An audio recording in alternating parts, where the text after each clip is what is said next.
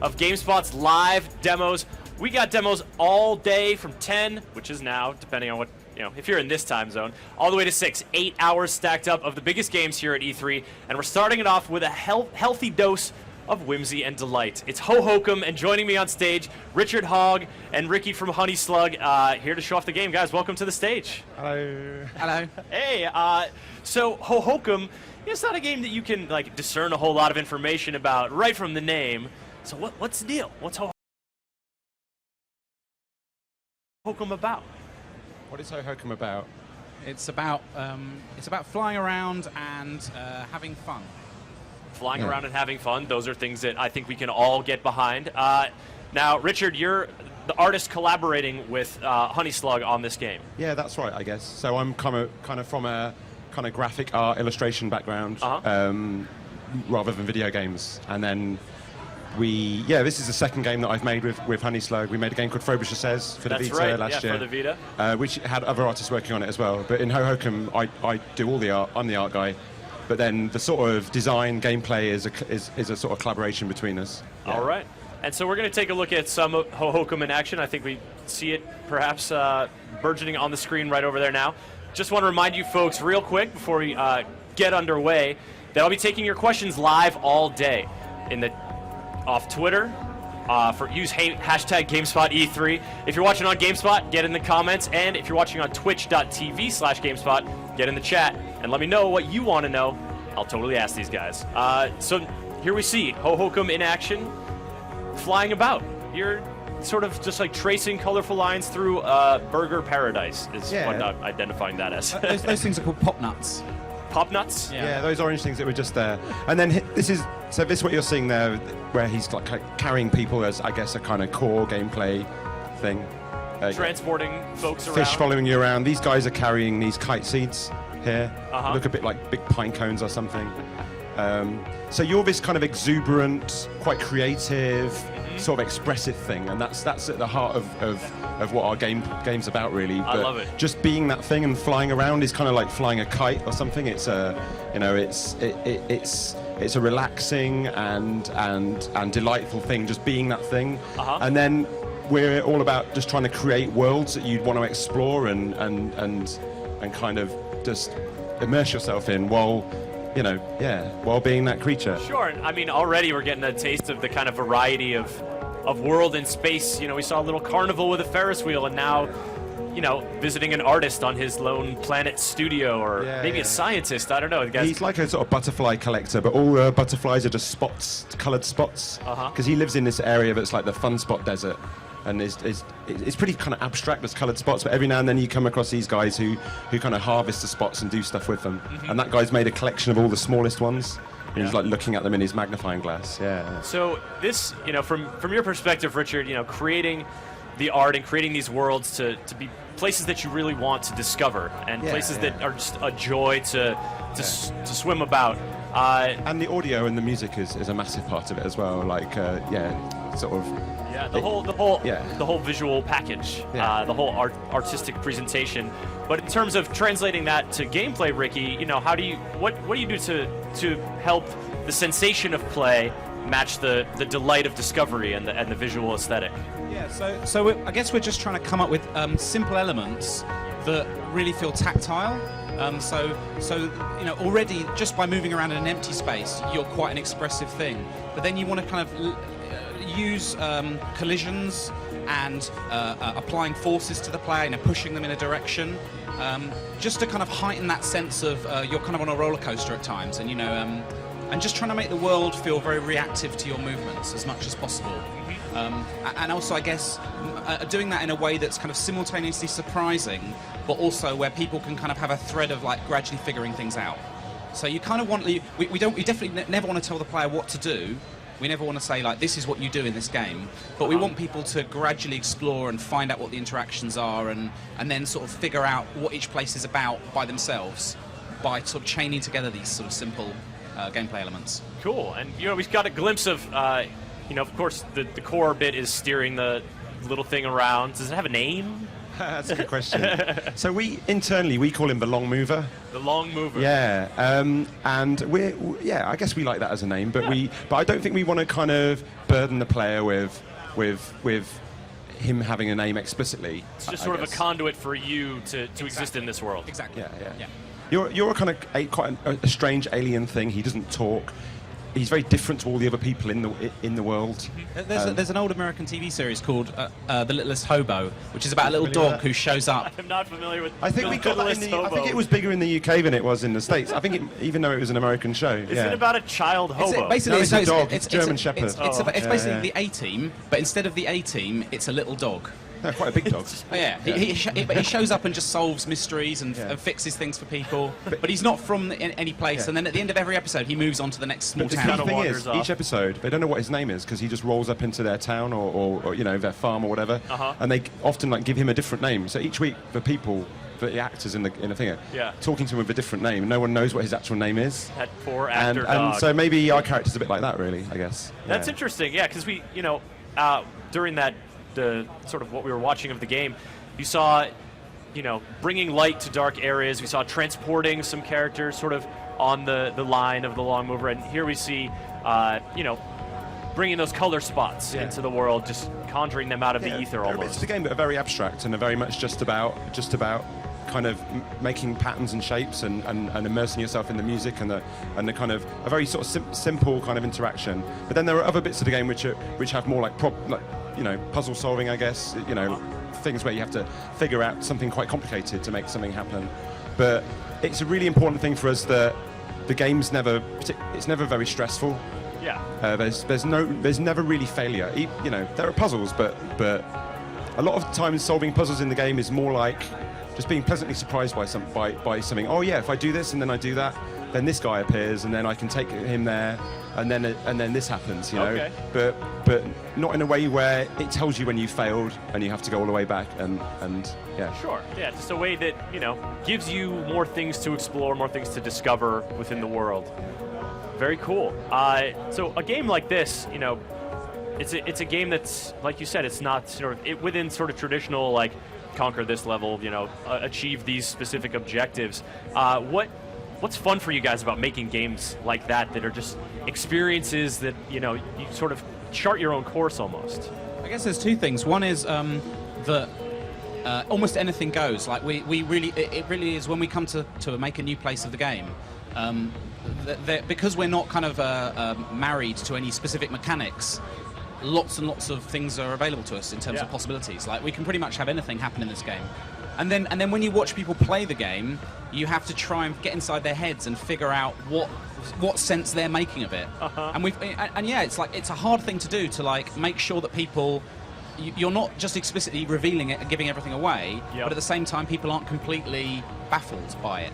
You kind of want them to be in that nice sort of zone of wonder where they're intrigued. Yeah. Kind of sweet spot where there's things that they're discovering, but they're not banging their head against a brick wall going what do I do here? Yeah.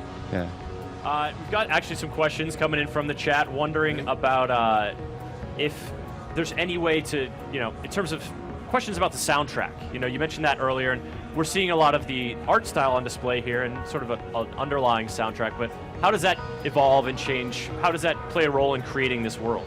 First we should explain about the... Yeah, so the music's a really exciting part of what we're doing. So we're collaborating with the record label Ghostly.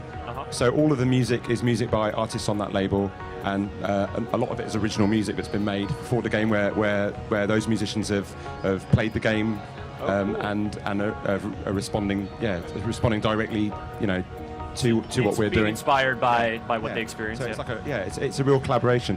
Years ago, when we were first working on our first prototype, we kind of had a playlist of music which was the sort of stuff we wanted in the game, and quite a lot of it was from the Ghostly record label, and we never dreamt we'd end up actually working with them so closely on the game. And then lo and behold, it worked out. It's amazing, and we can't wait for people to hear more of it. And then on the kind of interactive side, we take the music tracks we get, and they're split into a whole bunch of different layers. So it could be like drums, separate from the bass, separate from the strings, and then we do a whole bunch of interactive things to allow some layers to come in and out Okay. It could be as simple as just like there's a water world, and when you go out of the water, a bunch of the layers drop away, which just leaves you with the sort of bed of the track.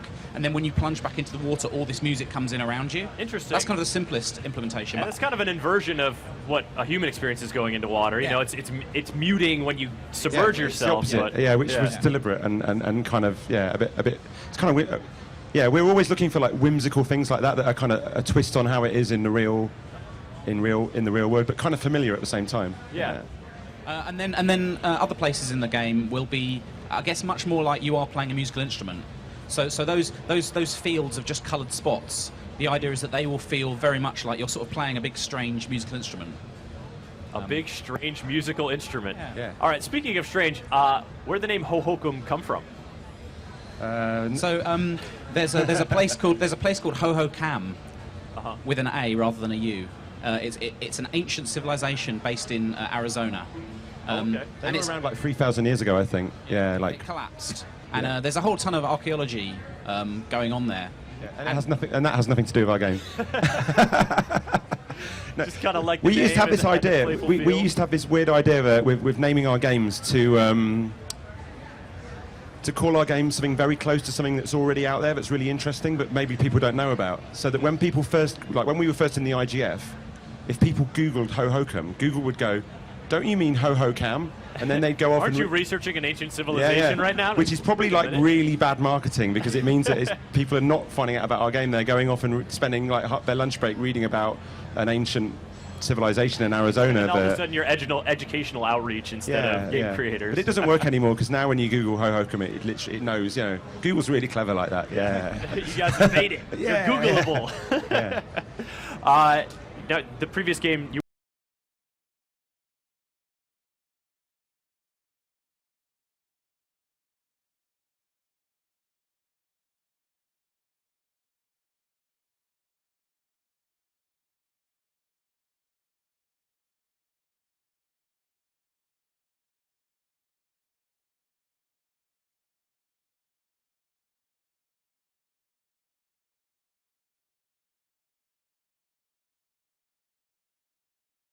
You to video games? I'd say there's like two distinct things. One is actually they're really cool things to make. It's really fun to not, rather than just be drawing stuff, be drawing like characters and saying, well, what does this character do?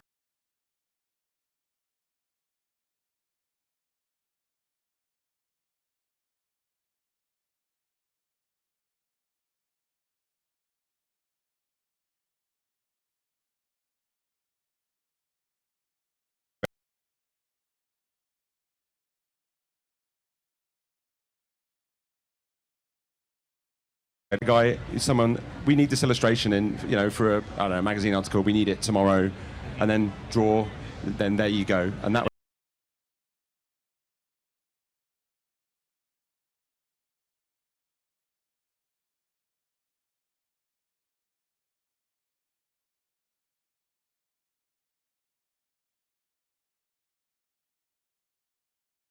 yeah. Well, it's such a pleasure to start the show off with Hokum and with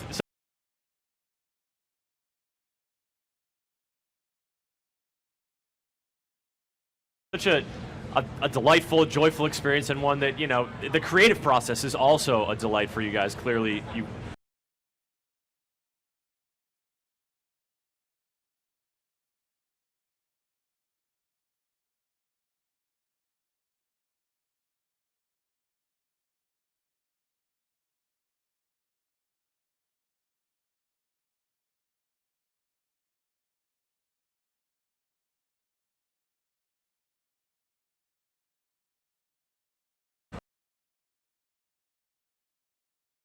Again, the Microsoft booth. I'm with my man Wiley Robinson, and we're checking out some Splinter Cell Blacklist, man. Yeah, I'm super excited to be able to share this thing with you right now. Good looking out. Let's play. What's up? All right. So now I'm gonna talk, and then I'll play, and then I'll pause and talk. It's all good. You got to be stealthy, man. Yeah, exactly. So this is one of our mid-level games. So this is you're in the middle of the game. So I'm gonna give you a little slice of that. We're in London, and this is a classic map here. So it's a bit dark. Well, see, look at me.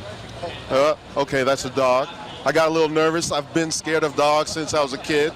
I'm also going to switch to lethal, All right? Okay. No, but not right away. I'm going to show you like a little trick. It's wet out. Ooh. So we're going to use the environment to enhance the gameplay, right? Like this is about creative gameplay. You could have totally ignored them. You could have shocked them. You could have done numerous things. So I don't want to name everything. I want to leave some for the players to discover. Right now, you can see there's a sniper here, so I gotta be a little slick. I'm gonna stop talking again because this takes a lot of concentration. All right, we'll let Wiley focus here. He's creeping only as Mr. Fisher does. I'm gonna switch my vision mode over so I can get a better idea of where he is. Because Check out the graph real quick. All right. Okay. So there he is. There's sniper. He's watching out. I'm gonna sneak up here before he can really get a look. And of course, snap it. Classic. Now I've gained my mark and execute token. Gonna progress a little bit further into the map here. So whereabouts in the game are we? You said about middle of the level. Mid-level and fourth echelon, and Sam suspects there's something going on at this chemical lab here in London, right?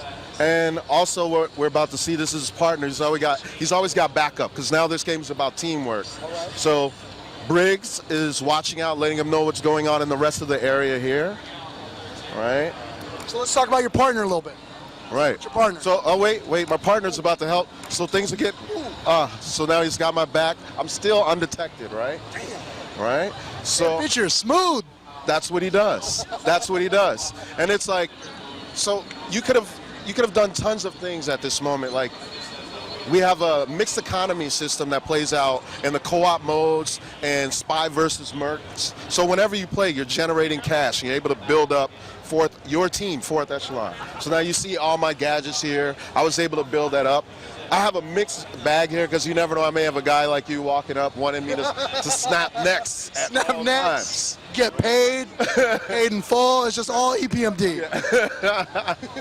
Classic songs and a classic game, right? So now moving a little bit further into the chem lab here, I noticed another. He doesn't know I'm here, but he will soon. Oh, there it is. Let's toss him. Back to the first floor.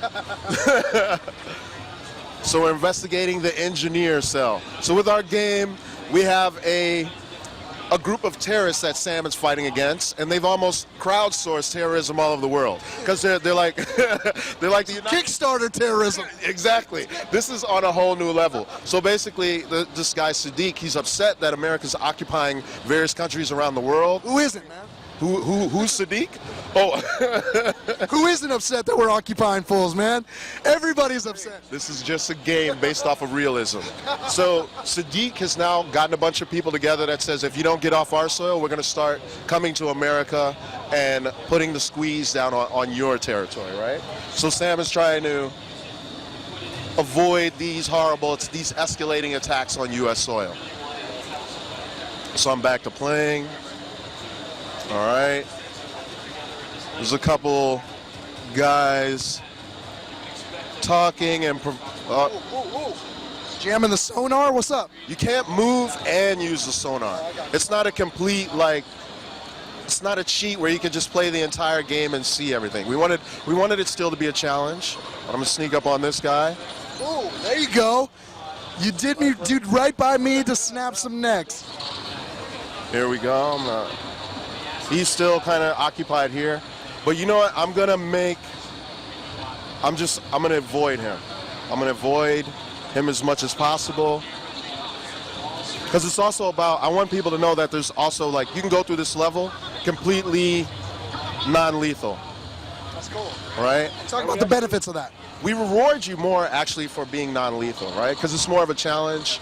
That's like our gift to the classic Splinter Cell player. So right here, I've avoided 1, 2, 3 guys.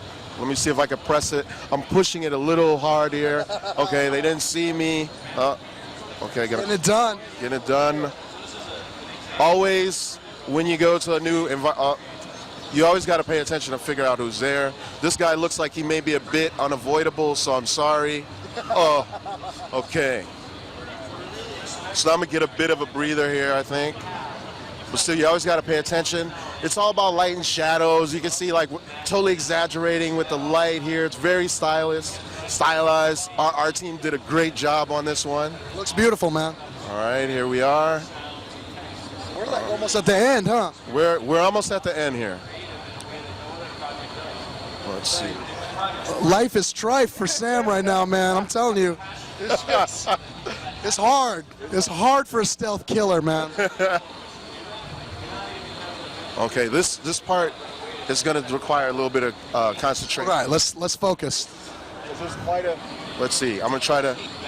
My goggles are jammed. We can see. So now there's one of our other archetypes, the tech archetype. You can see him here. I can't see him here, but he's got me jammed. So now I have my only advantage here is the fact that they don't know I'm here. So I see there's two guys not quite paying attention here. This dude here, I'm going to mark him. Mark this guy here. Electricity or gas? Let's gas him. No, sleeping. I'm just going to put him to all right. sleep. Just put him to sleep. Well, sleep's the cousin of death, son. It's the cousin of death. So here I'll zip through this. Ooh. Killing in motion. Still remaining undetected. This guy actually here is our creative director.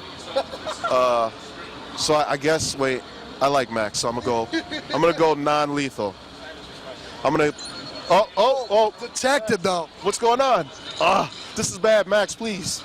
Oh, I'm sorry. But because of that, all hell is broken loose, and now they're sending in the drone. A little bot. So I'm gonna have to jet out this way and disappear, right? So this is that was my last known position. For what they know, I was there prior. This is getting bad. Okay, this one guy here. He's still paying attention the wrong direction there. Waiting for him, but I got to do it. Sorry.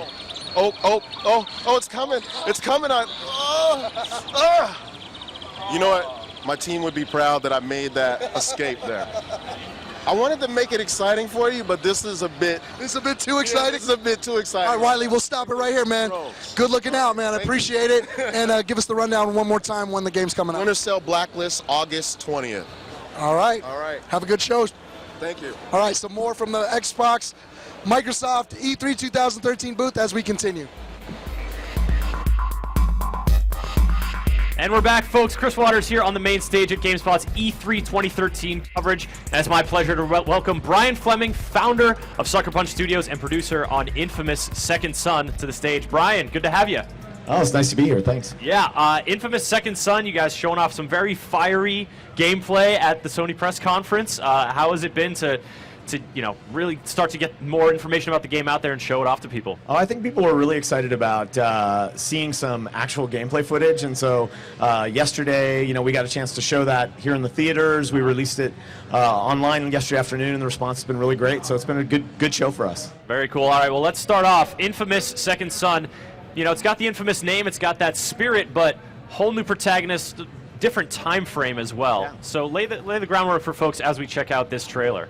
So, this game takes place certainly in the Infamous universe, but it's a new origin story, and the protagonist this time is Delson Rowe. He's a 24-year-old kid who kind of grew up in the Pacific Northwest on a reservation in the shadow of his older brother, who happens to be the town police officer, and you saw him a little bit in the trailer from the press conference. He's got an older brother I never would have guessed. Yeah. He is, in fact, the second son. That's exactly right. So Delson has kind of always been the underachiever of the family, and early in the story, he discovers that he's one of the hunted. He has the conduit gene, and he develops superhuman abilities. And so society in the intervening years has not gotten friendlier to people with these superhuman abilities. No, it's 7 years after the end of the last game, and so the government does what the government would do, which is it creates a rapid response force to try and contain anyone who exhibits these superhuman abilities. And so Delson quickly finds himself a target of that group. Yeah, and these guys are not doing a very good job containing him. So we saw just like a quick melee attack, sort of a stealth attack almost, but then this little teleport forward. Can you talk a little bit about the abilities that we're seeing as that Delson is unleashing? Well, Delson's first power in this game, and there are going to be multiple, but his first power is the ability to control and transform himself into smoke. And so here he's using it as a weapon, but he can also transform himself into smoke, and allows him to dash through and attack people. If he can rematerialize while he's going through you, he can slam you to the ground. So there's a really wide variety of things that smoke is good for. Here we're going to use smoke to dash through the ventilation system and get up to the top of the building, for example.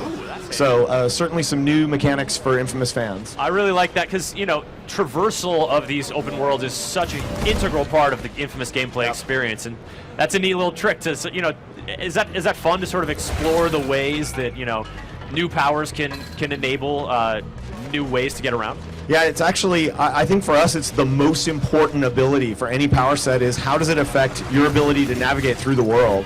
You know, I know on the last game people loved grinding on rails, and in this game I think the use of smoke to navigate, again, will be another highlight. You can see he just navigated off that bridge as it collapsed out from under him using, again, his smoke. Here he's going to transform into smoke and then glide across this enormous expanse.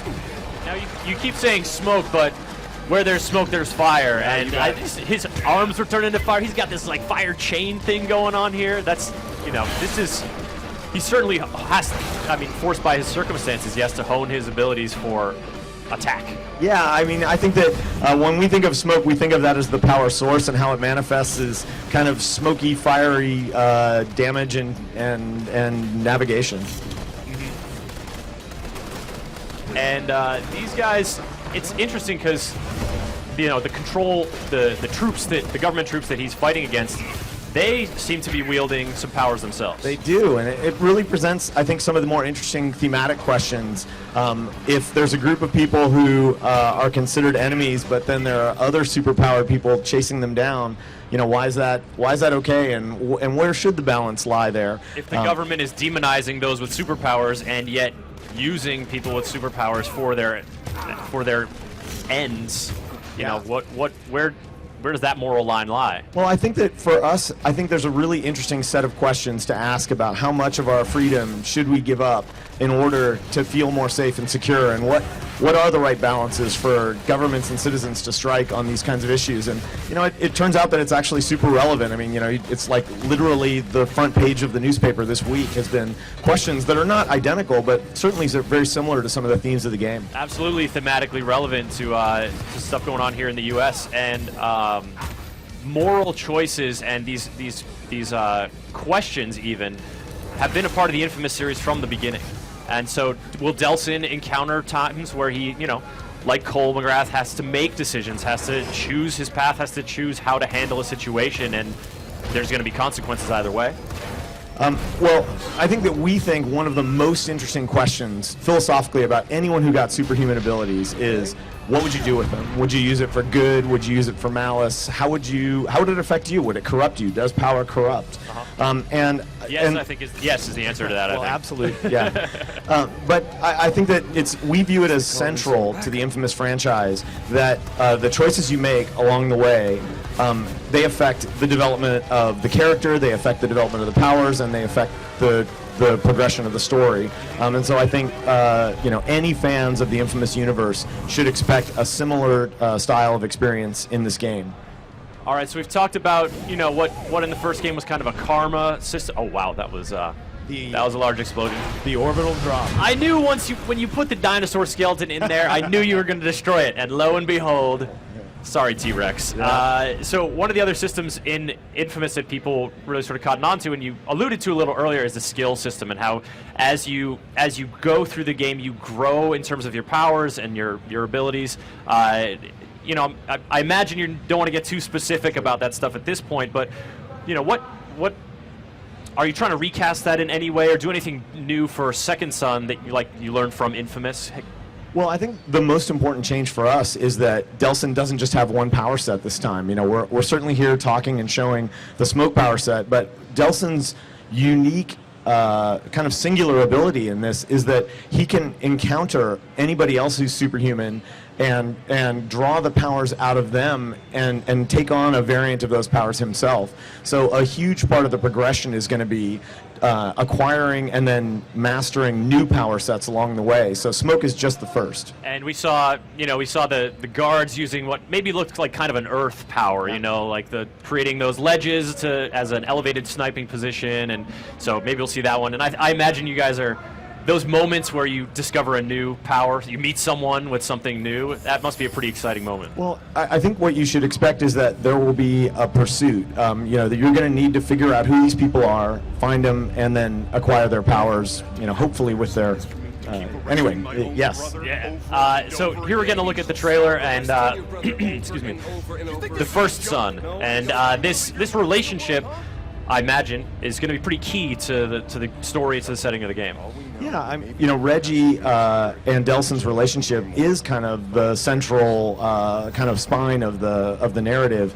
And Reggie is he's a police officer, and his brother suddenly becomes an outlaw, and it presents some good conflicts for Reggie and for them to decide how they're going to work together and work out sort of the issues that they have between themselves, as well as solve the core problem, which is getting Delson the powers they need to go back and take care of their loved ones. To protect him and to protect people they care about. Now, I think that the brother relationship here, in Infamous and Infamous 2, sort of Cole McGrath had his relationship with his buddy, Zeke, if I recall. And Zeke was like pretty enthusiastic about Cole's powers. He was like, all right, let's do this. You're a superhero. Interesting that you guys are taking the opposite take here almost. I mean, we're seeing certainly trepidation from Reggie in this, and I imagine that makes things a little more complicated. Well, I think Delson's personality is he's the kind of guy who's a little more excited about having powers maybe than Cole was. Delson's been convinced his entire life that he was destined for greatness, and this is just kind of his moment. So he's pretty darn excited. I was right all along. He's really excited to have powers, and I think that Reggie is more cautious about that. In fact, he's a real non-believer in it. He wants to almost believe in the beginning that his brother can be cured, or it won't happen. It's okay. It's okay. He kind of has to go through that kind of grieving process with his brother. The brother that I knew is no more. I have to incorporate this powerful new truth about my brother, and that can be tough. It can be a journey for Reggie. So I bet. All right, we've got some questions coming in here in terms of. A little power specifics, and it's all right if you can't get in here. Will7578 in the twitch.tv/GameSpot chat is wondering about power recharge. Of course, Cole, with his electricity-based powers, drew from power boxes, power lines, eventually, and sort of the city feeding him. Right. And that was so much of how you move through, how you use your powers. Similar system with Delson? I think without going into too many specifics, we'll say it's a similar system this time. All right. Frozen Synapse in the chat.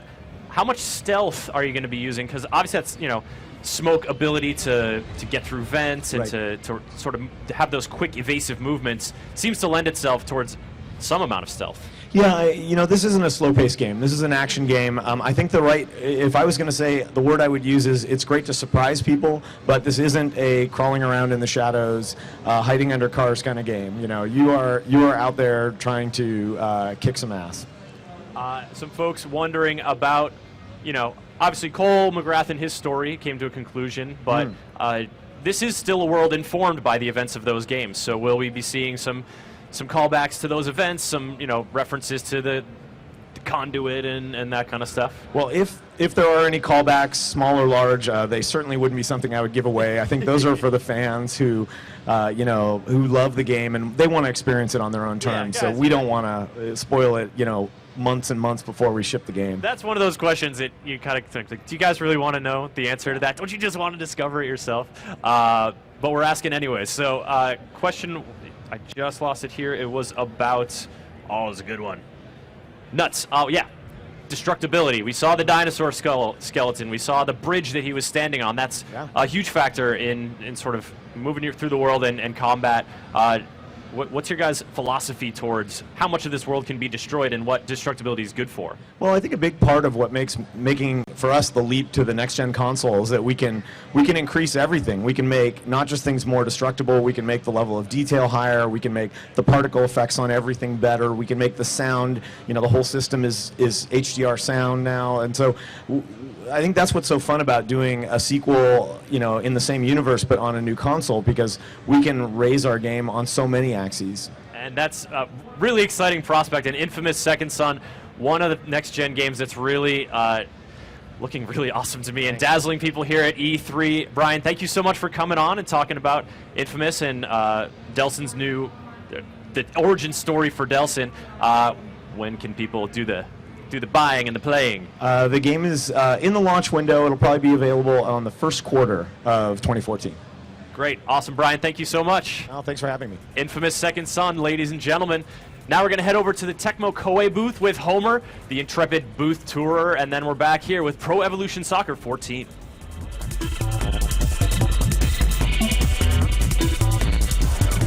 Hey folks, Homer Barr back here on the show floor, E3 2013. We are literally within arm's reach of the GameSpot booth. If you look behind me, there's Danny O'Dwyer's head. There's the back of Danny's. Yeah, there he goes, looking good. But we're not focused on that. We're here at the Tecmo Koei booth, and we're checking out their games. We're checking out their booth. They got Ninja Gaiden Z right here, and all that you would expect from the genre of ninjas hacking and slashing. Looks a lot less harder than the other games, though. And they got like a cel-shaded vibe to it. That looks pretty cool.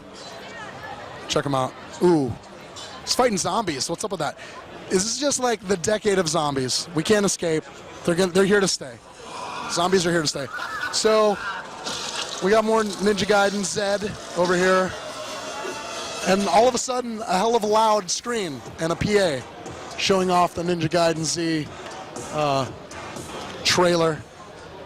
And we got more. That dude's fighting. Now he's fighting a bear. Zombie bear. He's fighting a zombie bear. I think that's a zombie bear. I'm not too sure.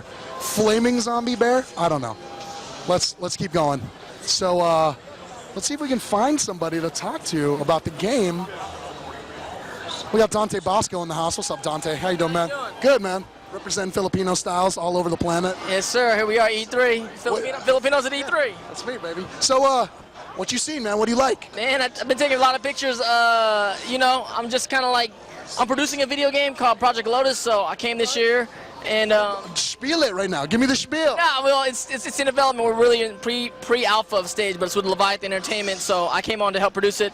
So we came this year. We had some meetings over the course of the week, but I'm just here today. My first day, kind of like taking it all in, Straight fanboyisms right now? There's some fanboy stuff going, some fangirl stuff. Everyone's been pretty cool. I've been taking pictures with like Link, and I've been taking pictures with Hello Kitty and friggin' Diablo. You do it like that? Yeah, because it looks awesome. Yeah, all right. So let me get your opinion on the console wars. Sony kind of brought it, but after seeing what Microsoft has, what you think? Yo, I took a picture right in the aisle where it's like, there's PlayStation on one side, Xbox on the other side. I'm like, which one? Yo, I gotta admit, Xbox is like jumping over there. It's kind of cracking right now. It is kind of cracking. I don't know if it's a mind game, the way that they made it feel smaller in there, more packed. I mean, PS4 looks like it's real super sexy, super sleek, super quick, but it's cracking at Xbox right now. Now, I mean, let me ask you this. Does the PS4 kind of look like a dude with like a high top fade to you? Like it kind of looks like a head, and then the dude's got like a high top fade, like a la, Humphrey style. Yeah, no, I feel that. And one thing, I did play that pinball on the PS4, which I was like, come on, dude, pinball, but it's dope. But it's kind of dope. All right, so let's not overlook Nintendo. Obviously, big three, right?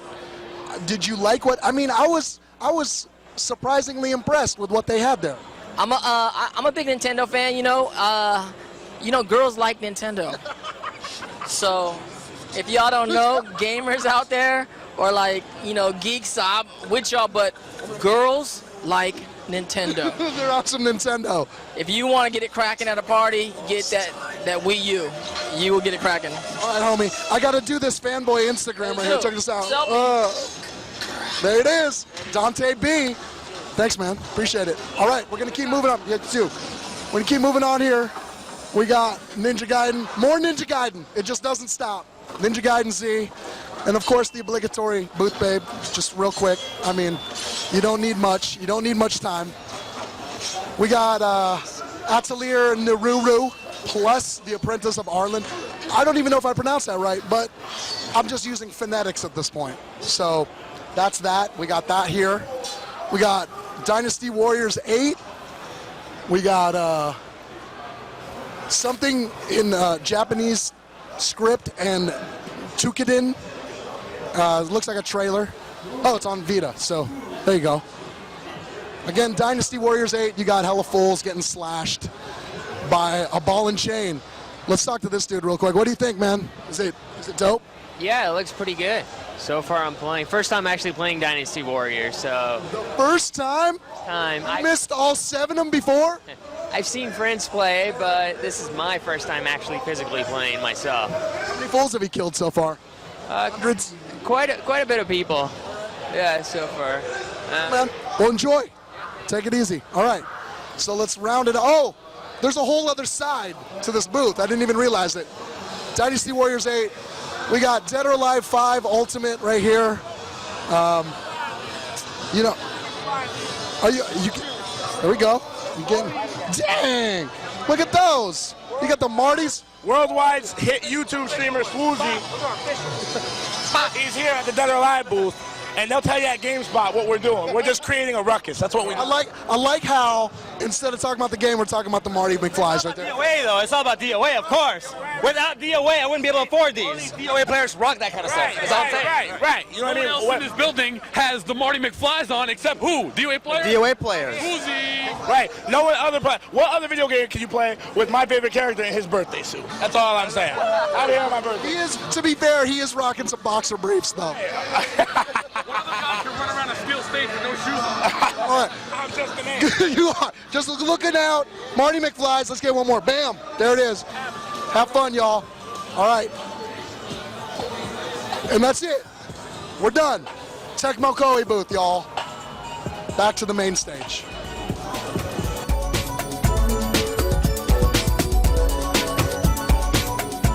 Oh, wait, it's gonna run through now.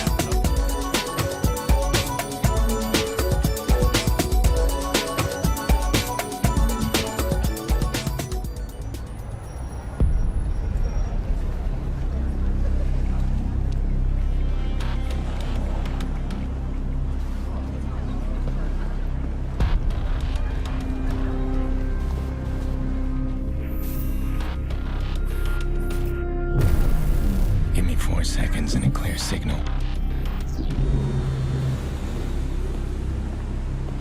I'll get in, and you'll never know.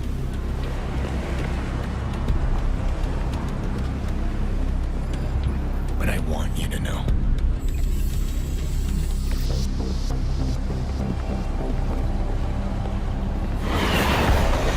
You're not anonymous. I've seen your kind before.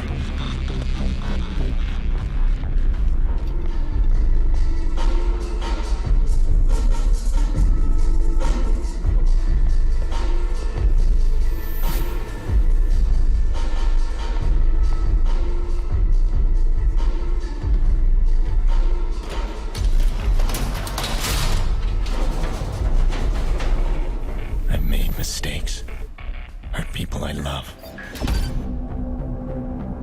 All because of men like you.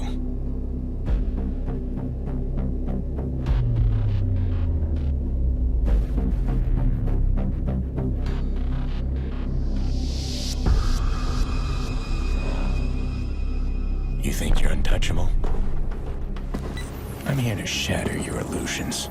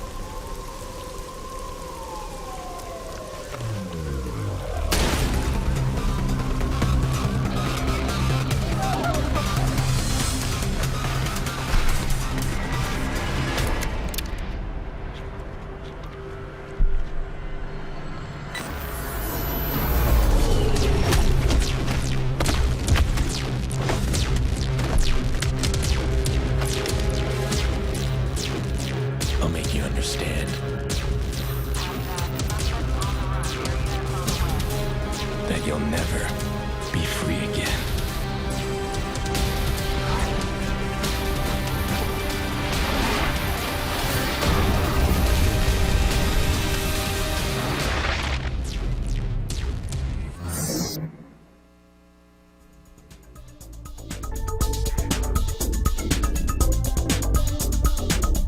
All right, sports fans, we're back live on stage at GameSpot, stage 1 of their live E3 2013 coverage. I'm Chris Waters, and I'm here to talk about Pro Evolution Soccer with Kei and Akane from Konami. Welcome to the stage, you two. Thank you for having us here. This our first sports game live on the show here, and one that's close to my heart because I love soccer. And sorry, Brits, I'm not going to call it football. It's America. So Pro Evolution Soccer 2014, guys, just sort of took the wrapper off it during Konami's pre-E3 press conference last Thursday. Was that exciting? How has it been?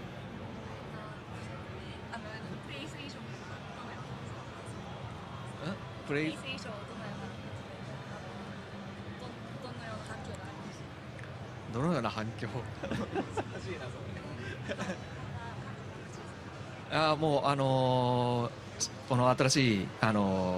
新システムで作ったこの PES2014 をまず最初に触れてもらって、ダイレクトの感想をいただけるっていうところ、今この状況がすごく製品作りに対して発売日に向けてすごく今重要なところなんで、そのフィードバックっていうところもすごく楽しみにしてます。So it's been really great. We have a new development system up and running, and we fully use that for PES 2014. We have people playing that on our floors. We're getting really good feedback right now, and we're just going to fully use that for further productions in the game. Great. So Kei, you're going to jump into a match here while we take a look at some of the new sort of features you guys have in Pro Evo 14. 今回6つのポイントがありまして、ザ・コア、あとトゥルーボールテイク、でマス、あとハート、でチームプレイ、最後にペス ID と、でこの6つのポイントがあるんですけども、今日はポイントを絞って、お伝えしたいと思います。So through the gameplay, we like to show the 6 features that we have been developing on, which is True Ball Tech, MAS, which stands for Motion and Animation Stability System, the Core, Player ID, the Heart, and Team Play. So, cool. Well, let's start it up, and you can point out some of those things while Kei gives us his best try to try and score a goal here in a match, Bayern versus Bayern. And while we get started, let's start with one of the points you mentioned before. So the heart, it represents the feel of home and away fans to watch their team play in the stadium that they're used to. So we have recreated the stadiums that are featured in the game.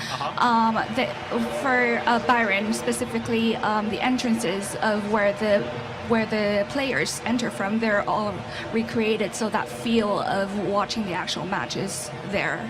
Yeah, that broadcast feel, you know, so many of us experience these sports from a broadcast perspective, and so capturing that sort of feel really helps make the experience feel a little more authentic, a little more fun. Yes, we just aim to recreate authentic football, and through the main 6 selling points, I just hope that everyone can have a more exciting gameplay experience. Cool. Now, one of the big things you guys had sort of featured in the trailer was engineered with emotion. And the crowd's emotion certainly peaked at the beginning of the match. How does the crowd emotion factor into the game?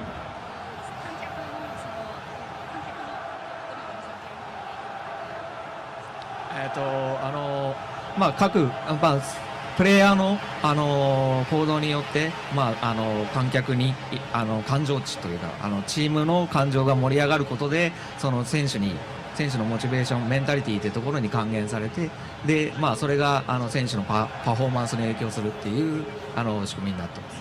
So basically, the user control the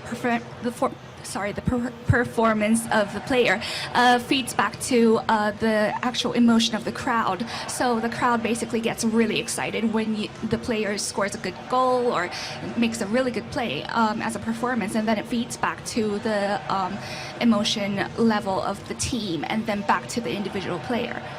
So as that feeding back to the individual player, do the passes get sharper? Do they get a little quicker? Is there a sort of gameplay benefit there? そうですね、例えばパスであったりシュートであったり、ドリブルもそうですけども、そういったところの選手のモチベーション向上によって、実際のパフォーマンス以上のものが出たりとか、逆にそれが落ち込んで普段通りのパフォーマンスが発揮できなかったりとか、そういったところに影響が出たり、あとプレーが切れた時にいろんな感情がゲームの中で表現されると、ね、感情が盛り上がっていれば味方のプレーに対して、拍手とか、そういったポジティブな感情が出たり、逆にモチベーションが落ちている時はネガティブな感情で相手に対して怒ったりとか、そういった画面上での影響が出る。All right, Akane, you've got your work cut out for you with that answer. I want you to translate in just a sec, but Kei, why don't you kick off and start showing us some of this game in action? And Akane. Right, so basically when the performance of the player is really good, it feeds back to the crowd, and the cheers get stronger, you get more support, and well, if the player plays poorly, vice versa, you just get booing or some really bad reviews from the crowd. But well, it does vary. It's not a very simple trigger or anything. A lot of factors result to that, and it does show in the player's play. His precision, maybe his performance will change a little bit. It's up to the user to see what kind of effects that he can experience.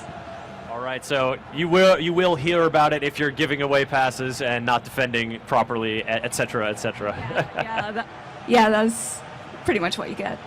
All right, Akane. So we're seeing it's looking really sharp. The animation of the footwork is very nimble, and that's very appealing to me. I am a little jealous because my footwork is nowhere near that nimble, personally. But talk to us a little bit about another sort of innovation you guys are trying to bring here to 2014. Right, so True Ball Tech is one of our main features for 2014, where the ball can be controlled 360 degrees wide and several meters ahead. So basically, what it is that the player can control his ball away from his body. It does have a feel to real football, and sorry, I said football there. But what happens? That I'm in the minority of worldwide soccer fans. Yeah, well, what happens is that through that True Ball Tech, there's more precision, and the user can do the performances that he really wants to do. Through that, there's more precise feints, there's more precise overtakes, there's a lot of, the animation was overhauled as well. So the user can have a real feel of a authentic experience of being on the pitch. Very cool. Now, Kei, of course, we're all just rooting for a good game, but which team are you? Who should we be pulling for right now? 赤です。 So it's a red team. It's a red team? Yeah. All right. So Kei now going and pressing the attack. In terms of field management and player management, is there any sort of new stuff you guys are bringing in on that front? Yeah, so the motion animation stability system, we call it MAS, is a new physics engine that we have incorporated in our development system. And what that is that it's not just the performance there. The players will basically jostle, and they will interact with each other, but not just that. There's a lot of work that goes in there, and it shows in the feints and the movements, and especially on the one-on-one situations where there are special controls to create that one-on-one chance to beat the other player. And We're seeing some challenges here as Kei tries to press the advantage against the white team of the exact same team he's playing as. So, Pro Evolution Soccer has been around for a long time, and so you guys mentioned earlier the PES ID and that sort of player identity within the game. What form is that going to take in PES 2014? はい、我々のその強みであります個性感の部分に関しては、今作も、前作同様に再現する力を入れていくところでもありまして、で今作さらに、その再現する選手を増やして、実装していく予定です。So, individuality, that it was introduced in PES 2013 through a number of star players, but we'd like to expand more on that. The player numbers are going to double, basically, and the variety of movements will have more variety. It would show through their behavior and their style of play through many elements of their football. Very cool. So, I guess to sum up here for the our people's early look at Pro Evolution Soccer 2014, what are you guys hoping will be the experience of a player playing PES 2014? What do you hope that it will capture for them?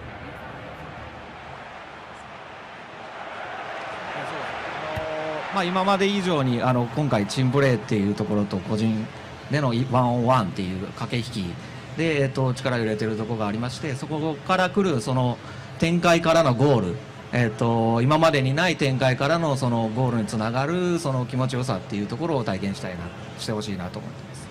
So in the gameplay, we've aimed to recreate the tactical element where the user can build up his strategy and execute it through many tactical plays. So we are looking for the user to feel that exhilarating feeling after he made a strategic move and then scored an amazing goal. Sounds pretty good, Akane. Thank you both so much for coming on and showing off Pro Evolution Soccer 2014. Can you tell folks when the game's coming out and what systems they'll be able to play it on? プラットフォームは、現国の PS3 と Xbox360 になります。で、発売に関しては、秋未定ということです。はい、So the game is due to come out later this year, and the platforms that will be available would be the current gen consoles, X360 and PlayStation 3. Great. Okay, Akane, thank you both so much for coming on and showing off the game. Thank you. Folks, we'll be back with another live demo just after this look over at the Microsoft booth and some Power Golf. Stars maybe in there? I don't know, it's a golf game. It'll be cool.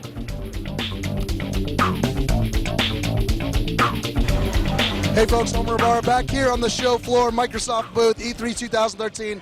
I'm with my man Craig Lee. What's up, Craig? Hi, Homer. It's a pleasure to meet you. You are the design director of Power Star Golf.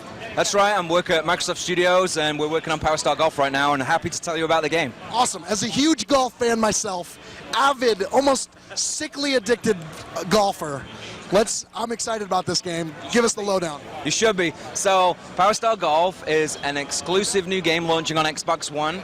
We've taken our favorite gameplay elements from the genre, we've added some really cool new social features and some new things, and then we've wrapped it all up in this beautiful new art style. So we're super excited to show it to you today.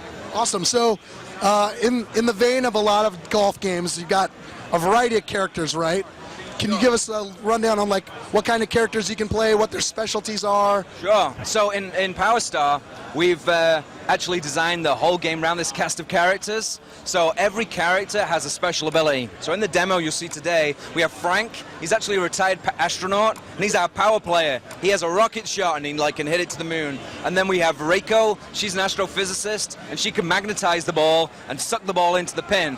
I like that. I know, it's awesome. So you really want to decide which character you want to play for your play style. Do you want to be the power player who's long distance, or do you want to be more accurate? But one of the cool things is we have hundreds of pieces of gear, so you can get new clubs, wedges, putters, and change your game to your play style anyway. So it's pretty cool. So what kind of courses can golfers anticipate? Are we talking about super long 18 holes with greens on islands and like surrounded by sand traps. What are we looking at? What I will tell you is, in the demo today, we're showing 3 holes from one of our early courses called City Park. We are a fun flare golf game, so we're not realistic simulation, so our courses have a more fantasy elements. We'll show you some more courses later on in the year, but we've definitely focused the entire development on having fun, you know, more the fantasy side of things without going too crazy, but you can see that in the characters and the presentation. So it's not a simulation, but we do have a very, very good physics engine behind everything, but the whole presentation is just more about having fun with your friends. Cool. So as a golfer, you know, obviously form plays a big factor in the success of your swing. Right. Is there possibly some interactivity with the Kinect, maybe? Okay, so with Kinect, we will be using features of Kinect like voice commands and things, but it's actually, we actually wanted to design the game for core gamers, and so the swing and everything is pad controlled because we want it to be really accurate. And, you know, it's a really competitive game, and so the Kinect's awesome, but for this particular experience, we wanted to use the controller. But we will be using some of the other features of Kinect. Cool. Awesome. So is this the physicist right here? She is, yeah, that's Reiko. As I said, she can magnetize the pin, and she puts an electric field around it, and it sucks the ball in. It's not guaranteed, though. You've got to get really close to suck it in. So I had a nice little draw there. Look at that. That's pretty awesome. All right, cool. So rundown real quick. Power Star Golf launching with the console? This year, it's a digital download, exclusive to Xbox One. It's a really unique game. We have tons of really cool social features, which you'll see. You see the records in the course, so you can see all your friends' records right in the course as you play. You can give skills to your caddy, and your friends can borrow your caddy, and you get rewards for your friends using your caddy.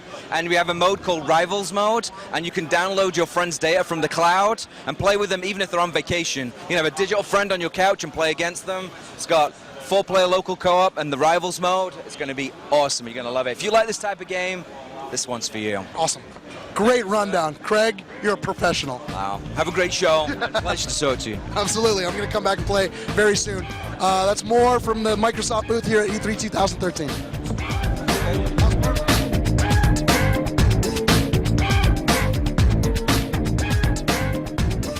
Now, folks, E3 can tend to be a place of great exaggeration and hyperbole as people try to get very excited about their games and stuff like that. But I want you to know, Homer Ibarra really is sickly addicted to golf. It is kind of a problem, and we're worried about him.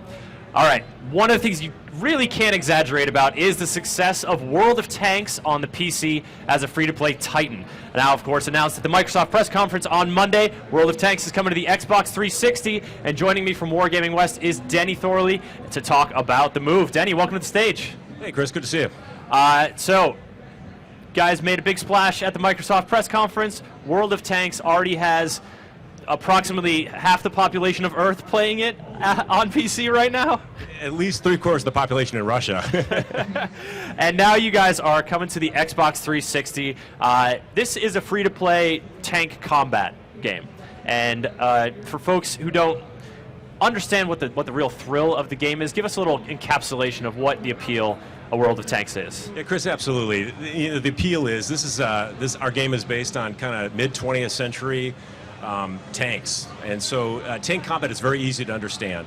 We basically break our vehicles down into 5 classes, and so everybody's personality is covered, whether they're light, fast, maneuverable scouting people or the guys that want to mix it up with the real heavy brawler type tanks. And there's some specialty vehicles thrown in there that require a little bit different skill sets, so there's something for everybody. And you've got a mix of these tanks, and so one of the keys is your team. This is a team-based game. You know, you're not out there lone wolfing it, right? Or is there a lone wolf mode? You know what? On the Xbox 360, which we built this game specifically for, this is a 30-person game, so it's 15 on 15.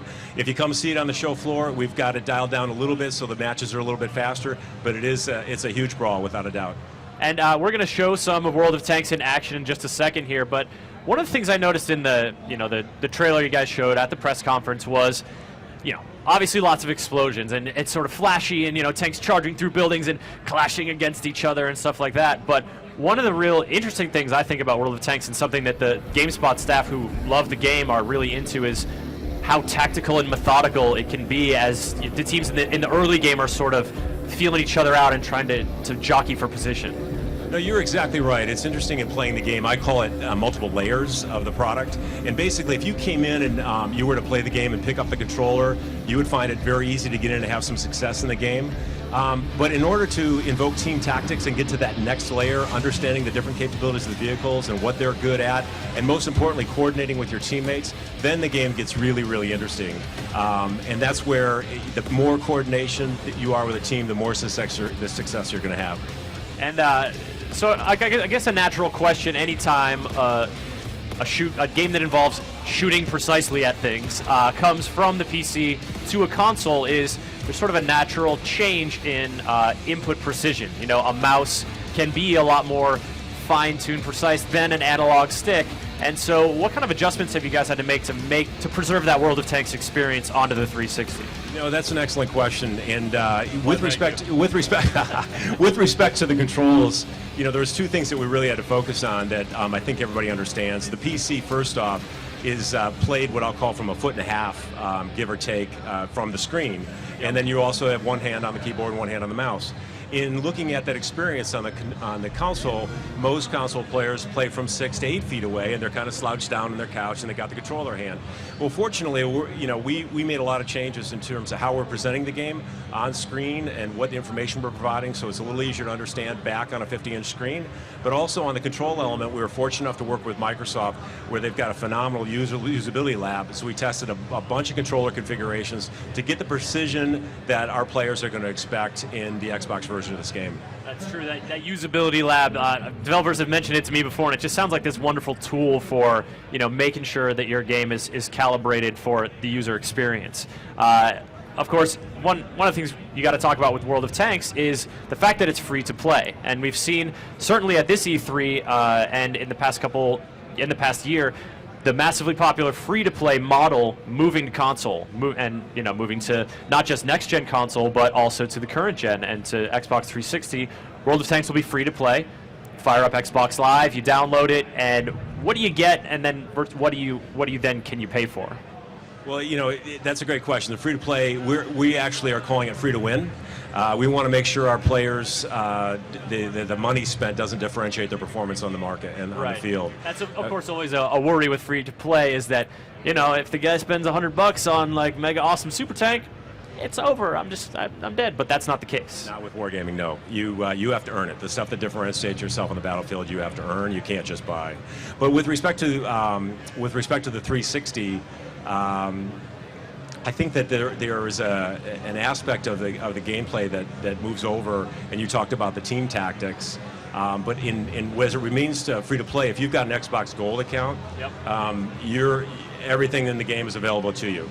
So like I said, you play, you can earn it. If you want to spend money, there's certainly plenty of ways for you to spend money if you want. But as long as you've got that Gold account, you're down, and even the silver accounts can play for up to a week. So that works out awesome. So this, we're actually finding we got a number of messages where people are signing up for Gold accounts so they could play in the game. Oh yeah, I bet. I mean, it's once you got the Gold, you're in there, and so the stuff that you can buy, you mentioned that you can also earn it. Give us an example of what kind of stuff you earn as you progress in the game. Some of the consumables in the game, you get XP points. You can using those XP points to do a variety of things in the game to improve your crew, to buy better ammo, to do all those types of things. You can still buy premium tanks. You can use your gold that you have to buy the premium tanks, but they won't necessarily make you better on the battlefield because you're also then matched up differently from a matchmaking standpoint. But on the live services, we're going to be taking advantage of all their community. So everything associated with Xbox Live will be integrated into the game, whether it be friends invites and all the achievements and things like that. Okay. So within the Xbox community, you're piping in all that Xbox Live architecture. But what about the World of Tanks community at large? If we have a PC player who's likes World of Tanks, has played some on the PC, wants to maybe kick back a little bit, play it on the couch, is there any going to be any link between your PC World of Tanks and your Xbox 360 World of Tanks? Actually, the accounts will not be linked. They will be separate. However, they are our best ambassadors. The people that play the PC game, we've had many of them play the game. They really enjoy it. They like it. You hit the nail on the head. it's actually played in a different room in many cases, the living room versus the den or a home office or things like that. And it's a little bit more social because you may be playing with somebody next to you, yelling at you and telling you what to do and things along those nature. So it is a little different, and everybody that plays the PC game has enjoyed the Xbox edition. Now I'm looking in the chat here at twitchtv.gamespot and on Twitter for hashtag GameSpotE3 questions. And there, as soon as this demo started, there was a bunch more Russian popped up in the chat. Certainly a testament to your global popularity. But we've got one here wondering about how many tanks in total, and talking about the number, the variety of maps. We are just approaching our beta. We're very, very close right now. You'll see news soon that we're coming into beta. We are coming out with 2 nations initially, and then we'll be adding to that accordingly. One of the things in going through beta, in open beta, we have a lot that we want to stress test on the system and we want to understand. The most important thing is that we have a great consumer experience. So in terms of content, while we do have a content plan, one of the things we're interested in seeing is how fast the console players consume the content in comparison to the PC. And then we'll be able to have a better understanding of exactly how we're going to release it. Because you guys have been out on PC for a couple years now, and certainly that has involved releasing new content over the course of that time. So it would make sense to follow almost a similar model with the Xbox 360. Give people some, and then if they like it, just give them more. Exactly. And you're right. The PC, one of the ways we've built to the 60 million install and happy customers is that we do service it. This truly is a company, Wargaming, we are always making sure that the entire community is got new things to look forward to, new challenges in front of them, and we keep it interesting all the time. Another question here. People praising, actually, the matchmaking of World of Tanks on PC. To what extent is your matchmaking, based on skill or time with the game? Like when I hop in, I lock myself down in my tank.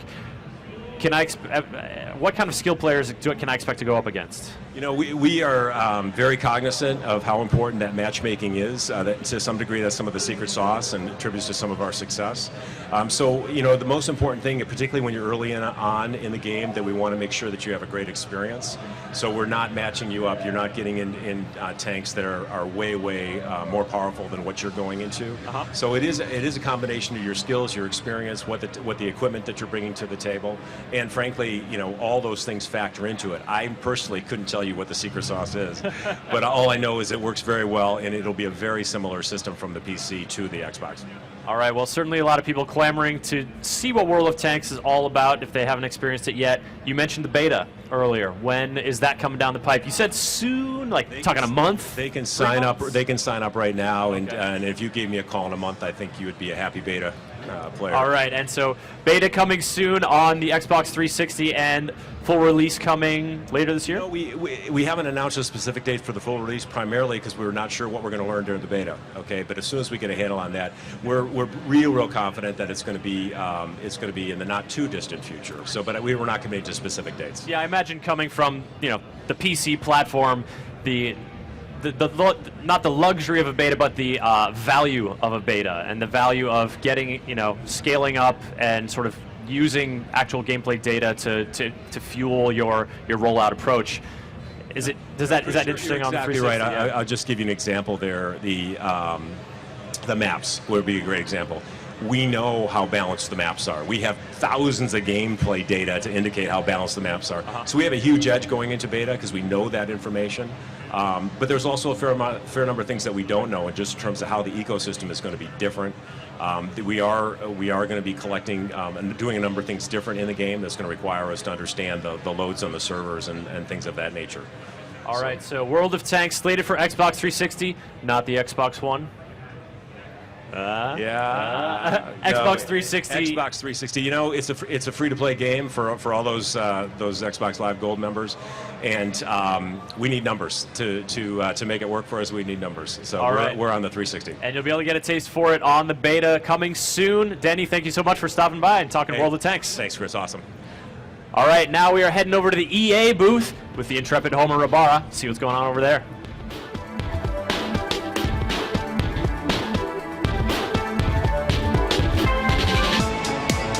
What's up, folks? Homer Bar back here on the show floor of E3 2013. This day we are going to be focusing on the South Hall, and right before our eyes is the giant EA booth, and we're just going to take a peek in here, see what they got on display here. We're walking right through the middle, and as you can see, one of the biggest titles that they have is Need for Speed Rivals. It's in full effect, as you can hear. There's a competition. I'm just going to repeat what that dude's saying because he's got all. They're going to give away the Astro A40 gaming headset if you want to battle it out for that. So play.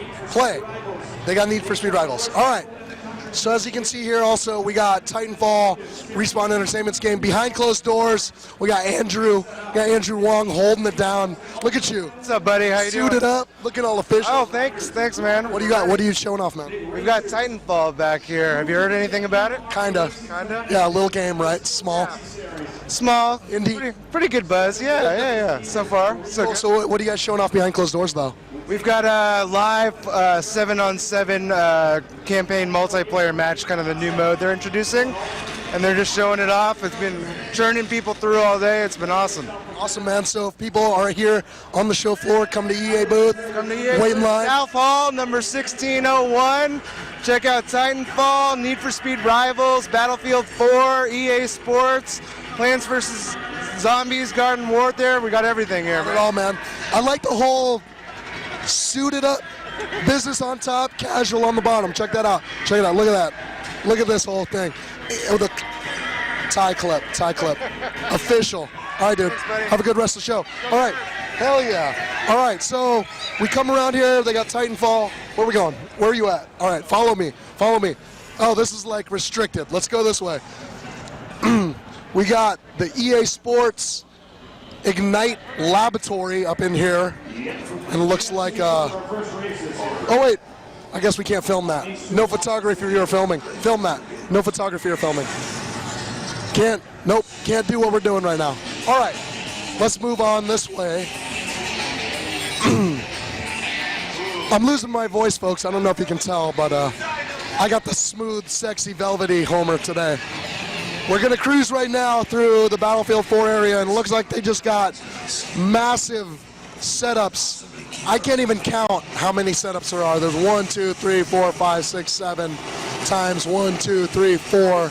So that's what, 28 on 28, I guess? It's insane, man. So they're going to be going head-to-head, streaming on Twitch all day today.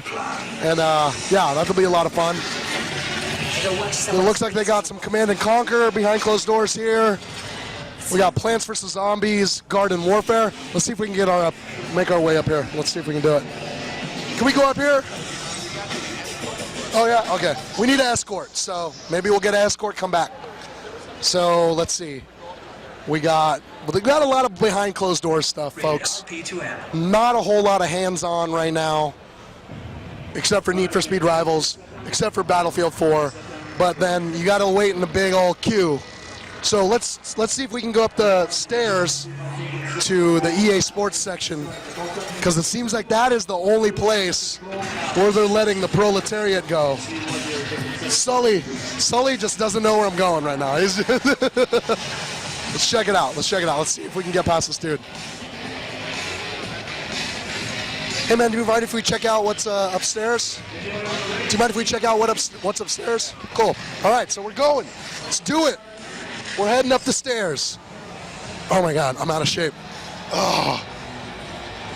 And here it is, all the EA Sports franchises, Madden, NFL 25, FIFA 14, NCAA 14, NHL 14.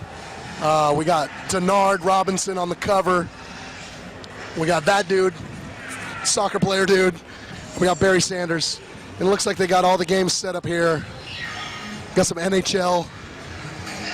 Looks like there's a lot of Chicago, Pittsburgh. That's inaccurate. Chicago, LA. That's all right. What's up, man? How you doing? You remember me, right? Homer from GameSpot. What's going on? What are you guys showing off right now? Showing off some NHL 14. Big hits, real fights, and unbelievable speed and skill. What's up with the fights, though, this year? Completely overhauled. Brand new engine called the Enforcer engine this year. It's all about taking Fight Night technology, bring it over to hockey.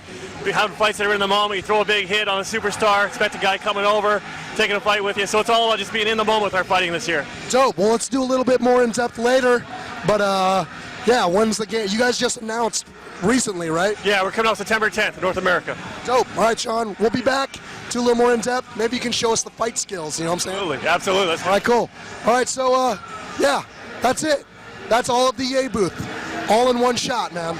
So, I guess what we'll do now is we'll take a little break, go back to the stage, come back, and see if we can get a little bit more NHL, maybe a little more FIFA, as our coverage continues.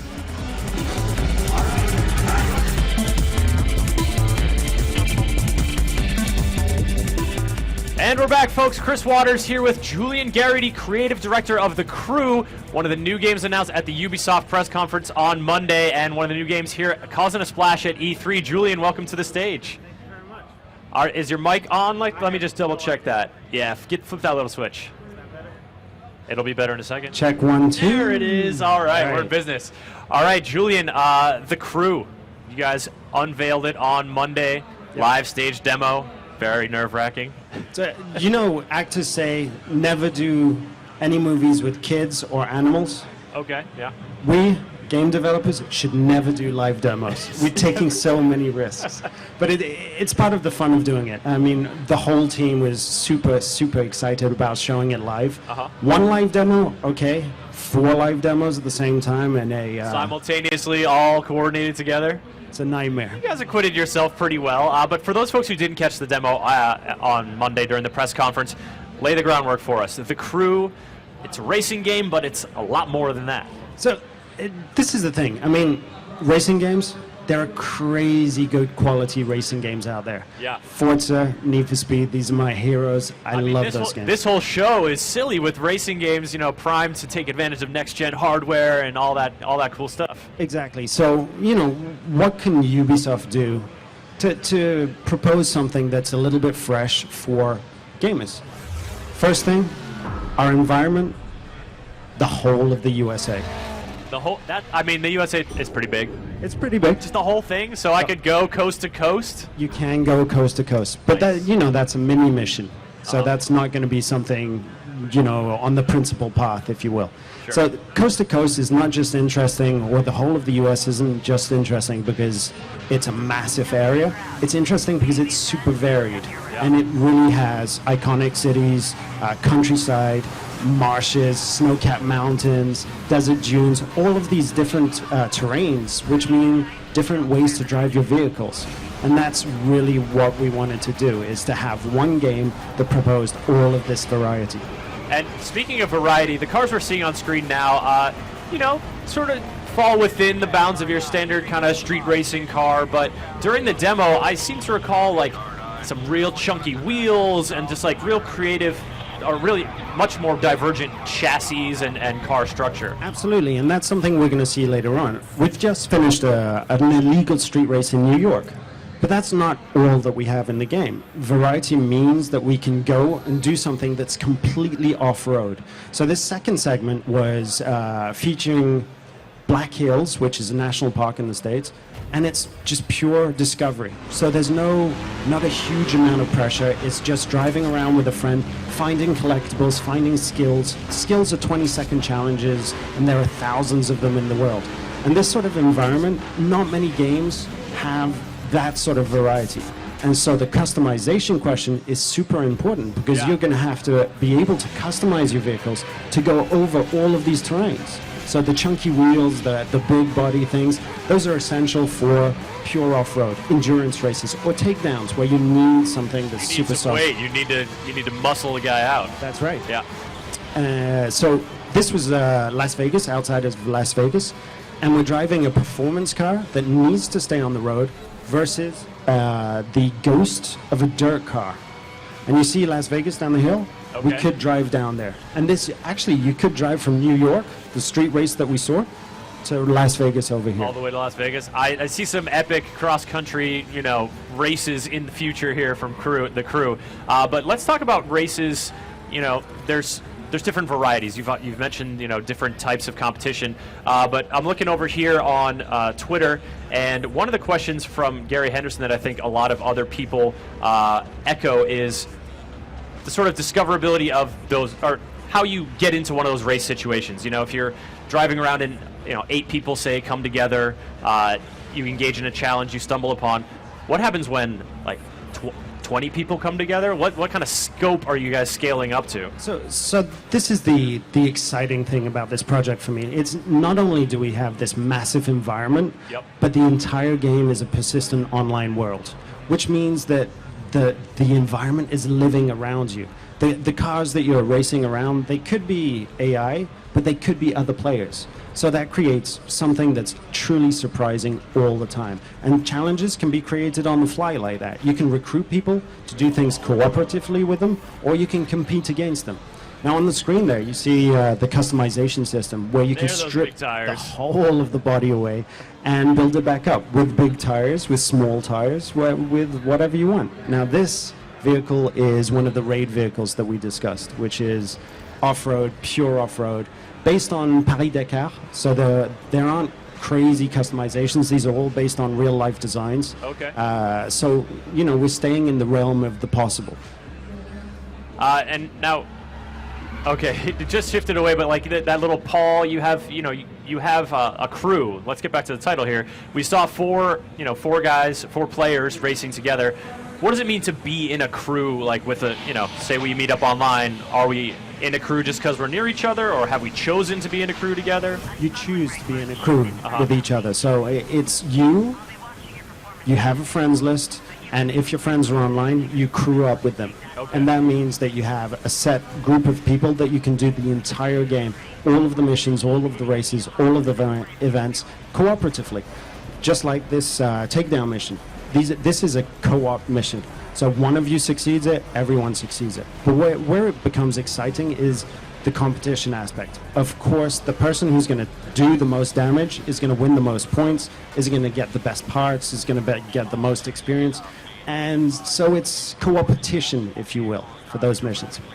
Now, question from the Twitch chat, from the Spars, wondering about drive control. And, with such variety within the game, what sort of feel are you going for from a pure racing perspective, from a handling perspective? So it very much is action driving. So it's not simulation, it's not Forza, it's not Gran Turismo, but we didn't want it to be too twitchy. I find that action driving recently has got to a point where it's so fast that you lose control. So it becomes Wipeout. And that's not what we wanted. We wanted speed, thrills, but with precision controls at the same time. Of course, every type of customization, on-road, off-road, and racing cars for circuits are slightly different. So you're going to have a lot of different experiences of driving in there. Very cool. So we've talked about competition within the crew. That's sort of, you want to edge out your buddies, but you're still all striving towards the same goal. Folks in the chat wondering about player versus player direct competition. Of course, that's going to be in there. Give us a taste of what kind of variety we'll see there. We're going to see it just now. Where we did a little tease for it at the end of the playable demo, where we see one crew, this crew that we see now, which are American muscle cars, versus European sports cars.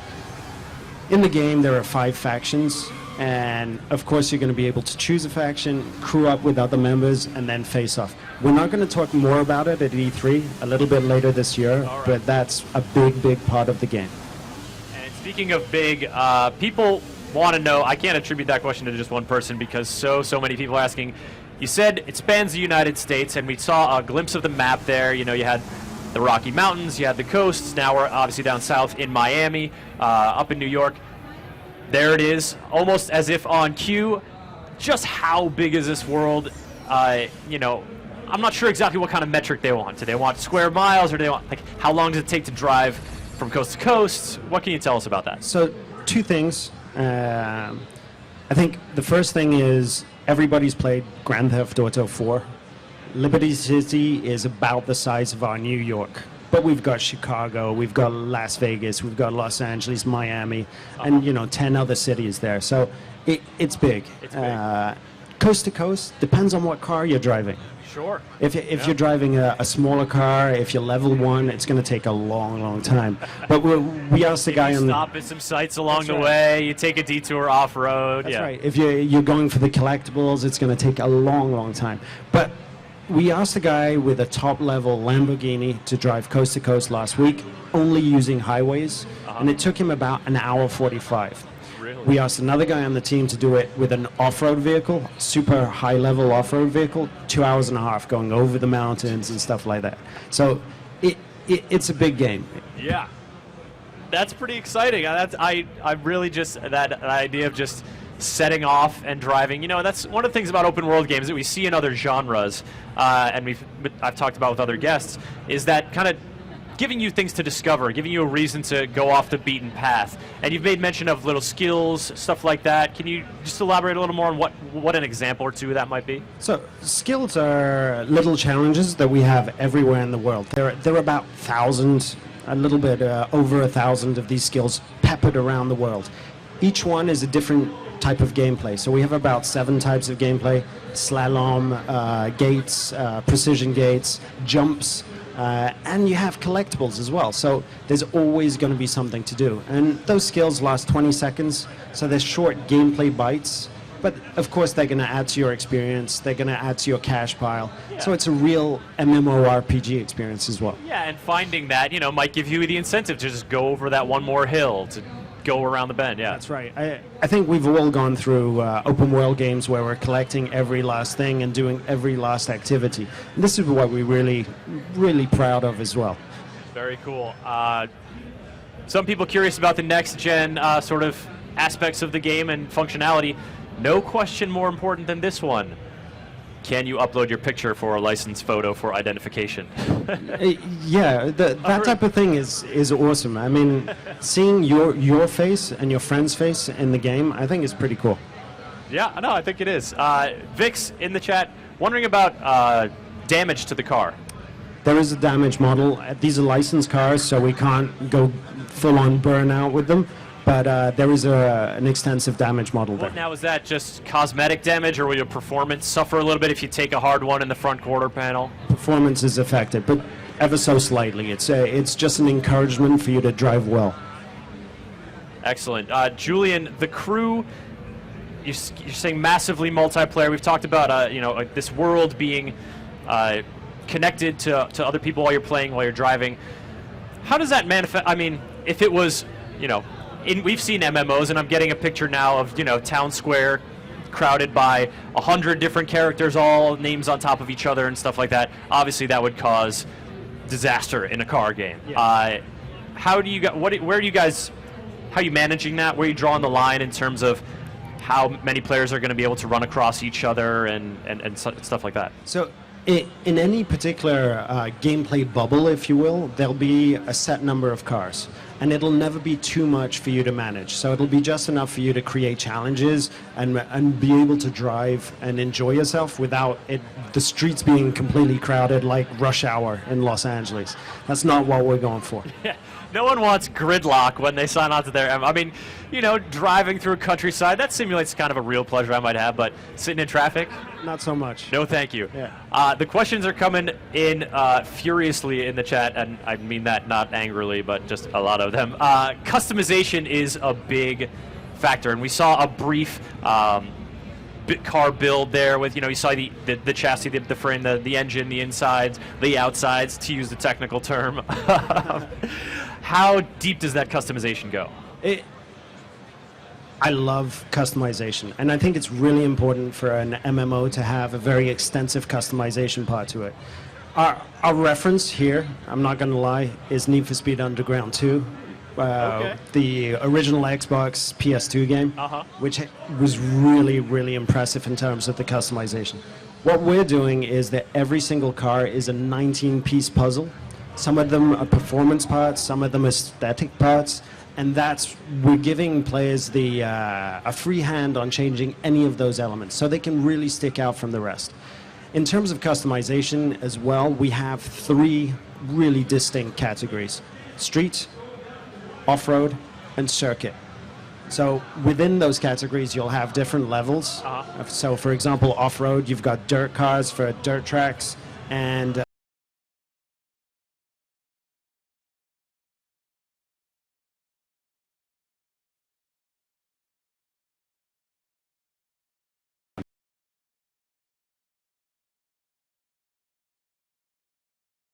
And speaking of tuning things, systems,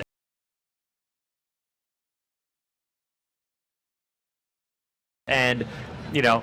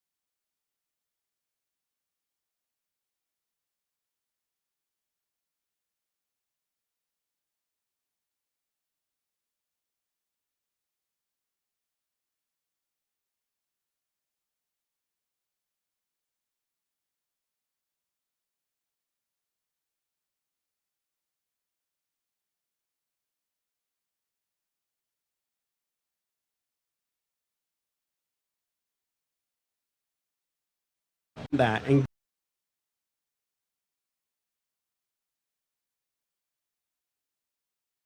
give short-term, medium-term motivation gameplay loops.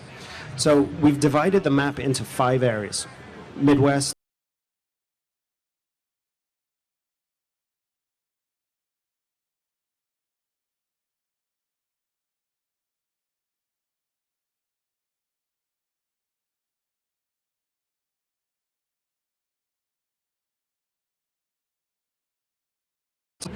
lots of excitement about it here at E3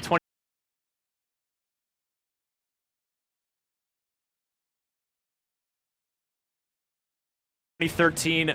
But when are folks going to be able to get their hands on the wheel, going to get into this massively open world?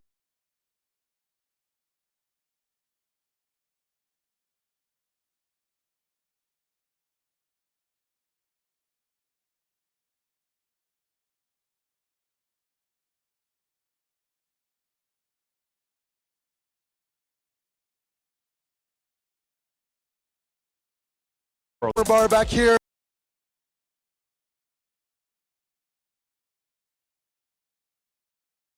In the South Hall, right in front, right behind me actually is some zombie action.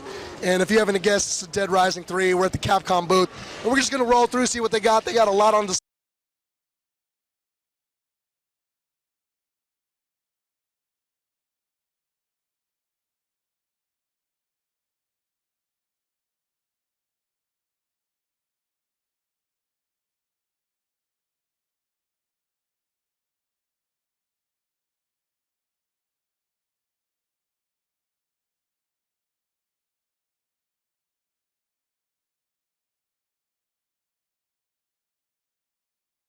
How do you feel about having to be online all the time for Xbox One, man? You know, play your games. Can't play your games. Look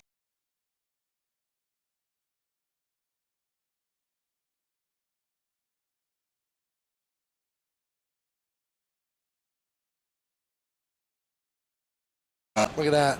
Some Ace Attorney. I'm going to go ahead and get up here. Object.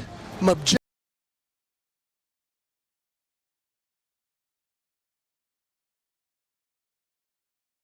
A few times, you know what I'm saying? So that's hot.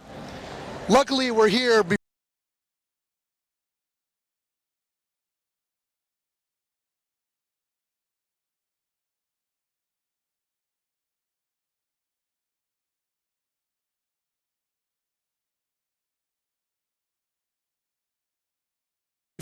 And right here, we got the whole sing-along booth situation.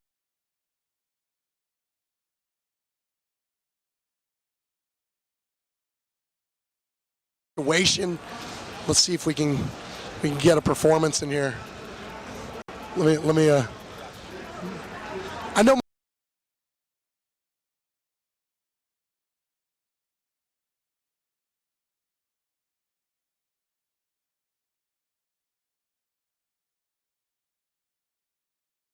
along take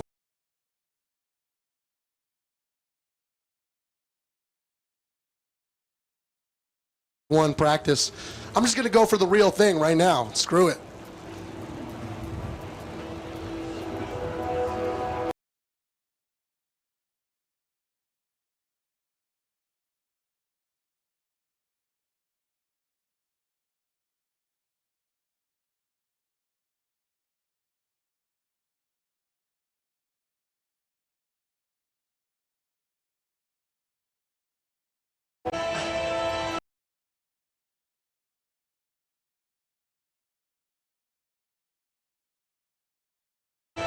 Tim Schafer.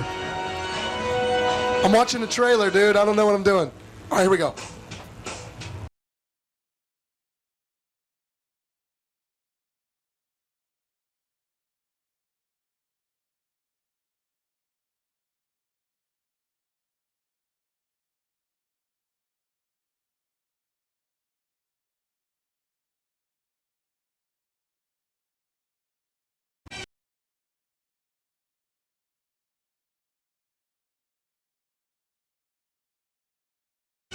Tales of daring to die in those DuckTales.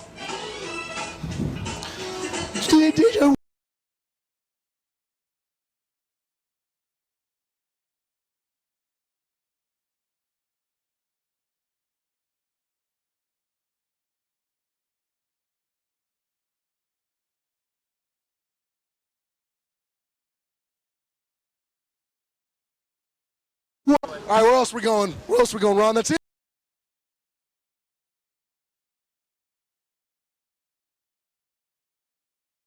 All right, that's it. Capcom booth, come check it out. Sing along to some DuckTales, play some Lost Planet 3, get eaten by some zombies.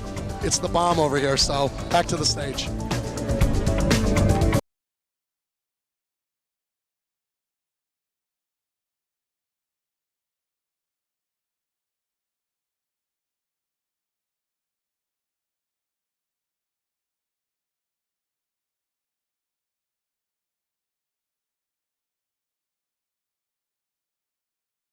Check out for the announcement of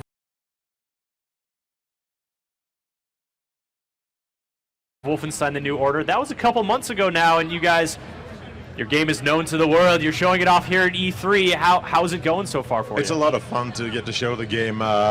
You know, we worked on it for a few years, and now we finally.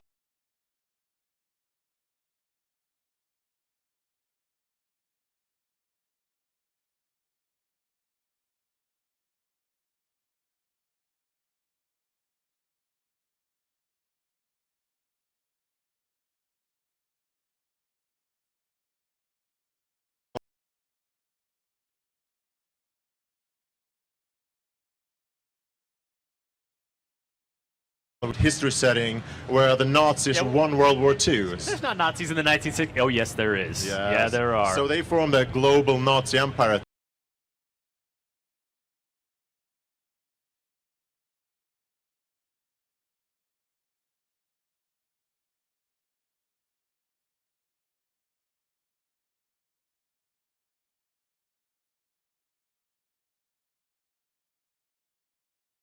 Off to the side, but this is what happens when, you know, the Nazis have spread. They have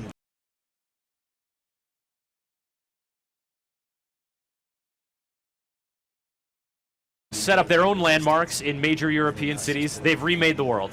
They remade the world. They've leveled parts of London and just erected their own monstrous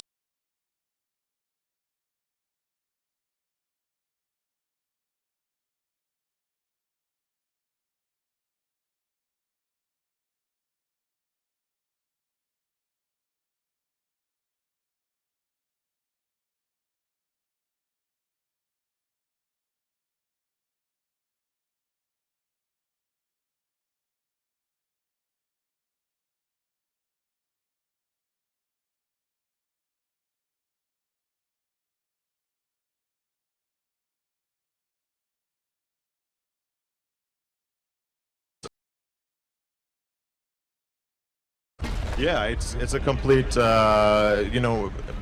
endless pool of things for us to take, come up with real cool things for this setting from.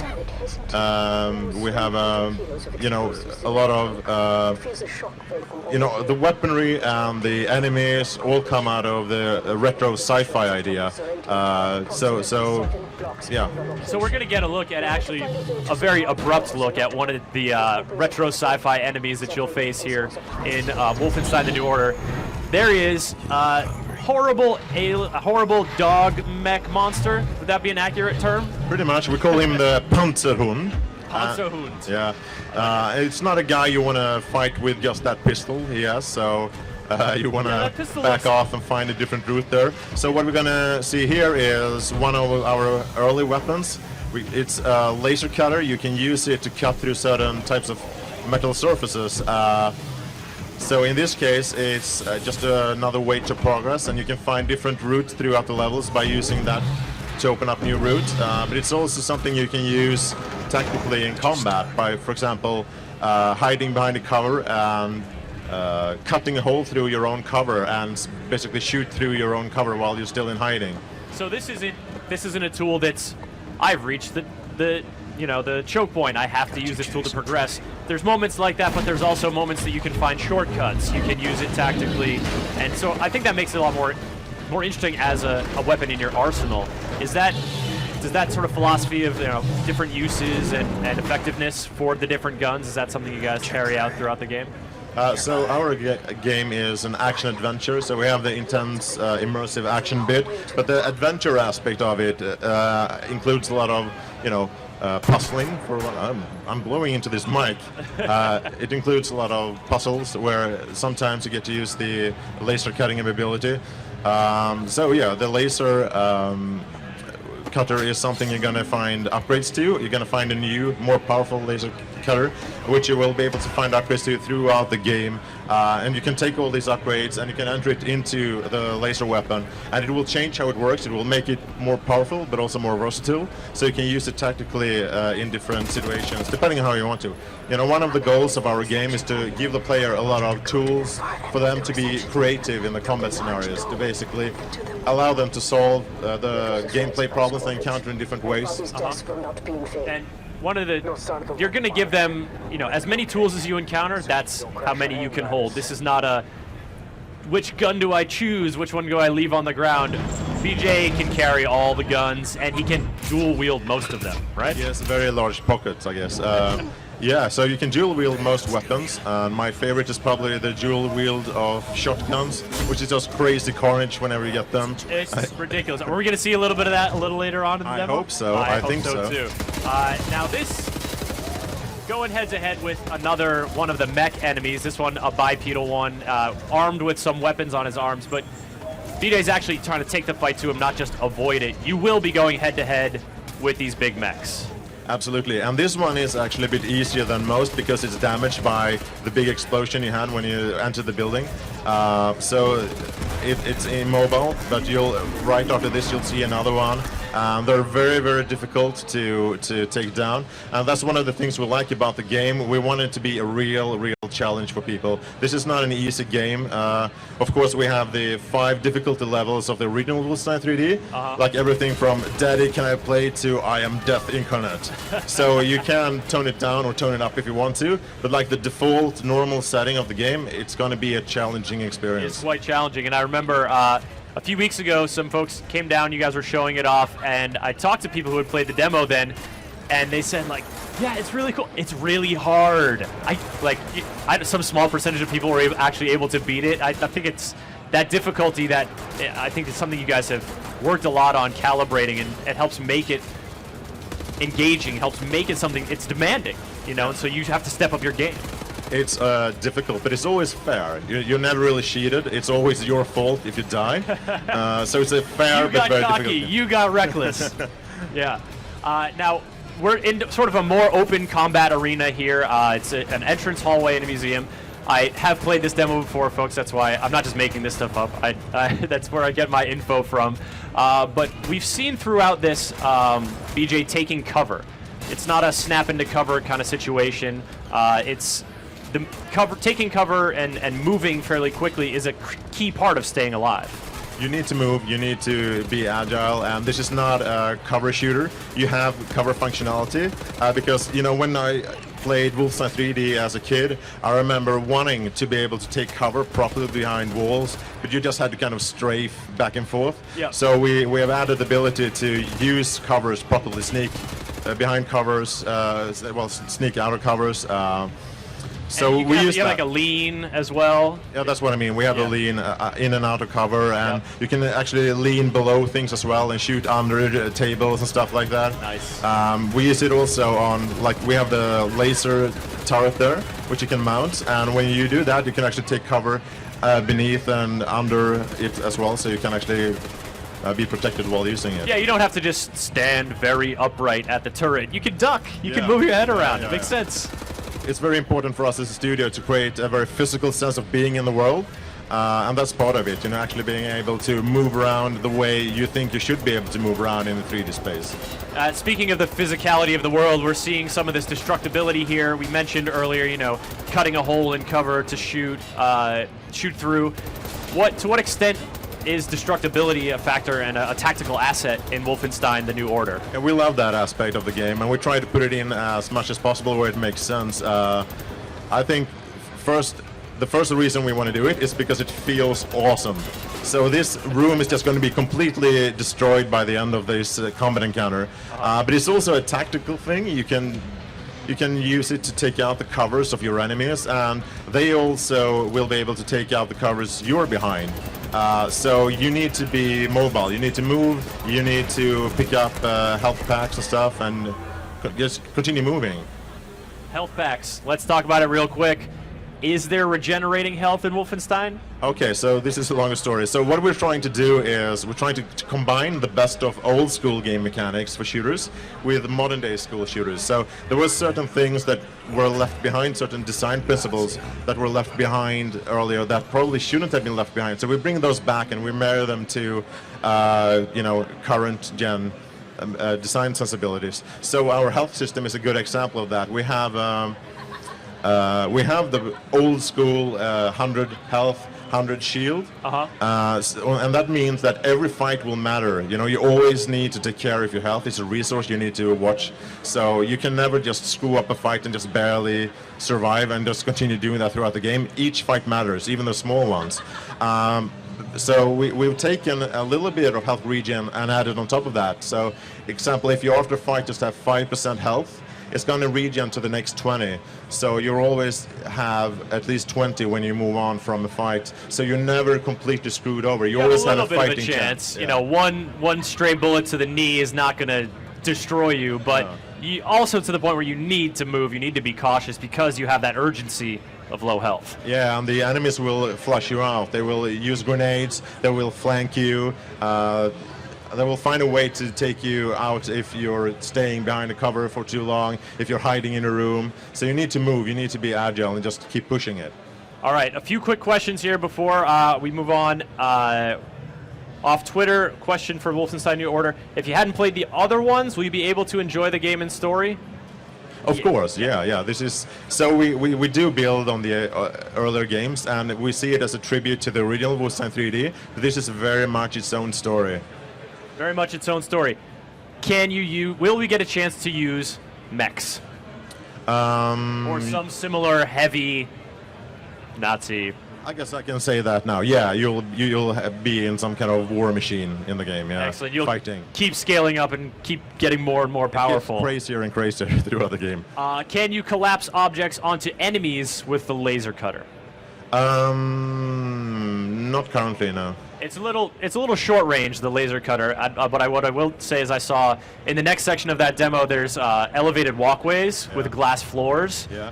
And if you just shoot the glass out the bottom, Nazis fall to their death. Yeah, we just try to implement as many fun ways to kill Nazis as possible.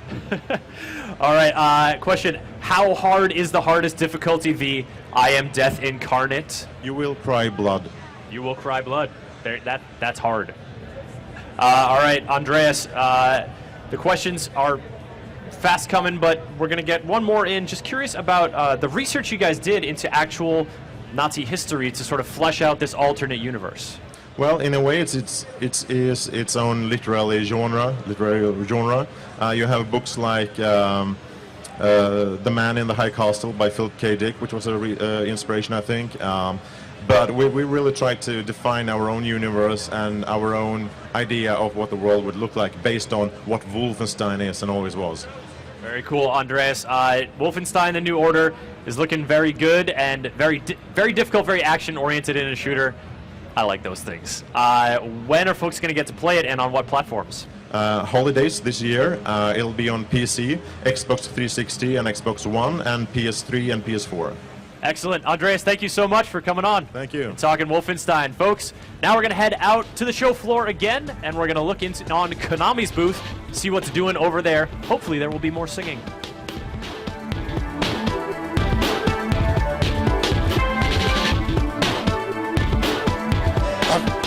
I feel you, Dracula. It's a hard life, dude. It's a hard life when you can't die. Anyways, we're here at the Konami booth, and as you can see, we got Castlevania 2. Right behind us, you got a bunch of hands-on playable demos. And let's walk through. Dracula's just posted up, man. It's been a hard E3 for him already. But Castlevania 2, Lords of Shadow, it looks pretty good. I'm kind of into it, you know. I'm an old school Castlevania fan from the NES days, but this one actually looks pretty sick. As you can see, they got all sorts of playable demos here, so if you're here at the show, come by, check out Castlevania 2 Lords of Shadow. We got some Pro Evolution Soccer Stadium up in here, and my guess is that you can play some Pro Evo. Let's walk this way, because, oh look, we got a little Solid Snake right here. And we got the Metal Gear Solid Legacy Collection, which includes all the MGSs. And then over here we got some mobile games that looks like. We got MLB Live Challenge. We got Casino League, Texas Hold'em. More MLB Live Challenge. Domo Jump right here for the iPad, looks like. So, all right. That Domo is definitely jumping. Check him out. Jumping around. So if we go this way, Pro Evo 2014 once again. Let's cruise by this way. Looks like we got some press check-in. We got some media check-in booths right here to meet your media needs. Let's see. Ooh. Oh, it's getting a little tricky here. You might just want to turn around and lead me, Sully. There you go. All right, let's move. Oh no, we can't. All right. I will squeeze through here. Thank you very much. All right. Some more Castlevania. This is the media entrance, the back door, so to speak. What else, dude? Come on. Come on, Konami. And then we got this giant Konami wall. It's pretty sweet. It's very white. Very white with red lettering. Come on, Konami. What else you got? Tell me. Not a whole lot on this side. And then it looks like the white wall just continues. It just continues for a long, long time. It's nice to get a little breather, though. I'm not gonna lie. It's kind of a relief a little bit to not be all up in the mix. But yeah, this is definitely one of my not favorite parts of the Konami booth. But all right, and we're rounding it out. Looks like we got the social media suite here where they do all their social media-ing. And yeah, let's end in front of the Metal Gear Solid thing, because I think that's about all we're gonna get from this booth. So yeah, that's the Konami booth here in the South Hall.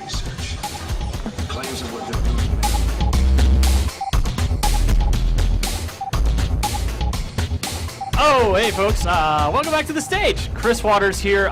We are just getting our next demo set up, so we're gonna head off to a quick booth tour in just a second. Just a quick reminder that this little thing that I've got here, I am looking at questions on Twitter. You can send them to me to @CTWaters, that's CTWATTERS, or to use the hashtag GameSpotE3. Also, join us in the chat on twitch.tv/GameSpot. I'm taking questions from there as well as the GameSpot comments now. I know a lot of you guys have been asking questions, and we've gotten some of them in, and it's been super, super helpful.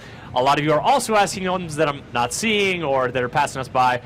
Nothing personal. It's just, you know, we only have a limited amount of time in each demo, but it's really, really helpful, and it's just fun to have you guys involved in the presentation, getting to know what you want to know about the games that are coming up here. So keep it up, and thank you for your participation.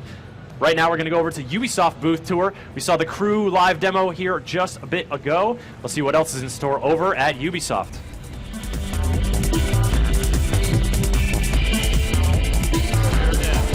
Hey folks, it's Homer Bar back here again at the show floor, South Hall. Right now we're at one of the biggest and most active booths here at E3, which is Ubisoft. They've got a huge lineup at this year's show. They got Assassin's Creed 4 Black Flag right here. It looks like they're doing a bunch of multiplayer demo for the game. It looks pretty awesome. I'm way into the whole pirate vibe. And yeah, let's see if we can get a little audio from this one. You're not locked, you will still know that the person who's trying to kill you is around the area, so you will try to get away from that or hide or just do something to actually prevent for it. Cool. Assassin's Creed 4 Black Flag multiplayer. So if we keep going around this way, we've got the Crew. Oops, sorry. Don't want to elbow anybody. We got the Crew here. Looks like it's behind closed doors. Pretty sick trailer that they showed off earlier this week. So let's check out what's going on. There's John Miller once again. Give a little shout out, baby. How are you, GameSpot? Happy E3. Jay Miller, one of the tried and true. You're showing off some Stick of Truth, right? South Park, the Stick of Truth, you know it. We'll get a little more in depth later. Pardon? We'll get a little more in depth later, I assume. Oh, way more in depth. I just got to get a shout out, though. There's depth, and then there's in. Yeah, and then there's John Miller, dude. Oh man, it's like looking forward to 4 it. to 5 feet. Yikes! Yikes! All right, so we're moving on here. We got some Crew right here. Look at that setup, man. They got the whole like roll cage action. It's pretty sick. It's got some Mad Max vibe to it. Speaking of Mad Max, I wonder if they even got it at the booth. I don't think they do. Nope, it's not here. But we got Splinter Cell Blacklist right over there. Our boy Wiley Robinson gave us a very in-depth demo of that at the Microsoft booth earlier today, so that was pretty dope. And as you can see, man, the Ubisoft booth is cracking, super cracking. We got Tom Clancy's The Division. Looks like that game's getting a lot of attention. A lot of Best of E3 nominees. I'm not too sure what they're playing in the middle here. Oh, that's yeah. What is that game? What are they playing? What are you guys showing off here in the middle? Spies vs. Smurfs. Sorry? Spies vs. Smurfs, our multiplayer. Oh, awesome. Oh, dope. Tell us a little bit about it. Oh my gosh, I'm not. You can do it. I have faith in you. You can do it. You can totally do it. Okay, so this is Spies vs. Mercs. It's the legendary mode that we're bringing back to Splinter Cell Blacklist. We're so excited. We've got our team up on stage. They're going to be taking the demo, taking the crowd through the demo. It's hot. It's really cool. You did awesome. Always have faith in yourself. Always have faith in yourself. Thank you very much. All right, so we're going to move on. Spies vs. Mercs. Come check it out. We got some Watch Dogs. Looks like they got another behind closed doors thing because that game is super hot. And Good morning, ladies and gentlemen. Just in time because that dude's going to blow out my audio. So Ubisoft booth, come check it out, South Hall. Showing you Splinter Cell.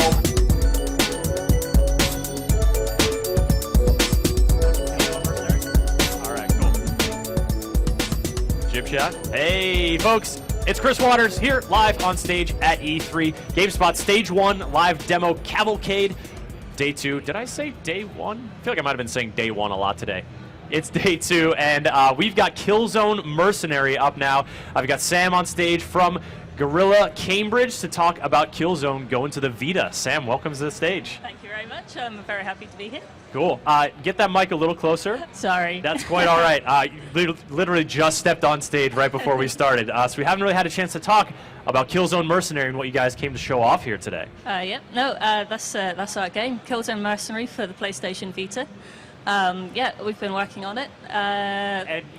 So Killzone, I mean, one of the iconic Sony franchises, the first-person shooter, the ISA versus the Helgen. I'm a bit of a fan myself. I was planning this whole Vasari joke before we did the lead-in intro, but it came in so fast. But so Killzone Mercenary, it's a handheld experience.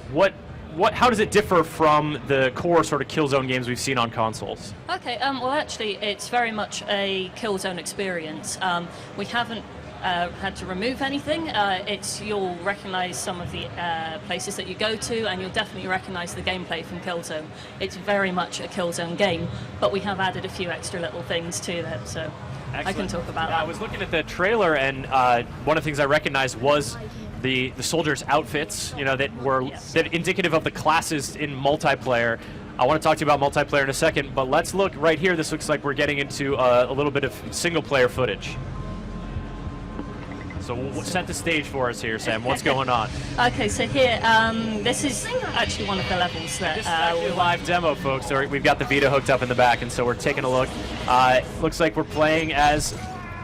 Well, you just stabbed a Hellgas, so we're playing as ISA. Yes. Well, we're playing as a mercenary who is currently working for the ISA. At various points, you may not always be working for the ISA. Maybe you'll be working for the Hellgast as well. Whoever pays up? Yeah, basically, it's all about the cash. All right. So, I mean, you can see here if we get... There we go. So you see you get monetary reward for any action you perform in the game. Uh-huh.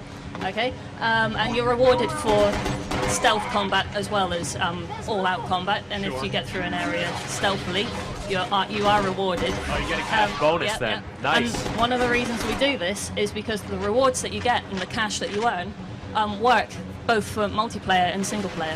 Oh, no kidding. To help upgrade your loadout and... It transfers from one to the other. Nice. Which is really cool. We want everyone to have a good start to the game. So even new players, we've got everything unlocked from the start in the game. You just need enough cash to buy it. And so, and that kind of system brings a little flexibility with it, right? Because you can choose what you want to put the money into, what you want to go and do first. Yeah, so if you're a seasoned first-person shooter, you may have an ideal setup that you want to use. I know some people like to have a sniper rifle and a pistol. That's their loadout. But otherwise, you may just want to experiment. We've got some really, really cool new weapons called the Vanguard. Which are sort of extra to your primary and secondary weapons. You've got your grenades and you've got your armor. Sure. You've got the Vanguard as well. The one that we've got here is the Porcupine. It's a shoulder-mounted rocket launcher, heat-seeking rocket launcher. It's pretty awesome. Hopefully we'll get to see that in a minute. I just saw like a little targeting reticle sort of following a player. Is that the heat-seeking rocket launcher? Yeah, basically that's one of the really nice uses of the touchscreen that we've got in there. We didn't want it to be too intrusive, but in this case it works really, really well. Because basically, So cool. That was just a touch on the screen? You tap the screen, and where you've tapped on the reticle, it fires towards there. It's pretty satisfying. Ba-boom. Nice. All right, so this is so Mercenary. You're out for cash. Are you part of like a mercenary guild, or I mean, do you guys have any kind of motivation besides just get paid? Who cares about this ongoing blood feud between the Helgen and the ISA? Whatever. No, there's a very in-depth story relating to the ISA and the Hellcast, and we've got you playing as a mercenary because that gives you kind of an outside perspective where you can see how factions relate to each I'm other. Just watching this Yeah. brutal touch execution or melee kill. Oh, it's going right in there. Interrogation. Right there. No. Yeah, you're mercenary. Man. So you can gain intel as well. You can find out a little bit more about the game through interrogations. Okay, through choosing not to stab someone in his brain from underneath his chin. Yeah, no, you just scare him a little. There you go. Yeah. And who's this kid? Is that a kid? Yeah, he's kind of integral to the story. Okay, all right.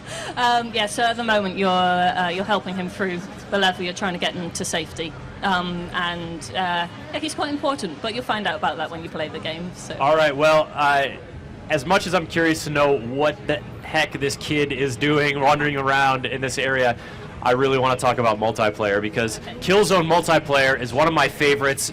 I love the classes. I love the battlefield structure, the flow of matches. Talk to us about the multiplayer experience here in Killzone Mercenary on the Vita. Okay, so the Mercenaries multiplayer, you can play with up to 8 people, 4v4. Okay. Which works very well for the Vita screen, you know. Yeah. So as I mentioned, the loadout that you can get, you can buy anything that you want if you've got the money, and you can earn that cash in single player or multiplayer, and it all transfers over. It's all one single bank account. And let's talk about the loadouts. Are there different classes? The medic able to revive players, the engineer able to put down turrets. Is there that kind of diversity, or are you guys rejiggering it a little bit? No, it's all about your loadout. So you pick what you want to do based on the weapons that you've got with you, and you can change that as you're playing. Will those abilities be part of the loadout, or is it pretty much just weapons-based combat? It's weapons-based combat, I think. Cool. Yeah. And it's 4v4, or is there 8 deathmatch everyone for themselves mode? We've got a few different modes. So we've got deathmatch, we've got team deathmatch, we've got a few others with the rotating different objectives that you do. Perfect. Yeah, those Warzone matches. Exactly. You'll recognize that from the other kill zones. Where it just changes from, kill the high-value targets, secure this place, plant this bomb. I love the dynamic battlefields that mode creates. Yeah, we're going to try and make it so that you can use some of the new systems that we've got, like the Valor card. Do you know about the Valor card system? No, please tell me about it. Okay, so this is a way that we're going to be ranking everyone online. Every day we'll look at everyone's earnings. Like I said, it's all about the money. So we'll be looking at everyone globally, everyone's money. Okay. And they will gain a ranking based on that compared to everyone else. So you'll get a Valor card from this. And that Valor card is worth money, and in multiplayer you can drop that Valor card if you're killed, and you can pick up other people's, and the idea is that you collect them, or when you collect either a suit or the entire deck, then you get a massive cash reward. Again, it's all about the cash, it's all about getting that money to get the really good weapons that you really, really want. Interesting. So the card system, obviously for kills and objective stuff, you're earning money. But when you kill a player online, they're going to drop their card, or a card, and you're going to basically collect these. What do they look like? I mean, are they like, trading cards of, Rico and Garza, or is it? There's one in the top left of the corner there. It's just a little blackjack symbol. It's like a deck of cards. They'll each have a distinct symbol, and you'll know which ones you get. And the different suits relate to the kinds of weapons that you've been using, so you can kind of see how people have been playing based on their Valor cards. Now, if this Valor card is the one that the player currently has, it's an angry face with a question mark above it. Does that just reflect the way you play, or does it influence the way you play? Does it give you any kind of attribute boost or anything like that? I believe it's just a reflection of your current style of play, and the idea is that you vary your style of play so that you can gain them all. All right, we've got some questions coming in here on Twitter. People are wondering about, we've seen obviously some touchscreen controls. Is that something that's going to be integral to your success in the game, or is that just something to help sort of enhance your experience with the game? It enhances your experience. We have other options for controls, and you can customize how you control it. So there are things that you should use the screen for, but they're very intuitive, and they don't get in the way. It's things like swapping a weapon and stuff like that, and firing the porcupine, as we saw. Honestly, that is the best way to do it. It's really, really fun. Oh yeah, and it actually, playing the Vita, at first it seems like I don't want to take my hands off the controls to press the screen, but it's really quick. And then I found that I was playing, for example, Resistance Burning Skies. I found that actually, a grenade toss, actually being able to sort of direct it with my finger, I end up enjoying the touchscreen as part of the first-person shooter experience. I didn't find it to be a detractor. Yeah, no, that's good. That's what we're aiming for. We don't want it to be intrusive. We want it to enhance the gameplay. Now, of course, Killzone Mercenary, not the only Killzone game here at E3. Yesterday on Stage 2, Danny O'Dwyer hosted a lengthy demo for Killzone Shadowfall. Are those two games linked in any way? No, we've been working separately. Killzone Mercenary is just for the Vita, and Killzone Shadowfall is just for the PS4. So. Sure. Now, Nate on Twitter wondering, obviously, Killzone Shadowfall, playing it on the big screen on the PS4, but will you also be able to play Killzone Mercenary on the big screen through the PS4 once you get the sort of remote play? Or I'm not sure exactly. It's not remote play, it's like the opposite of remote play. Currently, we're just working on the Vita, but who knows what will be possible. I don't know anything at the moment, but we'll have to see. Cool. All right, so that we're just getting a look at the single player here in Killzone Mercenary. How long is that single player experience gonna take the player to complete? Okay, so the single player is 9 levels, and they each take about 45 minutes to an hour to complete generally, so what's that, 7 to 9 hours gameplay? It's pretty decent, I think. Yeah, solid. Especially for a handheld. And then we've got the competitive multiplayer mode. Yep.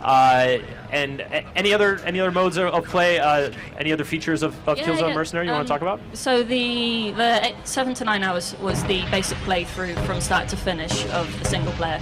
Once you complete a level, it'll unlock 3 different modes for that level, 3 different challenges, sorry.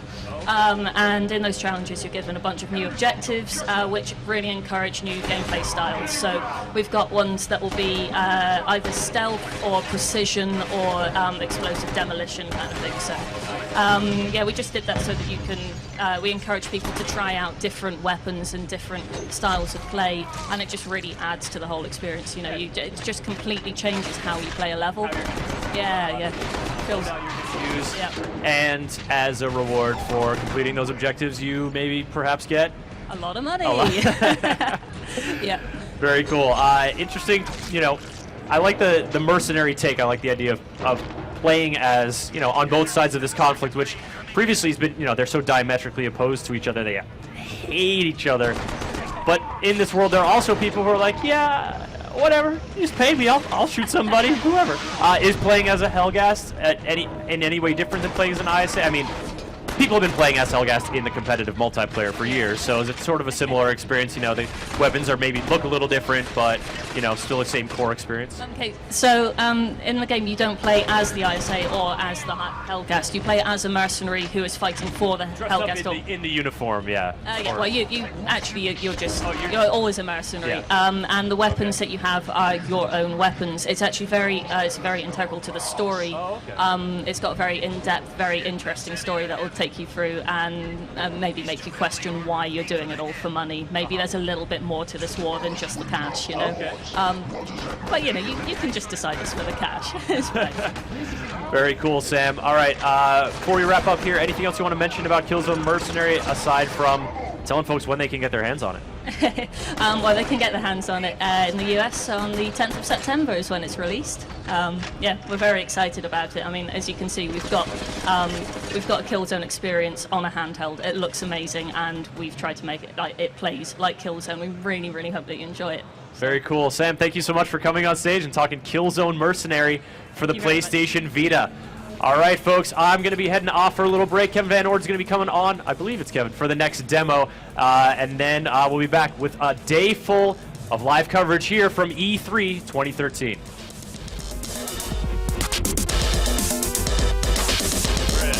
Hey folks, Homer Bar back here, show floor of E3 2013, South Hall, in front of the Sega booth. And what would a Sega booth be without a little Sonic?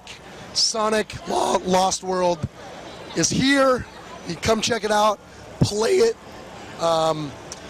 It's like the whole 3D version of Sonic. Check out that trailer a little bit. Sonic is as blue as ever. It's running, jumping, doing all sorts of stuff. And let's go check out this little area they got. Looks like they got a lot of merch. They got some gameplay here. Let's talk to this dude real quick. What do you think of the game so far, man? So far so good. Yeah, does it feel as fast as your tried and true Sonic franchise? Not really, but it's still better than other Sonic. Not really that fast? Not fast. Oh man, what's up with that? How is it like using the whole Wii U controller in tandem with it? It's kind of hard to get used to, but still, like, it takes some time, but Cool. Let's check it out. Let's check out this level that he's playing. Looks like he's trying to traverse this crazy like world of spokes. He's jumping around, hitting dudes. I mean, it kind of feels a little bit like little Mario. Feels a little Mario-ish. Not a lot of speed, as he said. So, but you know, maybe this is just one level. Oh, don't get hit by spikes though. Pro tip. All right, so look at this. Look at this Sonic. He's like flying very slowly through the air. Yeah, this definitely has like a Mario Galaxy vibe to it. But you know, that game's pretty popular. So honeycombs, go through the honeycombs. Oh, he died. All right, let's move on. So Sonic Lost World. Look, they got all the merch that you would want to. Check it out. You got your little Sonic hat. You got your little Shadow iPhone case. You got your whole bevy of Sonic franchise characters. Little Sonic cup, if you will. Little belt. What? Little puzzle. We got more Sonic stations here. Oh, a little Sonic energy drink just in case you want to get up and speedy. Little RC car. Little wallet. Crazy. Okay. Let's move. Let's keep moving. So that was Sonic Lost World. And then we got some Rome 2 Total War right here. What are you guys showing off in the booth here, man? Honestly, I have no idea. Ooh, no idea. Let's see. We got some Rome 2. Let's talk to some peeps. Everybody seems so subdued right now. What's up, man? You hype about Rome 2? Yeah, a lot. What are you so hype about? Well, I like when you scroll in, you can see all the animations of the different people fighting, and I like the first one a lot, even though, yeah. So how long you been waiting in line for? I don't know, how long have we been waiting? Huh? 20 minutes. That's not bad at all. No. You guys are right in the front, too. Hopefully. Did you rush the doors? Did you do like the whole like... We turned down through the spears and got straight in there. Hell yeah. That's how you do it. That's how you do it. Cool. So what are you guys excited about? What do you know about the game that you're excited about as opposed to the previous edition? He's a fanboy. He's the fan. He's drawing me in because I saw the demos and that for the first time. You're all stoked? Yeah, definitely. Dude, awesome. And anything with an English accent is always going to be a winner. I think it's the only way forward. Cool. Well, enjoy the rest of your show, guys. Cheers, buddy. Yeah, awesome. Yeah. Enjoy the rest of your show. Yes. Let's just shake all the hands here. Cool. So that was Rome 2. I got a lot of love there, man. I like that. I got a lot of love from this little area here. Company Heroes 2. Let's go check it out. Let's go see what they're showing off. Maybe they'll. Ooh, yeah. Can we do one of these? Yeah. Sorry, guys. What's happening? What are we checking out right now? Company of Heroes 2. Give us the lowdown. Company of Heroes 2, this is a sequel to the highest rated RTS of all time, Company of Heroes. What you're seeing here now is the open beta build. This is live on Steam for free. You can go and just download it for free, check it out for the next week. We've got new technology, Essence Engine 3.0 updates. We've got our seasonal warfare, which is our snow, deep snow, ice, and blizzard technology. We've got our new line of sight system. It's fantastic. Awesome. So what feedback did you hear from the previous game that you guys implemented into this game? Well, they wanted the Eastern Front. That was one of the big pieces of feedback. So we definitely heard that, and they wanted more realism. They wanted bigger explosions, more realistic tanks, more units to play with, more strategy and tactics. Cool. So you mentioned this is in beta right now. It's available on Steam for free. Absolutely, open beta for the next week. You just need to create a Steam account, and you can download it and play. Awesome. And then, yeah, so you guys are in beta right now. Do you guys have a release date yet, or? Yeah, June 25th. Wow. Like right around the corner. Right around the corner. You're literally going to leave E3 and then be like, damn, we got to launch this thing now. Yeah, and then we're going to support it for years to come. So Sweet. We got free maps, we got balance updates, we got bug fixes all coming, tons of DLC. Awesome. What's your name, man? Greg Wilson. I'm a producer. Thanks for the quick rundown, man. Yeah. Cheers. Sweet. Good luck, and looks great. All right. So we're going to move through. Thanks again, man. Appreciate it. That was cool. You just got the go-ahead. Oh, you're with GameSpot? Yeah, sure. Come on in. We'll give you everything you need. This area is not cracking, but, you know, it's more Company Heroes 2 stuff. We got some more behind closed doors action here. Disney Castle of Illusion starring Mickey Mouse. Let's go check it out. How you doing, man? Good to see you. What are you representing right now? Everything. We got great stuff on the stand. We have Castle of Illusions back. We have Rome 2. We have Company of Heroes 2, and we have Sonic Lost Planet. Best stuff on the floor. Dude, I'm gonna say it right now. You guys have shown me the most love out of all the booths here. Of course. Love. Of course, man. Yeah, you know where to come back to. Definitely. So, give me the rundown on Castle of Illusion real quick. Castle of Illusion is looking great. It's made by Sega Studios of Australia. It's going to be on XBLA and PSN later on this summer, and it just looks fantastic. We're working closely with Disney Interactive to get it up to what it's supposed to be, and it's everything that you remember from the original, but that much better. Super sick. And then when's it coming out? Later on this late summer this year. Late summer this year. Summer this year. You like that? Yeah, I like that. That's very PR of you. Right? That's awesome, man. Are you having a good show so far? I am. It's terrific. This is the day, Tuesday. Yeah. All right, Wednesday of the show, right? This is the hump day, dude. This is the hump day. So give me the quick and easy verdict, man. Did Sony win this year? They both did great jobs. It was a fantastic year for consoles. I can't wait to see what happens. Great job on both sides. It's very political. Thanks, Alvin. Appreciate it, man. Good to see you, too. Yeah. All right, we're wrapping it up, man. We overstayed our welcome here at Sega. But, there's a lot to see, a lot to get your hands on, so come by.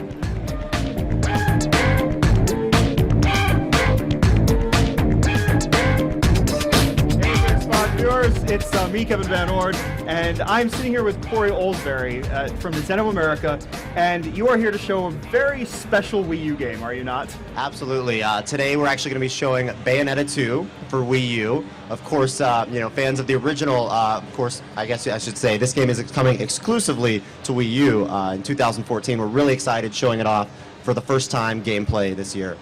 So, obviously, first time Bayonetta showing up on a Nintendo platform. The first things first, as a Bayonetta fan, what are you going to tell everybody to make sure that they know, I know, that this is going to be the right kind of hardcore, difficult, nail-biting action game that we want? So as you mentioned, for fans that may not know the Bayonetta series, the game is really this, it's very action-packed. The original was a, cult, critically acclaimed, very difficult, but very stylistic game from Platinum Games, of course, who's also working on another title for us called The Wonderful 101. But again, as you mentioned, that over-the-top action and challenge. And as we see once we get gameplay going, you'll see that we are pulling no punches to bringing this to the Wii U platform. Great. Now, if you're out there in the audience watching, make sure you can use hashtag GameSpot E3 on Twitter to ask questions. You can go to the twitch.tv chat, and I'll try to ask as many things as we can. But Corey, why don't you just lead us in and show us what you guys want to show us today? Okay. So the first thing you'll actually notice is Bayonetta has a new, she's had a makeover. She's actually got a shorter hairstyle now. Fans may notice that, she's not one to keep her style. She's got to be looking new. So she's actually got some new moves as well. She's actually got some whips on her boots now. So when she kicks, she can whip the enemies, and she can also dual wield swords now as well. The action, I should say, in this scene too, to just kind of set the stage, you're actually fighting on a jet fighter and going through this cityscape all along while you're fighting these angelic centaurs. So it's, pretty straightforward story there, And pretty Bayonetta as well. Now, question: we saw the gameplay on the tablet right there. Is there any kind of, can you play the entire of the experience on the tablet if you so choose? Yeah. So as you can see right there, the game does fully support what we call off-TV play. So if someone's got the TV and you want to keep the action going, in the living room, you've got that option for off-TV play.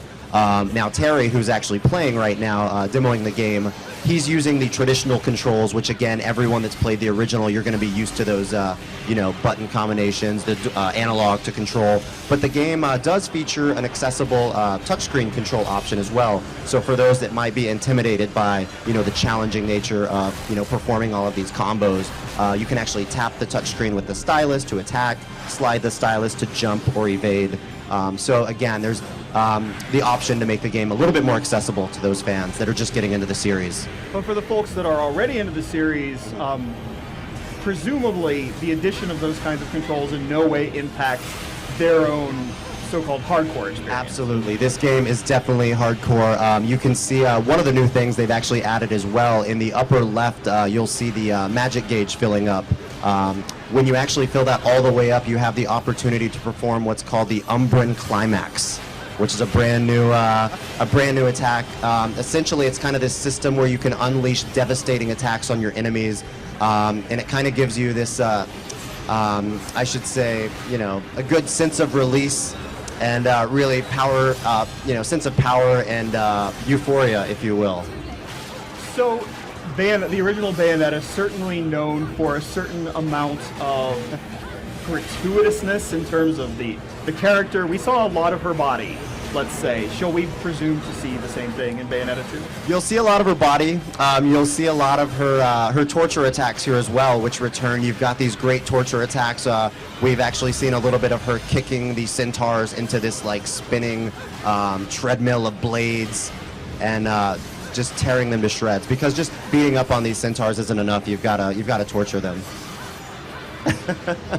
So, if anybody's got questions, obviously ask in the twitch.tv comments or use Twitter hashtag GameSpotE3 to let me know what you've got to ask there. But let me ask about the game's progression. How neat and/or powerful do you start, and how ultimately, how do you access new weapons, new moves, and so on and so forth? So the overall storyline of the game, we haven't really unveiled yet, but again, we have shown off the new weapons. You've got the new whips on your boots, and like I said, the dual wielding swords. You've also got the return of Jean, which you actually saw a little bit of in the cutscene. Fans of the first game may notice, or may remember that Jean was kind of your, your rival in the first game. In this game, she actually returns, but she plays the role a little bit more of a sidekick now. And at certain points, she'll actually join the battle. Here, she's actually controlled by AI, but she'll be able to join your battle. So here, the scene is actually switched from that jet fighter. The enemies have torn up the jet fighter, so you have to jump to this speeding bullet train, and this giant kind of Cyclops-esque angel is just tearing at you right now. So again, there's John riding along the fighter behind you, just trying to help you out. Let's talk about hair. All right, so some people out there saying, "Oh, I don't like the short hair." What does that mean in terms of gameplay? I mean, obviously, you've still got giant hair attacks going everywhere, and so on and so forth. That's correct, right? Right. So again, when you perform that Umbran Climax, when you fill up your magic gauge and unleash these infernal weaves, basically these demons kind of from your hair, you've still got them. So all of those crazy infernal weaves are back, these infernal demons to cause massive damage. So again, the development team is definitely keeping that in mind. The hair attacks are not going away. Good. Now, you mentioned obviously a sidekick here, but going beyond that, can you talk about other characters? Can you talk about sort of the story progression? Who are the kinds of people that we will meet and guide us through the adventure? In the trailer, we kind of unveiled a few of the other characters that you're going to be seeing along your journey. You may notice a few of them from the first game, but again, the specifics we haven't really unveiled. One exciting thing we did release just yesterday morning is that the game will feature player mode of some kind. We haven't gone into the full details of that, but of course the first game was a single-player experience. So really excited about the two-player inclusion, and we're hoping to share more details soon. Great. Now we've seen some bosses in action, as it were here. What kind of insanity can we expect from these big boys? Well, right now, again, you see this massive Cyclops-esque enemy. The interesting thing, after this battle actually finishes, so in the first game you were really fighting against these angels throughout the game.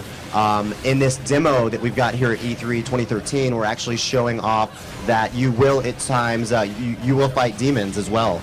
And so to what degree that plays a role, we haven't gone into quite yet, but it's not just angels anymore. So here you can see Jean and Bayonetta teaming up.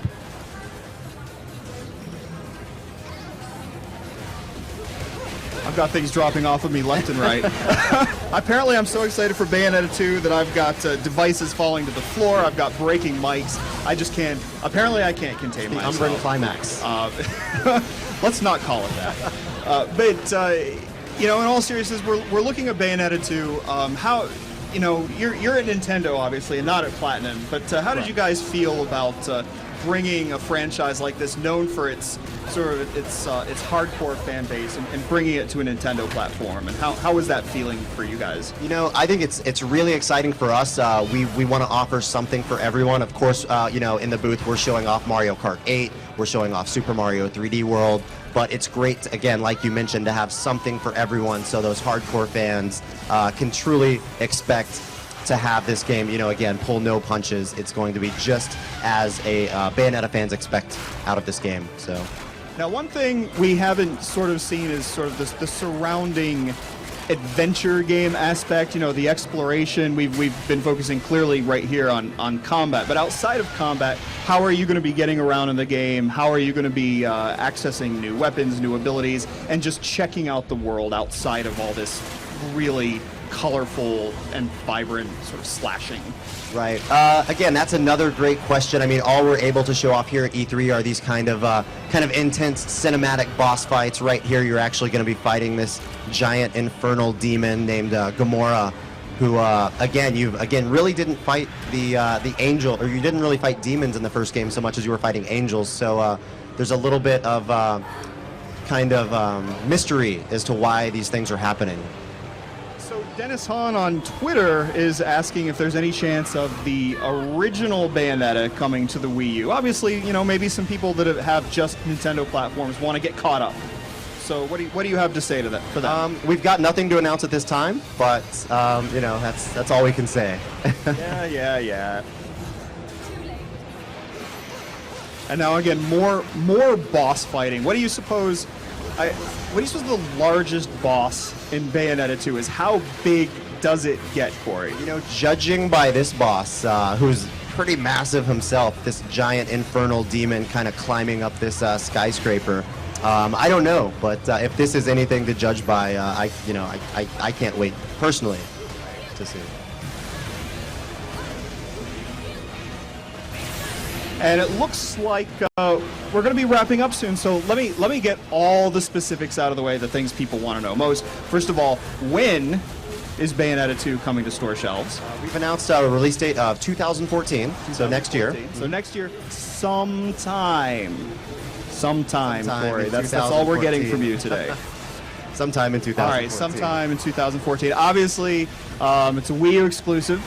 It is Wii U exclusive. Yep. And what do you think? What do you want people to know most about Bayonetta 2? If they're looking at this thinking, I don't know, what do you think you can say to them that's going to push them over the top? You know, to fans of the original, I would just say, you know, if you're here at E3, definitely give it a chance. Try it out. If you even watch a video, you'll see again that we pulled no punches in bringing the hardcore action that fans expect out of the Bayonetta series and expect from Platinum Games. And then if you haven't given it a chance yet, you know, we've got that great new control scheme, so if you don't like the traditional controls, you can go for the little bit more accessible touch controls to give it a try. Awesome. Well, apparently up next we've got some Deadfall adventures coming to the show floor. I think everything that is attached to me has broken, so I'm not sure what I'm sending it off to, but I think I'm going to send it off to whatever's happening on the other side of that camera. We'll see you back at the stage shortly.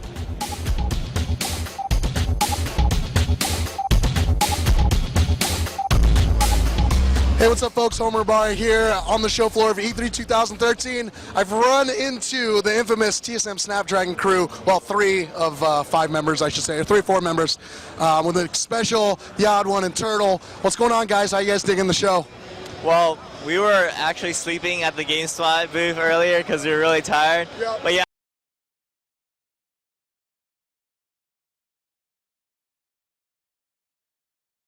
Like.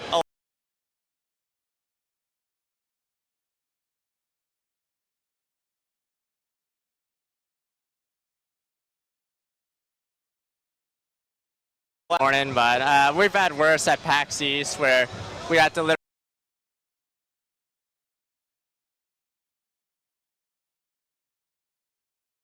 literally sleep on a plane, and if you didn't, well, it was tough luck. You were spending 48 hours without sleep, so that was the worst, but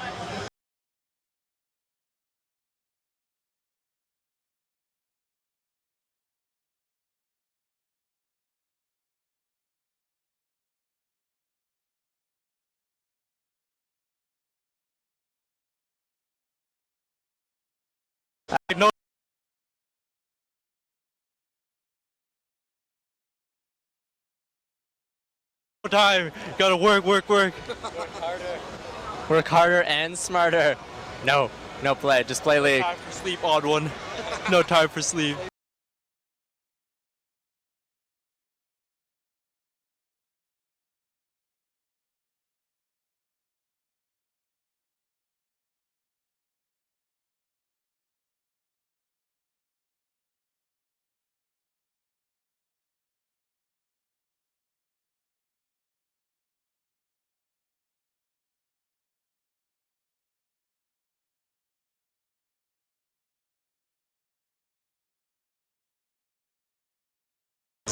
There you go. Cool. So you guys are gonna be on the show today, right?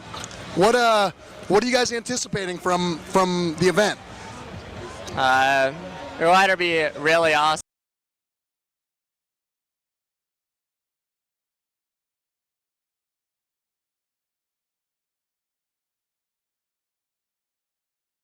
For the prospect of having another show.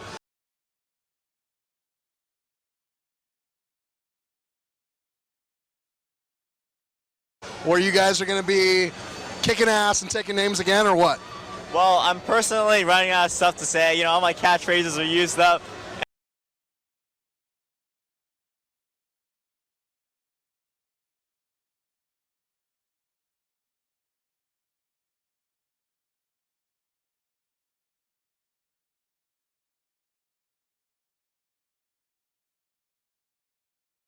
Throw it back to the stage right now.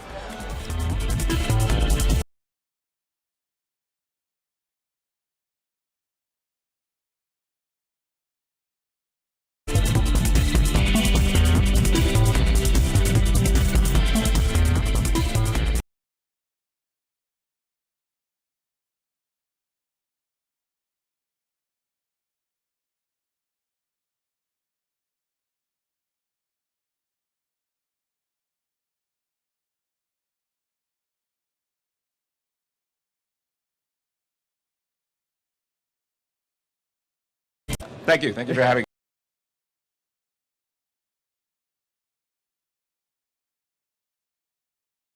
Yes. So the thing I wanted to open up with is what's been going on with free-to-play in the fighting game genre? We're seeing that with Dead or Alive, we're seeing it with Tekken.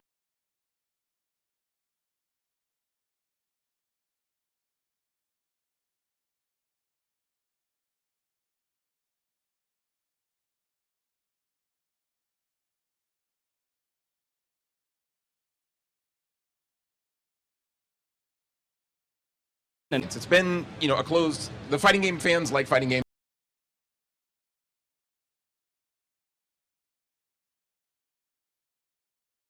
And people might have trouble coming in, but going free to play is a way to offer some of the experience for just to get a wider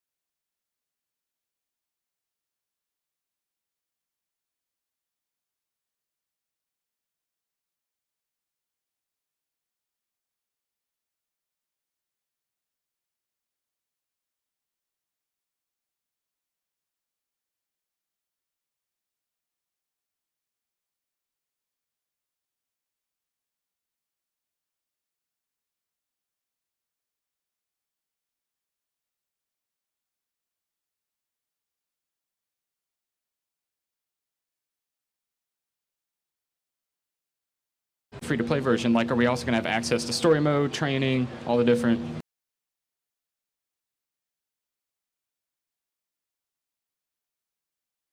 So in the free-to-play version, story mode is locked. It's available for purchase. Okay. The free-to-play version, Core Fighters is really geared towards the fighting experience and getting people out there online, fighting with each other and having a lot of fun with that.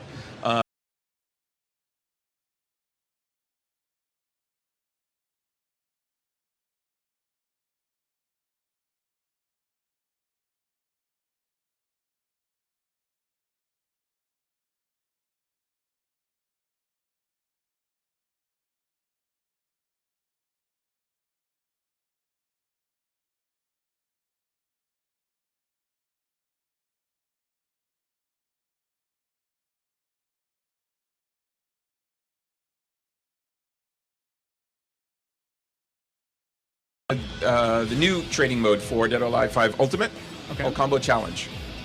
You can choose from any of the characters. And as you can see, we have some returning favorites as well as some new characters. So we're going to go with Rachel here.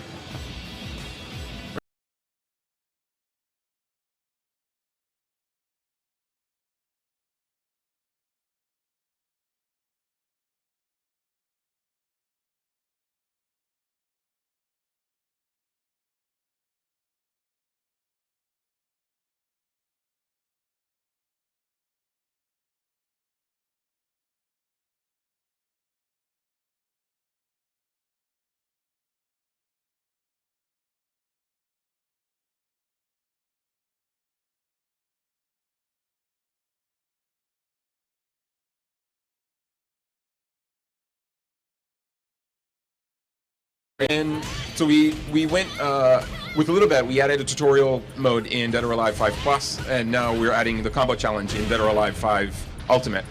And so what you're seeing him do here is actually a new system. That's the power blow for Rachel, and then we're going to see about doing that's a power launcher. Oh, okay. That's new for Dead or Alive 5 Ultimate, and it's a great way to follow it up with the combos, and as you can see, we're learning here. You can follow it up with something like an you air can follow it up with the rest of the four in this combo challenge. When you're trying to demo something on camera, you can do it a million times, but then once you finally get up here, it's like, no, your fingers just go to rubber. Right. Almost had it. So it looked like there were different. There was like beginner, intermediate, and expert level combos. Right. So we're definitely trying to divide it up so that it'll ease you into things as you're going in, and hopefully once you get to the advanced and the special combos, you can actually take on other fighters online, at a high level of fighting. All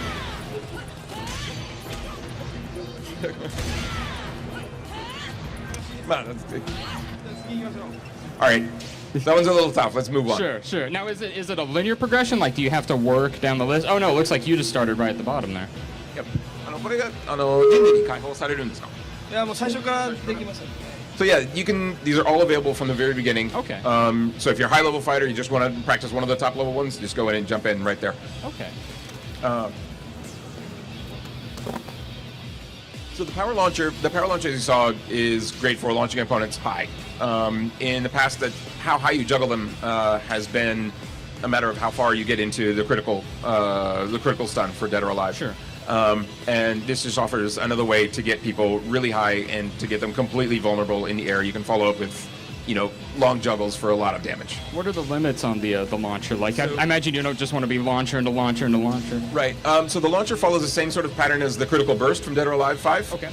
So once your health is at half or lower, you can use it, but you can only use that or the critical burst once per round.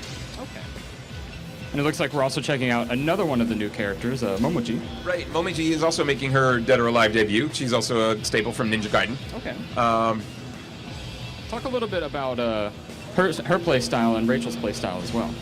So, Momoji is, of course, she's a ninja. She's with Hayabusa Ninja Village. And so her play style has a lot of the ninja-like moves. She has a double jump, which none of the other characters do. And she has sort of her own take on the Hayabusa style. Rachel is a power character. Rachel, from Ninja Gaiden uses a warhammer, and so she's just a really strong character, gonna manhandle her opponents. Some people in the chat asking if Tengu is ever gonna make a return. Well, we're still listening to fan feedback. He's not in right now, but who knows? Maybe down the line, if people really want Tengu back, we can see about bringing him back. Now, in addition to the launchers that we saw, are there any other tweaks or changes to the gameplay mechanics? Yeah, so we've done actually a lot of tweaks to really charge up tags. Tag matches are a really flashy way to have a lot of fun with people. You can have tag combos, and we have tag throws, which are new. Things like that. Got to work the knees. And I think you also mentioned, before we jumped up here, was sort of a snapback type mechanic. Right. So in here we should be able to show you a force out.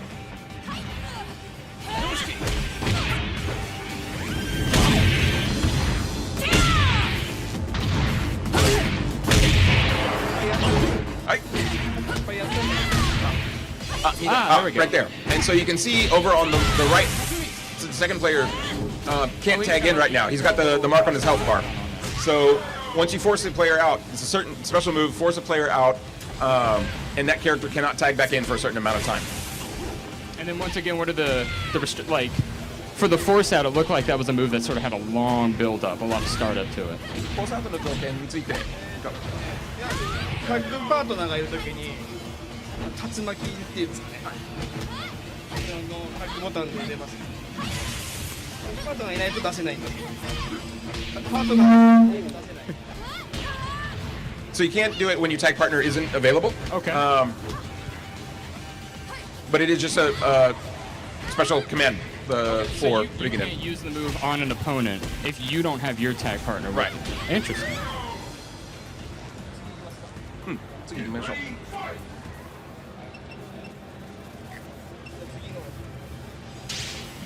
So we're gonna change characters up a little bit. Okay.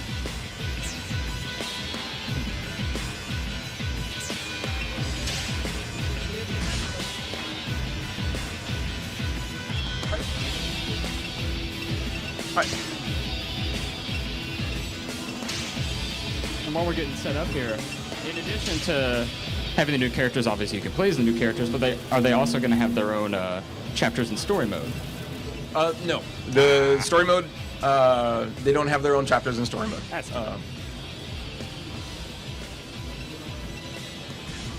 So here we're going to show off a new stage that we've put into Dead or Alive 5 Ultimate. Okay. We have over 20 stages, the most stages of any Dead or Alive game. And here we're going to be fighting in Sky City, Tokyo, which should also be familiar to any Ninja Gaiden fans. This was from Ninja Gaiden 2. Are there going to be any character like DLC bundles? We are looking at DLC. Okay. The specifics of that are still in the works. Sure. But yeah, definitely we're looking at how to extend the life once it's released. So we're looking at Ein here, who's made Ein is a past returning appearances in Dead or Alive games. How is he different in this version? まあ今回愛についてその愛の違いについて何かありますか？愛はね、むしろあんまり変えてないです。今までデッドアライブやってきた人、ファンに向けたキャラクターなので、大きくわざと変えてないですね。はい。So Ein is actually not that different from how he's been in the past. People have been asking for Ein since Dead or Alive 5 originally came out. And so we want to stay true to those fans that know him and that used him in the past. So he really should feel natural in Dead or Alive 5. And as you can tell, he's strong as well. He just beat the director of the game.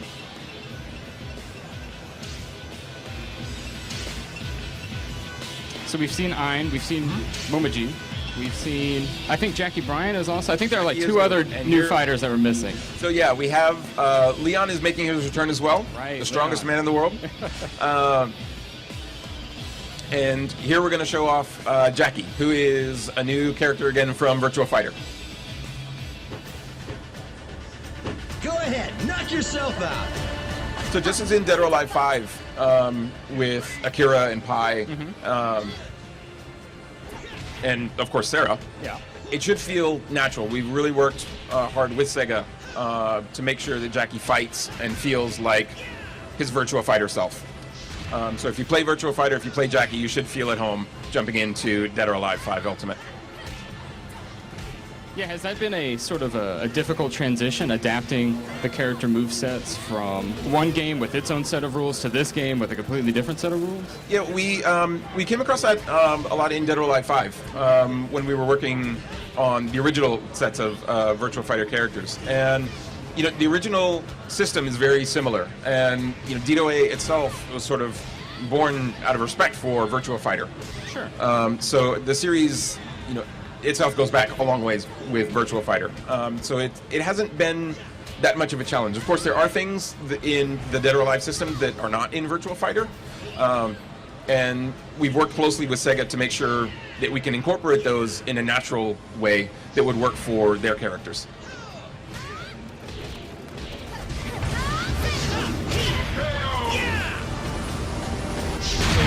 Get ready, fight!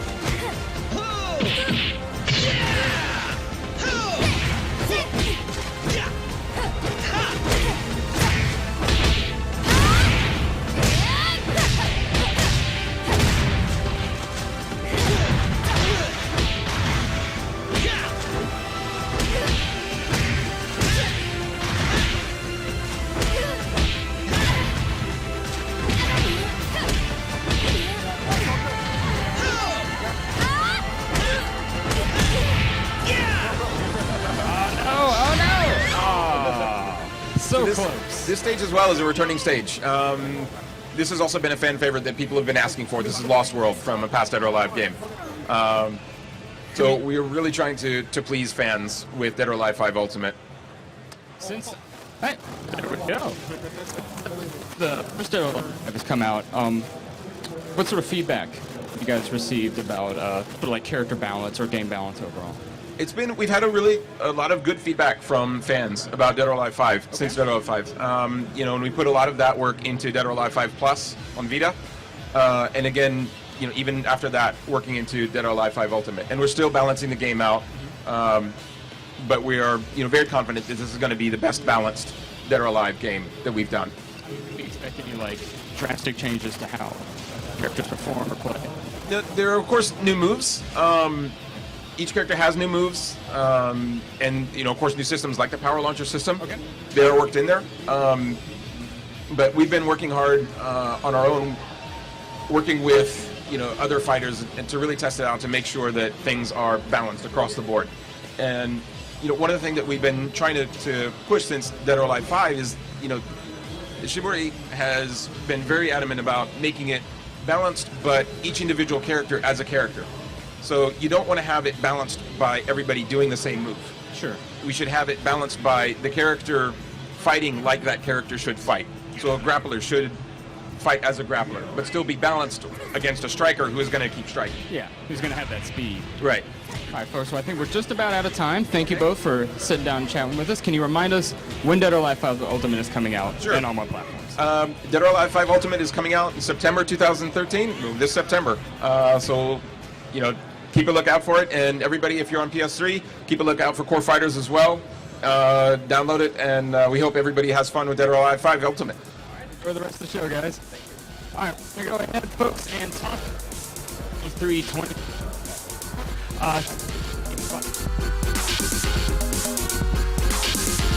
Hey folks, Homer Barr back here on the show floor, E3 2013. We are at the Warner Brothers booth, and as you can see behind me, we got Mad Max in his full glory. That was one of the big highlights of the Sony press conference that I got super stoked about. I'm not too sure what they're showing. Let's maybe try to see if there's a dude who's willing to talk. What are you guys showing off here at the booth? Mad Max. What? Oh, yes, and I'm super stoked you are. What elements of the game are you showing off? It's a live gameplay presentation of a small section of one of our missions. Cool, man. Yeah. So, as a tried and true Mad Max fan, how strict to the movies are you guys staying? I can't really talk about that, to be honest with you. You're going to have to wait and see. I'm going to have to wait to maybe jump in line? Absolutely. I mean, go check it out, because it's absolutely worth seeing. Cool. And you, we're with GameSpot. I know that we had an appointment with you earlier in the day, or maybe even yesterday. Yeah, so, what's the reception been so far? It's been fantastic. I mean, ever since we released or were announced on Monday, it's been absolutely fantastic. We've had such great feedback. Cool, man. I can't wait. Thanks for making the game. It's going to be awesome. Thanks, cool. All right, enjoy the rest of your show. All right, so that's all we're going to get. That's all I expected to get, honestly. As we go through, we got some Arkham Origins right here. Sully is a big fan. Cameraman Sully is a big fan of the Batman series. I'm sure he's excited to get his hands on that. Looks like they got some behind the closed door gameplay. You can probably see through the mesh netting, but you know what? We had the game on the stage, so nothing new. Nothing new to see at the booth. Just go check out our stream. We got all you want to see. Right over here, we got some Scribblenauts, Unmasked, a DC Comics adventure, which is interesting, considering, you wouldn't. How do you put DC comic characters in a Scribblenauts game when the world is so expansive and it's so you can create anything in that game? How do you stay tried and true to the DC comic genre? It looks like they're pulling it off because it looks like folks are having a good time. Let's see what kind of weapons or secret powers or superpowers people are creating. Look, this one's got a Starfire. Let's see what that does. Starfire. I guess that's a character he created, perhaps? I'm not too sure. All right. Let's move on. So we've got some Hot Wheels, world's best driver here. Oh yeah, that's what I'm talking about. How you living? Doing good, doing real good, you know. What you like the show so far? Oh, hey, it's wonderful up here. I'm really digging the Batman. It's hard to get into, but it looks real promising. Titan Falls. They got some good stuff up in here. If y'all didn't come this year and you couldn't make it here next year. Yes. You should have been here. I mean, if you're not here, don't worry about it. It's always next year. I'm about to go check out that Battlefield 4. You know, I'm a Call of Duty Black Ops fan, but I don't know. That Battlefield 4 seems real nice. So, yeah, real check nice. that out. Yeah. All right, here's the money question right here. Okay. PS4 or Xbox One, Christmas, what you going for? You know what? I'm gonna say Xbox. I'm gonna get it, but to keep it real with you, I'm getting both. I've always got all systems. Right. I don't care. I got a Wii sitting at the house. It ain't got nothing but dust on it, but I still got it. So I'm getting all of them. Me too. Both of them. I gotta have them both. Which one's first though? Xbox. 360. You're the first two cats that I've heard say that all week. What about you, young man? Xbox. Yeah. Which who's your daddy though? Yeah. All right, so you're gonna play both of them anyways, right? Yeah. All right, y'all. Good looking out, man. Have fun, man. All right, so we'll keep going. We got Lego. We got some Lego action over here. We got some Infinite Crisis. Man, what are you guys showing off for Infinite Crisis? I'm not supposed to. Ooh, not supposed to. All right, let's move on. So, Infinite Crisis, we got a little collectibles here. Yeah, looks like they're just doing a bunch of gameplay. Folks can play. Again, am I getting the wrap up? You wrapping me up? All right, let's go through it real quick. Dying Light, Good Night, Good Luck. That's behind closed doors. Scribblenauts, Lego. Boom, done. WB.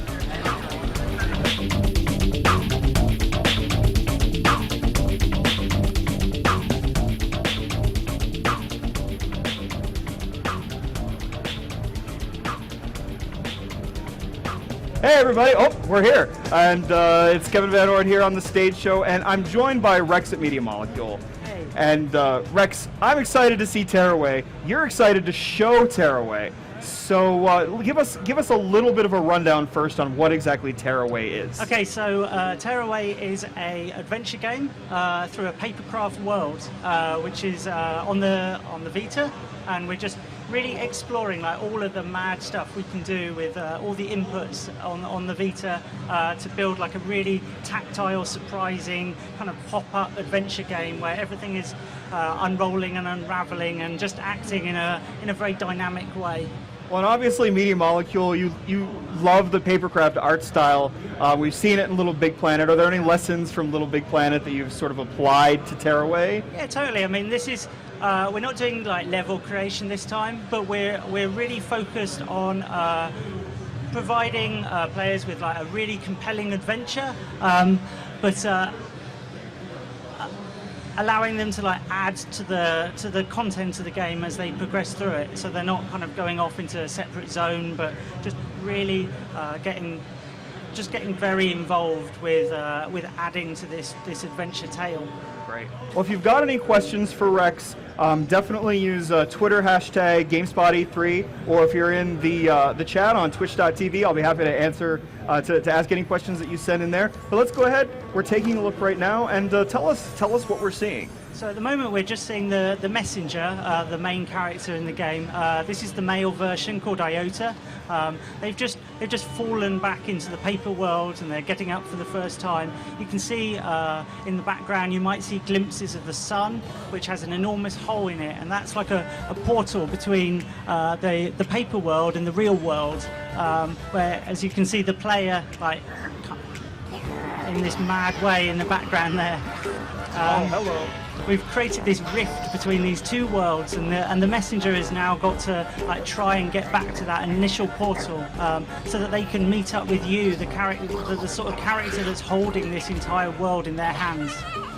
So this is the first showing of the unique back touch feature, where as you touch on the back of the Vita, you see your fingers like tearing up through the floor. You see like the video feed coming through. Again, like playing with this intersection of a game world and a real world. And we have this little bonding moment there where the Iota and the player see themselves for the first time and sort of figure out that they need to get to one another. So as you're going on this odyssey through the paper world, you've always got the sun in the distance with your face like peeking in, and you're trying to get back to them so that you can deliver this message that's trapped in the messenger's head. So how much freedom has the Vita really given you to pull off some of the crazy ideas that you guys have had? Talk about some of what those ideas were. Well, I mean, we have quite a sort of game jamming process at Media Molecule, where we just like keep like exploring different kind of directions that we can go. We wanted to have the good context of like having an adventure game where it's very obvious, like you have characters to help out and enemies to like deal with, but then having got that set up, then we could really start sort of tearing away the fourth wall and causing all kinds of chaos. So you've obviously seen the rear touch here with the fingertips, but we have sections where you can like hit the back of the Vita and it makes everything in the world jump up in the air, playing a lot with gravity and tilting the device and the way that you're just generally holding it, the way that you can customize and use front touch to like cut out bits of paper and like craft them together to make it very much your personal journey through the world. And we just put a huge amount of effort into our paper engine, where all the paper is able to squash and bend and tear. So it just gives us a very dynamic environment where, as you can see, you can lots of physics in there to have different kind of outcomes each time you play. So Thomas Tran on Twitter asking if there's going to be any kind of multiplayer, and I guess I'll just extend that into any kind of. You said that there was no creation element per se, but is there, sort of a sharing element? Yeah, I mean, there's definitely sharing. I mean, one of the features that is really really fun about the game, and one of the reasons for making it out of paper, is the way that we treat the paper as kind of a system of physical trophies. So as you're playing through the world and you meet characters, you help them out, you kind of unlock their papercraft version, so you can make them in the real world, print them out, and then share those photos online, or just share photos of the in-game stuff.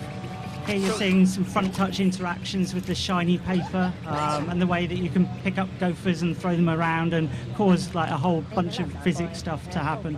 So are you saying that I can actually play as Papercraft me in this game? No, but you could. Okay. But you can add your papercraft into it. Okay. Yeah. There's another moment of front touch here where, using the screen, you can just peel back the environment, reveal some more. Did you ever worry at any point working with all of these different aspects of control on the Vita? Did you ever worry that that people would think, hey, this is too gimmicky, or this isn't core enough, or things like that? What do you do to keep things fun so that people don't see this as being just a gimmick? Hey, we decided we're just going to make you slide your finger around the Vita for a while. Well, I think, I mean, obviously, it's kind of a mad setup, seeing giant fingers coming into the world and tearing it around.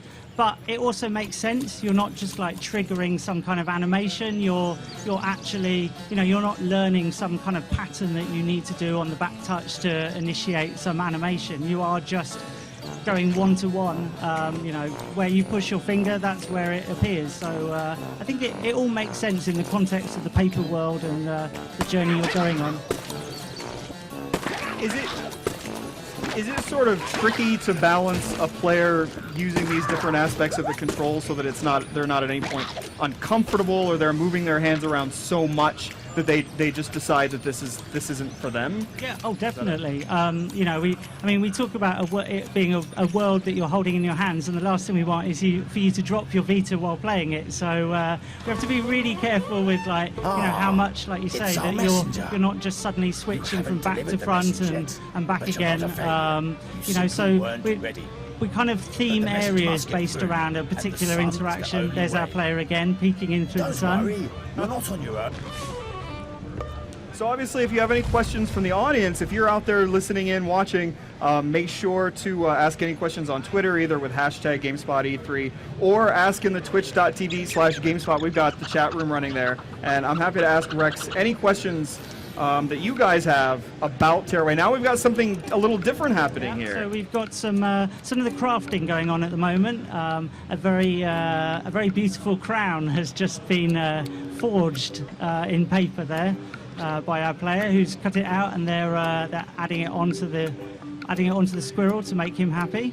You can scale it and rotate it and do all that kind of stuff. That was where he got punched in the face by an errant finger. Now, the kind of sharing tools that you guys are setting up is, you know, how easy will that be? I assume there's online sharing, and how easily will that be shared and discovered by people out there in the world? Well, as you're playing through the game, it's also updating your profile on the web, so other players can see, like, your papercraft collection and how well you're progressing through the game. We're kind of going for quite a kind of Pinterest style with the sharing, where it's very easy to see what other players have made themselves and browse those. Is it a situation where the best stuff will probably just automatically rise to the top and be most easily found? I think so, yeah. So here we have a new interaction where you see the drum skin texture on the right-hand side of the screen, and by slapping the back of the Vita, that makes it bounce up. So in this particular level, you're trying to get the bring the kind of the party back to the orchard. And you're doing that by banging these drums and progressing through it. You can see how the world is all swaying and unraveling, and this is, you know, a very sort of tightly paced platforming section. Some areas are a little more kind of playful playground sections to explore more. So not to spend too much time comparing this to your previous game, but I look at this and I notice, well, obviously, first of all, it's 3D, so it's not really the 2D on various planes of Little Big Planet, but obviously the platforming seems to have a different feel. How much how much discussion went into, like, hey, how are we going to make the actual feel of the game differ from what we've done before? Well, yeah, I mean, definitely we've. Just being in 3D for the first time has made a massive difference to us. You know, a whole range of new problems to solve and challenges. But you know, we're really pleased with how it's all coming together now. So what's happening now in the ongoing adventure of Tearaway? So you're now having to encounter these little enemy characters, but you don't have the fingertips to be able to push through the floor. So Ayuta's got to run around and quickly pick them up and throw them at each other in order to dispatch them, take them out of the scene, and then can use the rear touch to make these apples jump out, and placing them in the cup will grow us this giant sort of apple door thing. And the whole thing obviously looks super adorable. But somebody asking in the Twitch chat, they like the fact that they could find Easter eggs in Little Big Planet. So will they be able to find all sorts of hidden secrets and various treasures if they look hard enough in Tearaway? Yeah, definitely. I mean, making a world. I mean, it's 3D for starters, so you know there's so much more room to explore. But by using the paper and the fact that it's so dynamic, you can like peel up and find little hidden things under the floors, or in little forgotten corners in the levels. So somebody on Twitter asking about the length of the game. How long will it take to play through Tearaway? And beyond that, what are some of the reasons that people might have to come back once they've completed the story? Well, I mean, we haven't finished making it yet, so we'll find out how long it is when we're done. I mean, what we're really concentrating on is making sure that it is a really kind of densely paced environment, but with big changes in the atmosphere and the kind of experiences that you're having throughout the game. We've got whole areas that we haven't shown yet, so looking forward to revealing them soon. So going back to the adorable nature of Tearaway, what are some of the other ways that you really keep the vibe fresh as you go through? I mean, a lot. Whoops. I mean, we've seen, for example, in Little Big Planet. Not only did it look adorable and had an adorable story, but we also had like Stephen Fry's narration as well. Is there anything like that we can look forward to? Yeah, I mean, we will have narrator characters because obviously we have a story to tell. We're not talking about that aspect yet. We've got to see a really tricky bit here. My heart is in my mouth. Yeah, there we go. Yeah. And we're unwrapping lots of gifts here. Exactly, all using the front touch there to make them pop open and all the goodies to come out.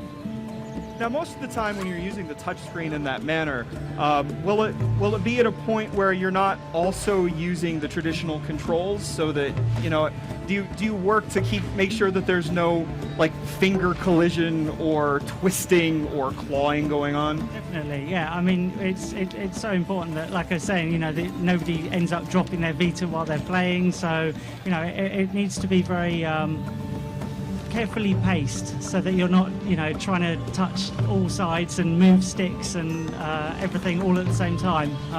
But it's really great working on the Vita because it does have the twin sticks that make the gameplay very snappy. The character is very controllable, very easy to navigate through the environment, and then we can put more emphasis on all the kind of completely novel things that you're doing to that world as you progress through it.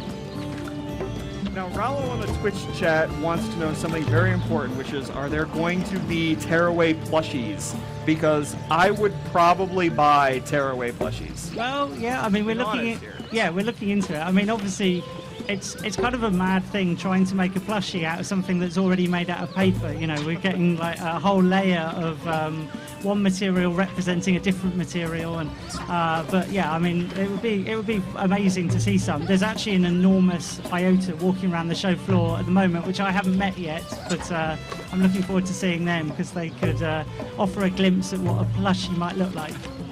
So we're seeing a lot of what looks to be light puzzle solving stuff that's just enough activity to get you from to the next part of the adventure that you want to get to. But how challenging is that going to get, and how does that ramp up from the beginning to the end? Well, as I was saying like earlier, a lot of the setup of the game is just this intersection between the game world and the real world. So by the time you get to the end of the game, the world is all starting to unravel a bit. You're seeing a lot of reality like seeping into the game, and a lot of challenge there with the way that the dynamic environment is all unraveling around you.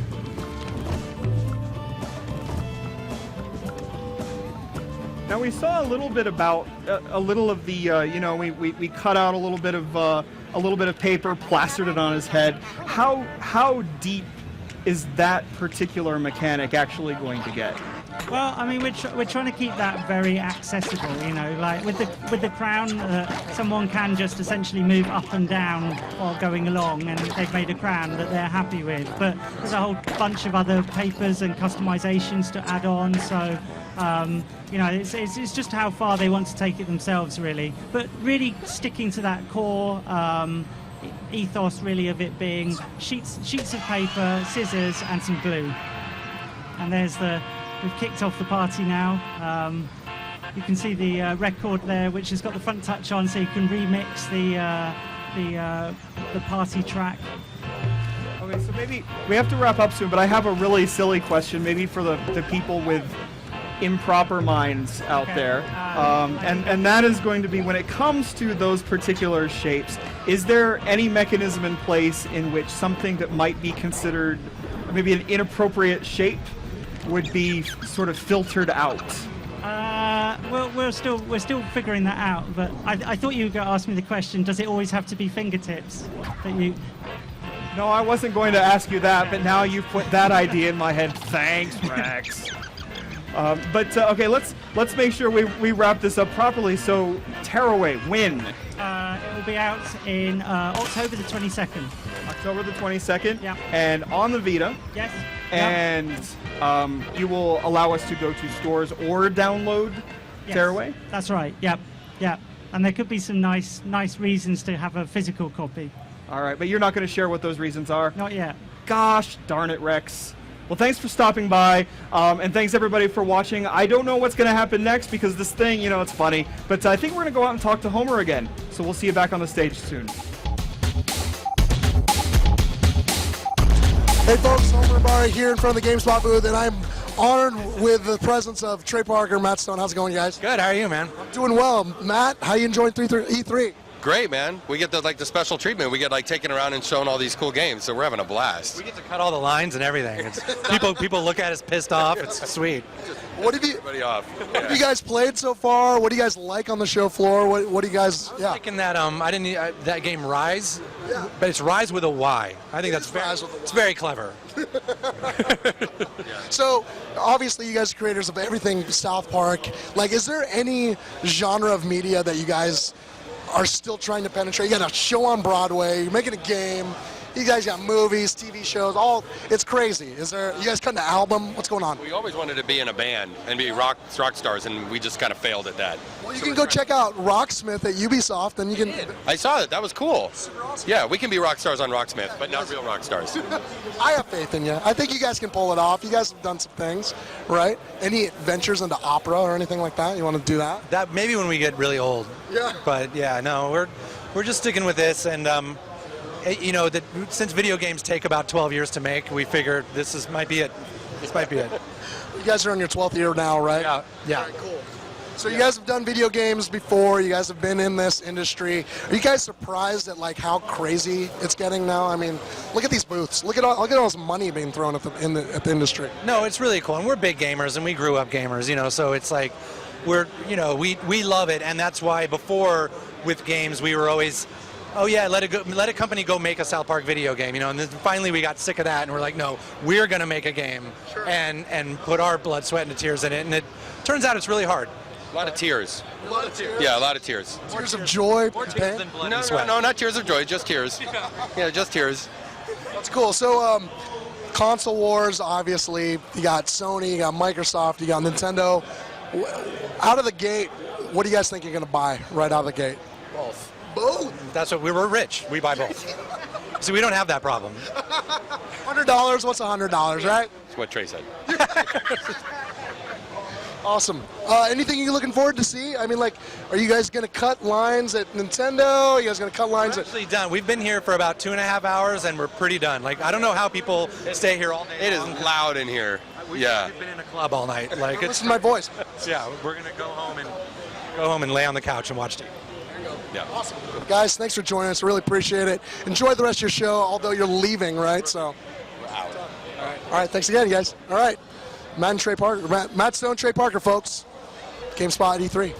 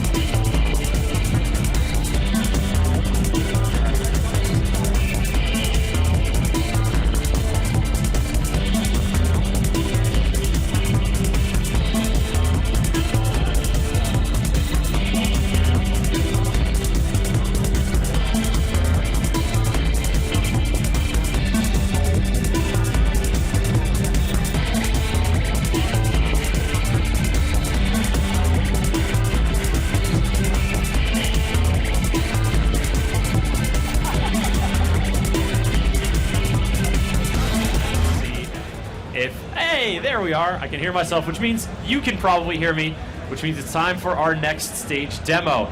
Next to me, I've got legendary game designer Peter Molyneux, now of 22 Cans, and we're here to talk about Goddess.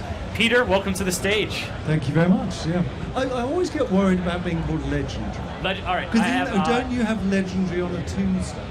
That's okay. You know, is it like saying, for Christ's sake, just drop dead Yeah, and die? once you're in there, then we can attach the legend. So how about fairly old game developer Peter Molyneux? That's even better. I feel so much better about that description. All right. So Peter, your new project Goddess. This we're getting the demo set up right now, but let's lay the groundwork for folks because this is a project born of a Kickstarter project. It's to some degree. I mean, what's here's the thing. genesis? It actually goes way back a little bit before the Kickstarter project, and Kickstarter is just this amazing vehicle, which we'll talk about a bit. But, you know, I was working on a game series called Fable. And, you know, I worked on it with some incredible people, and it was on consoles. And while I was developing Fable, all this amazing stuff was going on in the rest of the world. You know, there was touch that came about, and there was, you know, the iPhone, and then Android, and then and I've just been given one. So, there was all of that out here. stuff. I've got this one. You know, it's raining tablets.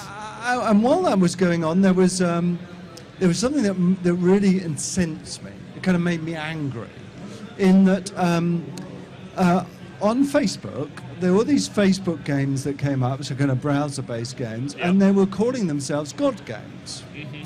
And you know, you've probably seen quite a few of them. I'm not going to name them, but you know, they're from big companies in San Francisco, beginning with a Z, sort of their games. You know, that just generally speaking. Yeah. And I kind of thought to myself, you know what? I was incredibly lucky to stumble across a genre of game called God games back in the sort of late 80s, early 90s. And I asked myself, well, you know, I don't like the direction that those God games are going in. They seem to be very greedy, and they're taking the spirit of what a God game is to give people this lovely, delightful, charming world for them to interact with and for them to be surprised by, and they're kind of squeezing the loveliness out of it, corrupting it like a viral cancer. Wow. Maybe that's a bit over the top. So anyway, is it like a landlord game or something? You know, I mean, you haven't farmy sort of game. You know, we don't need to go any further. But you know, to me, this is one of the this genre of game gave birth to me. Yeah. And I thought, you know, I'd love to have, you know, a go. You know, I'd love to think about reinventing it. And so I left Fable, I left Microsoft, I set up a new company called 22 Cans, and our single focus really is to reinvent that God game genre. Now, if you're going to do that, you've got to think about everything in the world at the moment. And there's some amazing, exciting stuff in the world. There is the fact that we've got all sorts of platforms. We've got this thing, we've got the iPad, we've got, you know, iPhones, we've got consoles, we've got PC, we've got Macs, we've got Linux, we've got all of that stuff.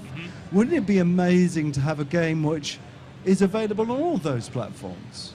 Wouldn't it be amazing to have a game that used this weird thing called the cloud in an incredible way? Wouldn't it be amazing to have a game which core gamers can play and casual gamers can play? And those are all the things that were bubbling around in my mind. Anyway, I decided to do something which was a little bit insane, which was this experiment called Curiosity. That was a little bit insane, yeah, but very, very. I mean, that was a sort of an experiment, as you say, and it was a very large cube made up of tiny tiles. I'll show you a screenshot of it. All right. And then we can have a look. Here we go. This is the cube. If you switch from my iPad, this is the cube when we were on layer 20, and people could tap away. And we said there was this thing in the middle of the cube which was life-changing. And over the course of sort of 6 months, there were billions of cubes tapped away and millions of people interacting on with all sorts of different devices, tapping their way through to the core. But the core discovery, the thing was only one person is going to find that thing.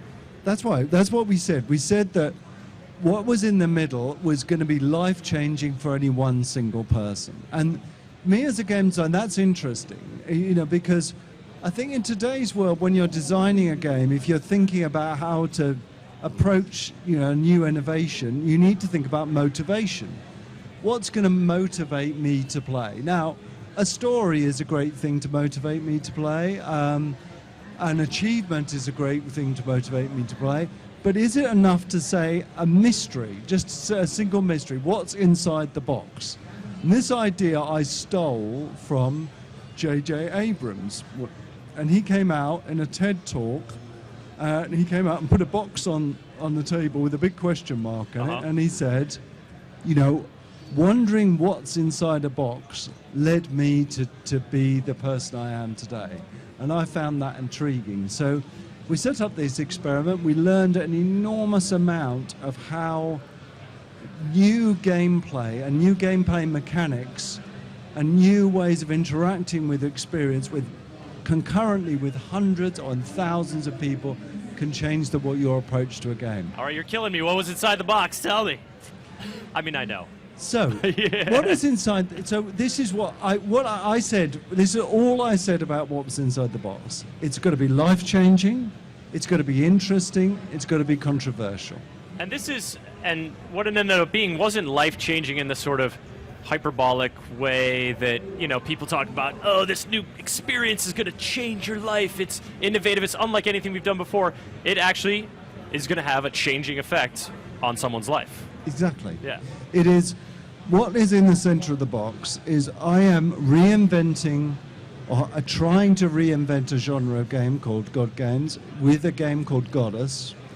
And because now all games in the world can be connected via the cloud, that means we can have one person, he's going to be called the God of Gods, who decides on the moral flavors in everyone's game. He decides on what's right and what's wrong. And everyone inside that entire game. All of the people now, who knows how many people are going to play the game, for all of those people, he decides that. Plus, he shares in the royalties of the game. Plus he gets a cut? He gets a cut. Yeah. I mean, it's good to be a god, I guess. It's good to be a god. Of course he should get a cut. He has the right to be God of Gods for 6 months. Okay. And then someone can challenge him. And they challenged him to a battle. There are battles in Goddess, and you play with your godly powers against another human being. They challenge him. If they win, they take on the role of God of Gods. They then earn the royalties. They then will change the moral compass of everyone's world of the game. It's insane, man. I mean, it seems a little bonkers to me, Peter. It is insane, but it's interesting. It is fascinating, and it'll be fascinating to see how that pans out. Very true. I mean, as a game developer, to put into the hands of someone, give them a hand on the wheel, basically, of your game. To give them a way to change the experience for everyone who's experiencing your game. They're buying into the Peter Molyneux, the 22 cans developed Goddess, plus a little extra from I mean, that's true, but here's the thing. The reality is a lot of games that appear on here are already tweaked. You just don't know about it. There's some bastard game designer behind the scenes tweaking that game. All I'm doing is making that a person out there in the general public. You're naming names, and in 6 months, you're putting a bounty on this guy's head as the god. Yeah, I don't think bounty is a quite word, but you're right. It is a way of giving power to a person who you can canvas. You can tweet him. And Brian, his name is Brian. He's from Scotland in the UK, and he was the last person to tap the last cubelet to get to the center of the cube. and he's 18 years old, and now he is appeared on Wired and BBC TV. And is he up for it? I mean, how does he like it? No, he's totally up for it, Yeah. and it's just amazing that he's called Brian, and there was a film called Life of Brian, and it's kind of all Pretty seems serendipitous, to, yeah. It is serendipitous. So it's almost divine intervention there. So that's going to be a fascinating thing. All right. And of course, it really depends upon how good the game is going to be. So we should talk a bit about that. So you're reinventing the God game. You're elevating Yes. within, to a certain extent, your own God. Yes. And so let's talk just a little bit about Goddess, and what is it like for the player toiling in the world of the divinity Brian? I mean, the player is still playing sort of a god-like role. Yeah, so let's just have a look at. We're going to go to a demo, but I must warn you that we didn't design an E3 demo. We just, this is what it currently You just got looks some parts like. of your game, Morgan. Yeah, exactly, and let's just show you. So you have this place. It's called Homeworld, and it is this amazing landscape. Which is this procedurally generated landscape, which it's you lovely. can sculpt the land. You can change the land, just like the original game that I did called Populous. You could change the land. Here, you could change the land, and we're using all of our expertise over the years to create an amazing simulation. And I'm saying one of my crazy things now, and it's a crazy thing, and I'll be flamed to hell, but. What we've said, we worked down and we said, right, we want to put under simulation every grain of sand, every drop of water, every leaf on every tree. Now, that sounds unbelievable. And Ambitious, maybe? It's ambitious, but here's the thing.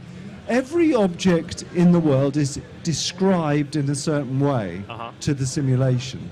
And so when you do things like use your finger or the mouse to sculpt the land, that affects every single object, which has a knock-on effect to every other single object. So when you describe it like that, it doesn't sound so ambitious. And you start the game off with just 2 people, and then as you're playing the game, your people breed and they spread out, and depending on what sort of god you are, and depending on how you've reacted to their needs, and incredibly simple, they'll breed and spread out. And then in this land, there is an enormous number of secrets, and there's an enormous amount of emergent gameplay in this land. So the sort of things that you can decide on is where your people settle.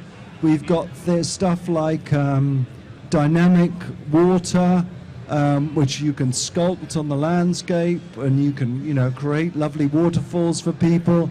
If you want to, you can sculpt these incredibly sort of kind of mechanical looking levels. You don't only have to go with the natural beauty. It's completely up to you. And then as you're doing that, it's very calming, it's very restful, it's very relaxing to do that. Cultivating, you're seeing life bloom in front of you. And I love that relaxing gameplay. But then you can take your poor little followers at any time into multiplayer battles. And the multiplayer battles could be 1 versus 1, 1 versus many. It could be clan versus clan. It could be clans versus friends. We allow any combination of the two. And then it's your people versus my people plus my god powers. So what you're talking about is battles like this, which is, cool, which is amazingly cool battles. And god powers like this. We haven't actually authored the god powers yet, but I can't show you. So volcanoes and tidal waves which you can pull up. Those And sheep are in then trouble. if you win certain rewards from that battle for your home world. Like, for example, we've got the alpha version is out with our Kickstarter pledges at the moment. In the battles, you can win a red-head guy.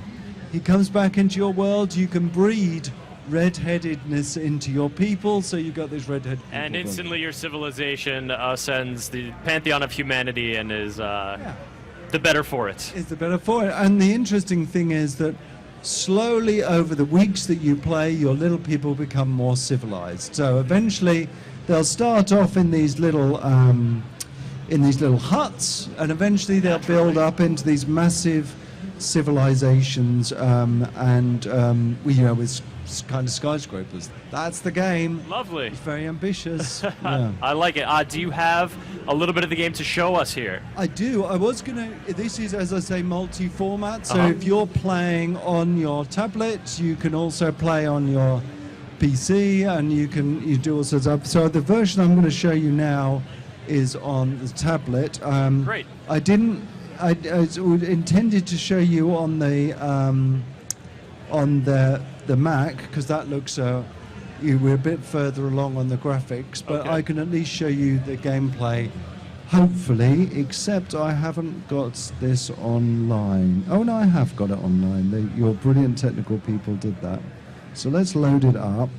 Now remember, this is an alpha, so please, don't judge it. And everyone has turned their heads to the side now, because it's not supporting rotation.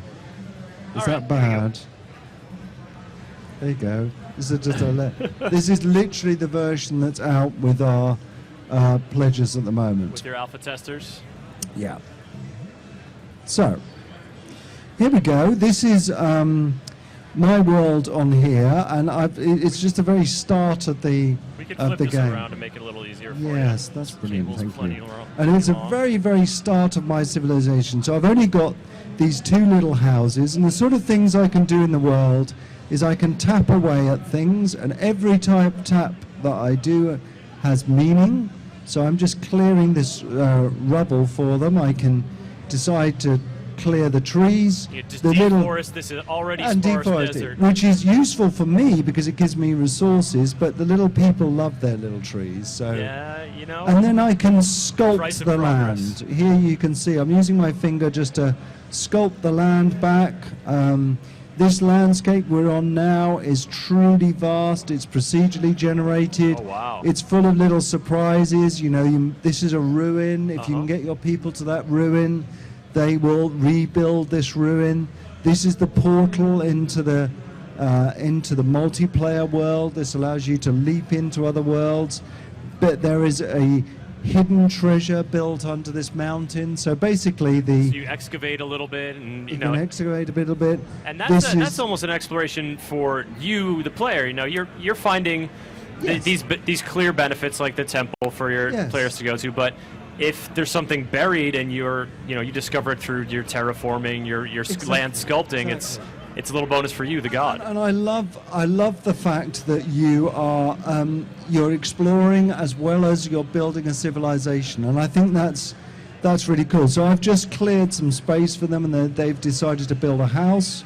I can push these people out of their house, and they'll go exploring. They're fascinated by what I do, so they're coming over to look at it. Get attracted by your actions. Exactly, and that is the relaxing part of Goddess.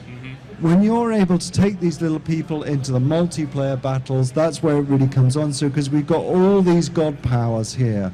We've got volcanoes, we've got tornadoes, we've got each of these god powers work within the simulation stuff that's there. So it's crazily ambitious. It's very, very early on, and it's something we're absolutely passionate about developing. Peter, it's looking pretty cool so far. I just have one more question before we wrap up here is, so you've sort of gotten a taste of what it's like to be in the game, to wield your powers. Where does the benevolent or malicious finger of Brian come in? How is that going to touch the world? Yeah, that's a very good question. So Brian he has got this dashboard, and on this dashboard he's got a number of choices. So he could, for example, say, right, Sunday is a day off for all people's followers. So your little people will not come out on Sunday. Or he could say, no, everyone's followers should work double as hard. So he can make those sort of decisions. We will give him moral decisions. Should your little people use contraception, for example? Should your little people spend half their day worshipping you, or should they carry on working? So we're going to give him some interesting model questions so he can mix the gameplay up. And is that going to be something that people playing the game will discover and just say, Why are my people just kind of sleeping right now? Brian must have dictated that it be so. It comes down in the form of a message from your God of Gods, and it Hopefully, floats like down with giant rays of it's sunlight exactly beams descending right. from the sky. Exactly, precisely right. This is not something he does every minute of every day. He does on certain occasions. Brian has to be careful, however, because within the game we support fully support clans, and within your clan you can agree to follow Brian or not. Oh. And then when a clan challenges Brian to a match to end his reign, Once the 6 months are up, they're coming for Brian. If Brian, the power that Brian has is dictated by the number of people that follow him, as opposed to follow the clan. So it's going to be a really interesting. We're hoping that match, will be covered on things like Twitch TV, because it's. I'm sure it will be. It'll be exciting. We'll certainly be interested here. And Peter, thank you so much for coming not by at all. and It's talking a us through real some pleasure. Goddess. That was I'm really. sorry I haven't got an E3-like demo with all the bells and whistles. and That's quite stuff, all right. but I think it's always fascinating to talk with you and hear the ways you're thinking experimentally about these game design things, thinking ambitiously. It's been a great pleasure. Thank you. Thank you very much. Thanks. All right, ladies and gentlemen, we are off to the show floor, perhaps, for another look at some chicanery that Homer's up to, or not. In any case, we'll be back for a demo of DuckTales in just a moment.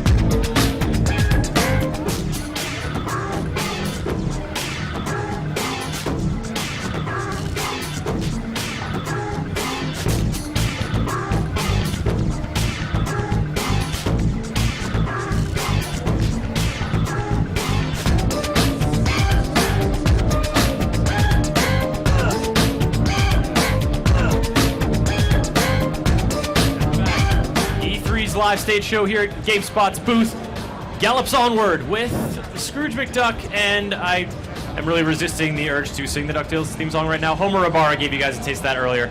I'm not going to tread on his toes. I've got Ray from Capcom and Austin from WayForward Games on stage. Gentlemen, welcome. Yeah, thank you. Thanks for having us. It's a pleasure. DuckTales Remastered, you guys bringing back, or rejuvenating this classic from the NES era. This is a game that I played way back in the day while I was enjoying Disney afternoon cartoons and whatnot. It's really scratching the nostalgia itch for me. Is that your motivation here? You guys love that nostalgia? Well, at least coming here in the show, I love talking about it because it scratches that itch for everybody. Everyone just, whether you've played the game or you just watched the cartoon or you didn't both, everyone just loves DuckTales, and I love talking about it. And this guy has had the honor of actually doing, working and creating content on it, and this guy's a bigger fan than I am. Yeah, I'm a pretty big fan. Yeah, I'm probably the biggest fan. As a kid, I thought I was the biggest DuckTales fan that existed. I'm sure I wasn't the only kid that thought the same thing. I've heard many people say, like one guy said earlier, he had like his imaginary friend was Scrooge McDuck. So Yeah. Really, I would have gone Launchpad, I think, for my imaginary friend. Yeah, you know, the hapless hero, but no, the last guy we interviewed with said that was his imaginary friend, and I'm pretty sure he was absolutely serious about it.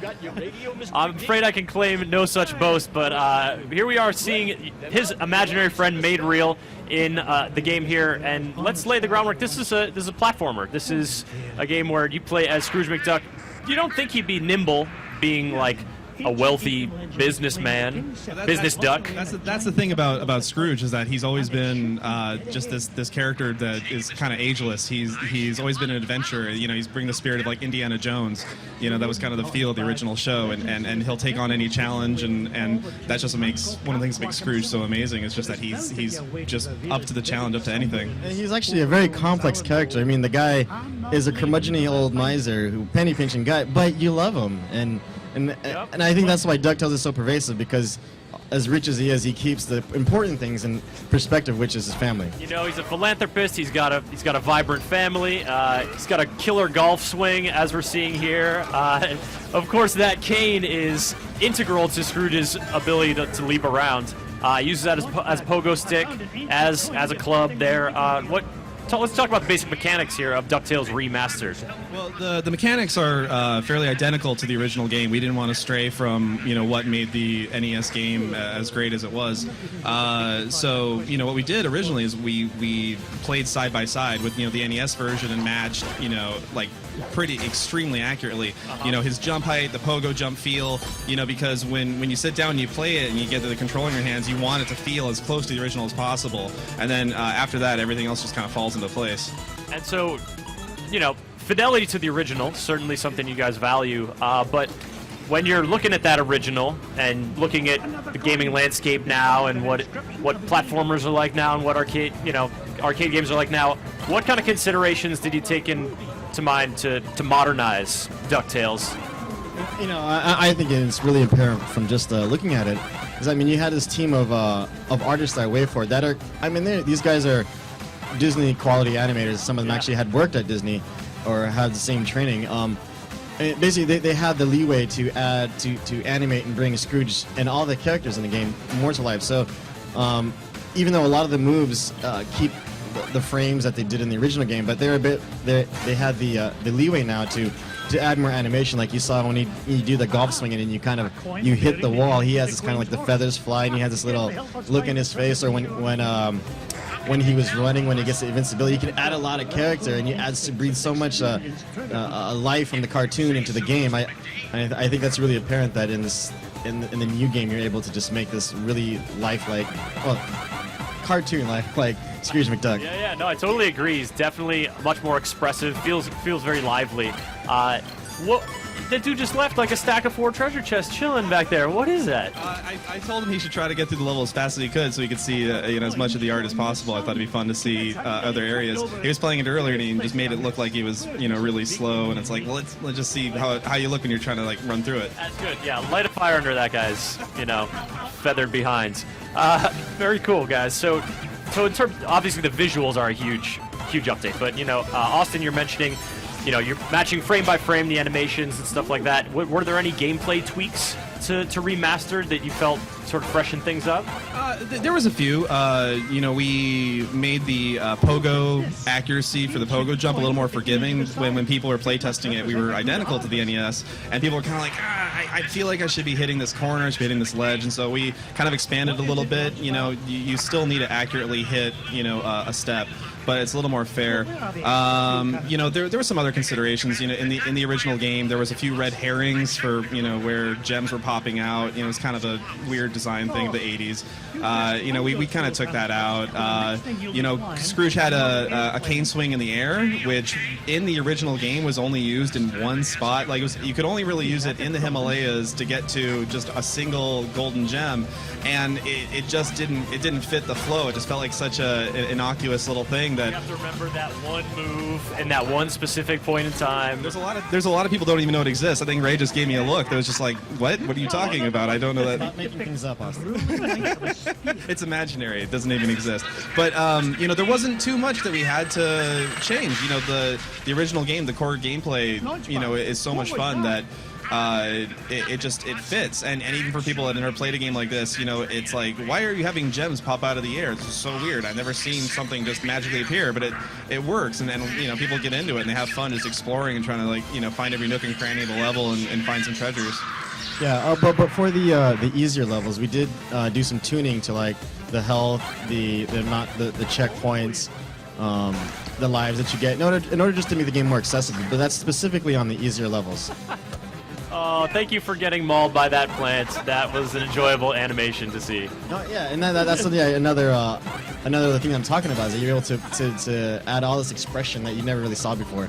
Yeah, the animators they were given a lot of free reign, because we'd start with the NES sprites side by side to try to match the feel, but sometimes they said, well, can we just try this? I want to try this. I want to see what happens when it gets eaten by the plant. I'm like, all right, and they just had fun animating it, and it just turned out amazing. We just went with it.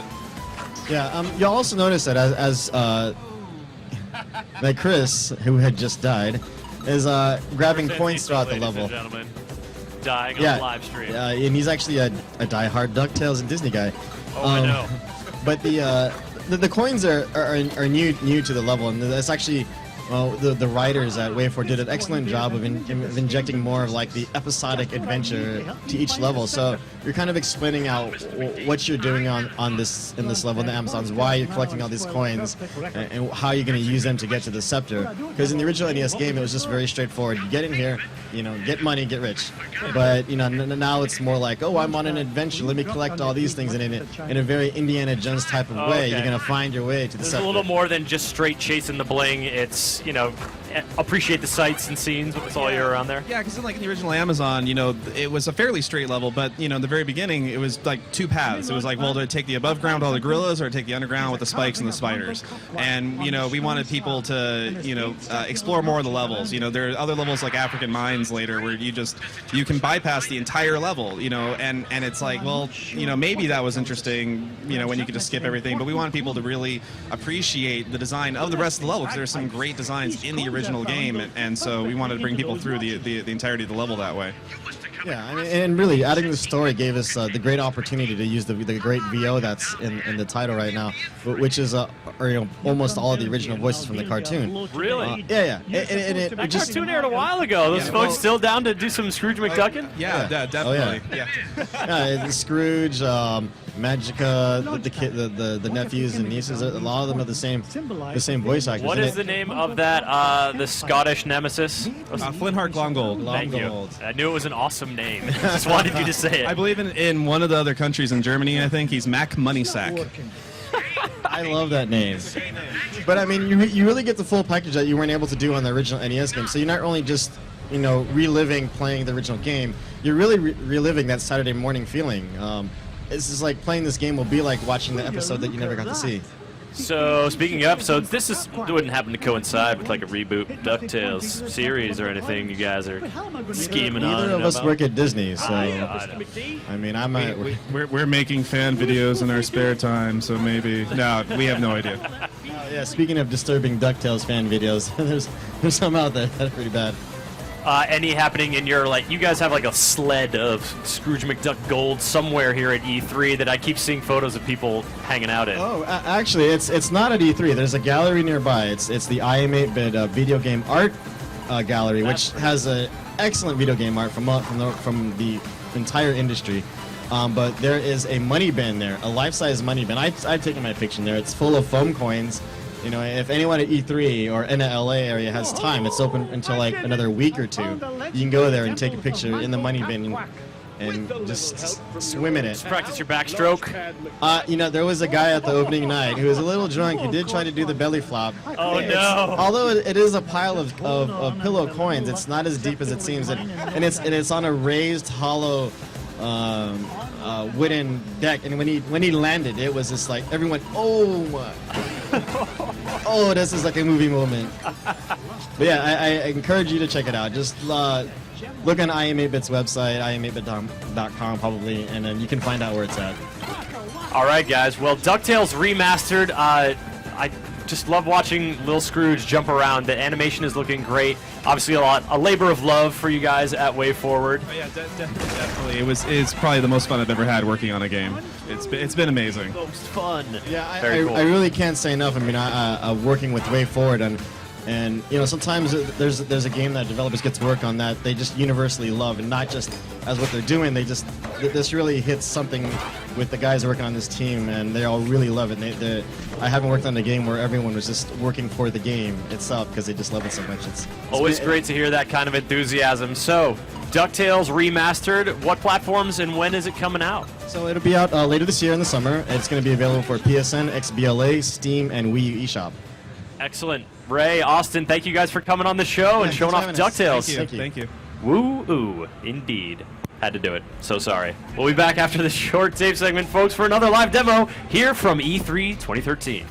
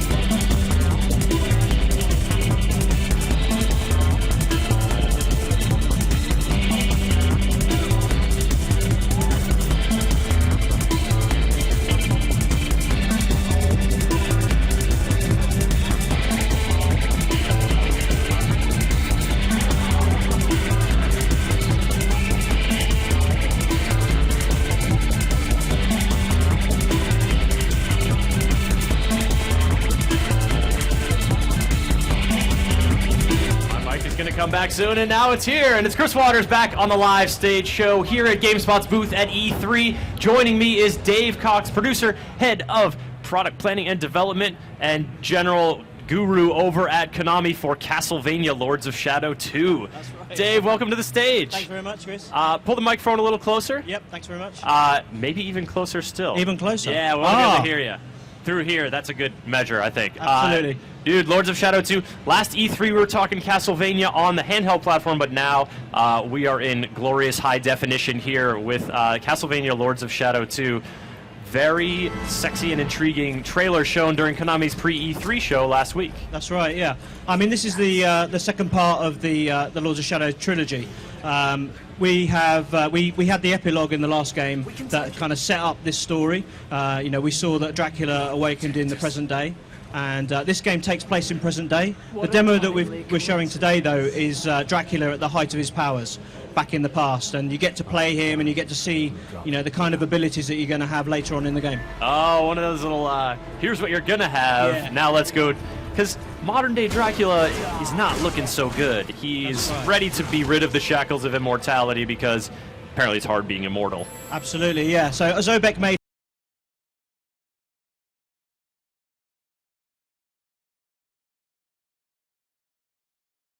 him an offer, if you remember, in the last game, to end his immortality. An old decrepit Dracula with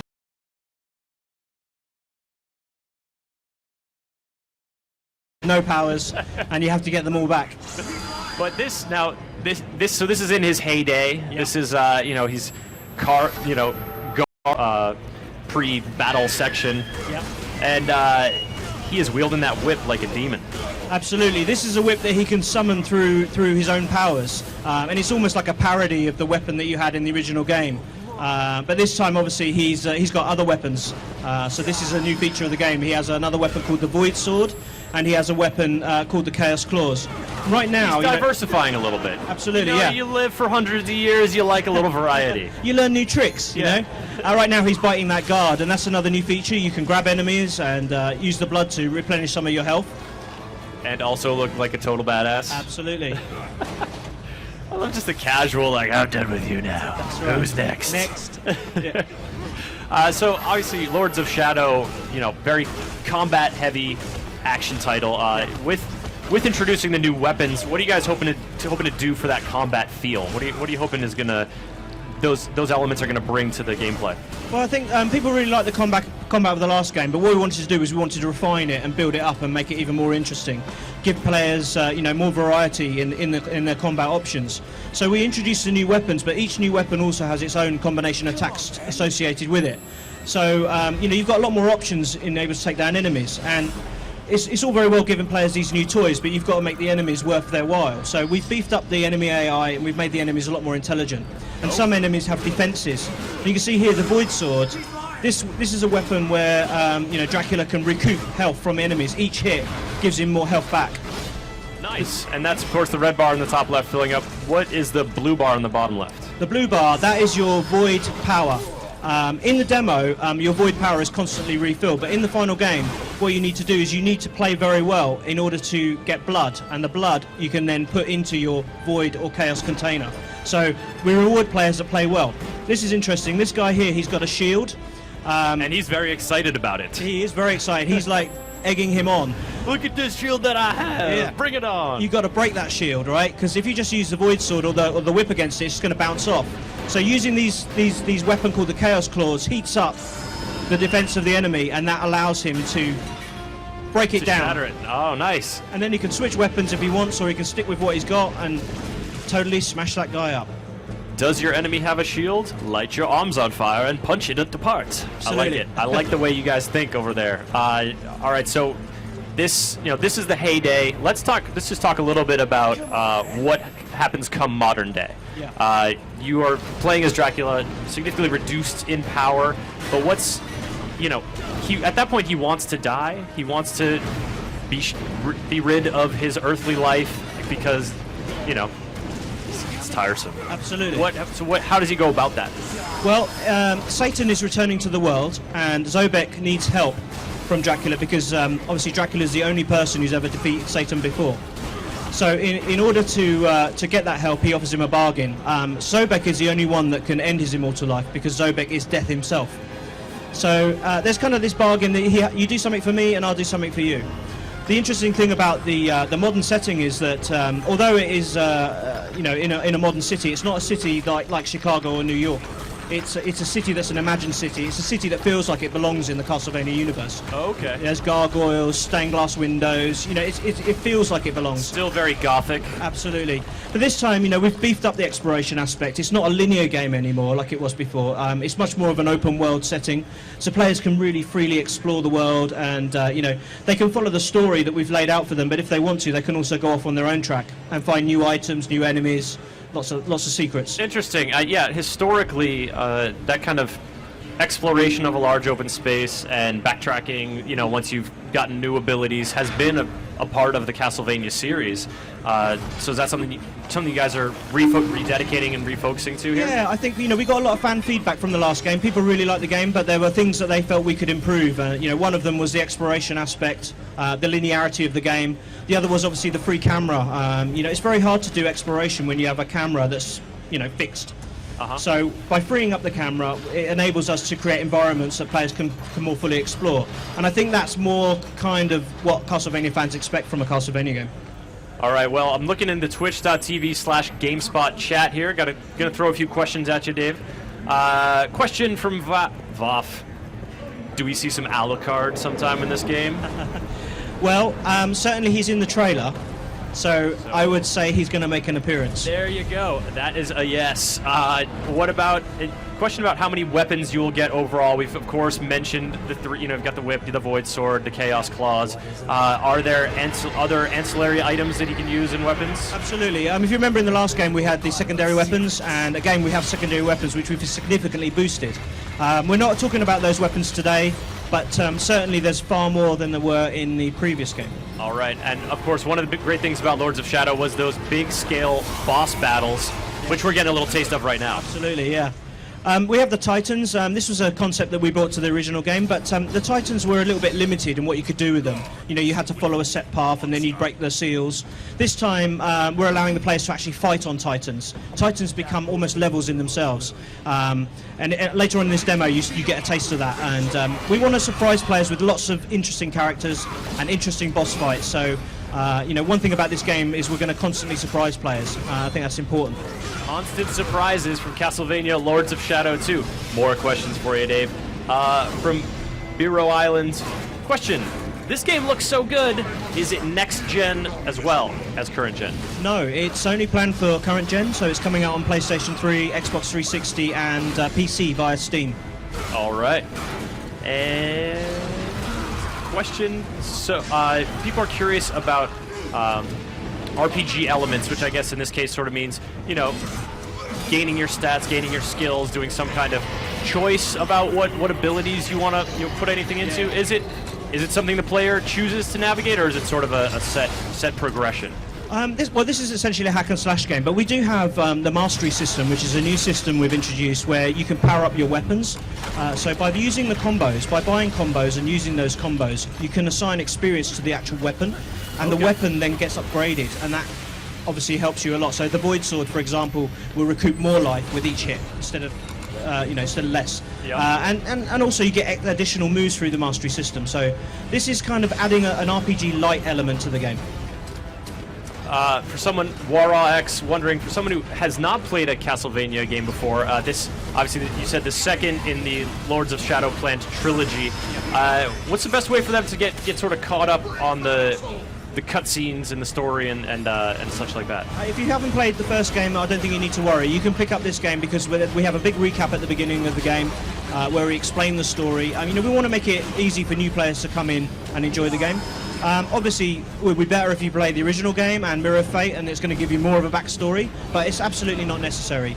All right, Mirror of Fate, of course, being the 3DS title, recently released. And Dave, anything else you want to mention about Lords of Shadow 2 before we wrap it up? Well, yeah, players can expect a much bigger adventure this time around. Much bigger? Much bigger. We are not able to make short games anymore, so we want to give players value for money, and the story of Dracula is going to surprise a lot of people, I think. It's a very unexpected twist to the story. Well, I think you gave folks a taste of unexpected twists towards the end of the first Lords of Shadow in that DLC, so there's good reason to believe you'll deliver more in store. David Cox, thank you so much for coming by the stage show, showing off Castlevania Lords of Shadow 2. Actually, when's this game coming out, Dave? It's coming out this winter. This winter. Winter's coming, and so is Castlevania Lords of Shadow 2. And we are coming back to the live stage show very shortly for our next live demo. I would tell you what it is, but that'll take too long. Let's just get out of here. We'll be back.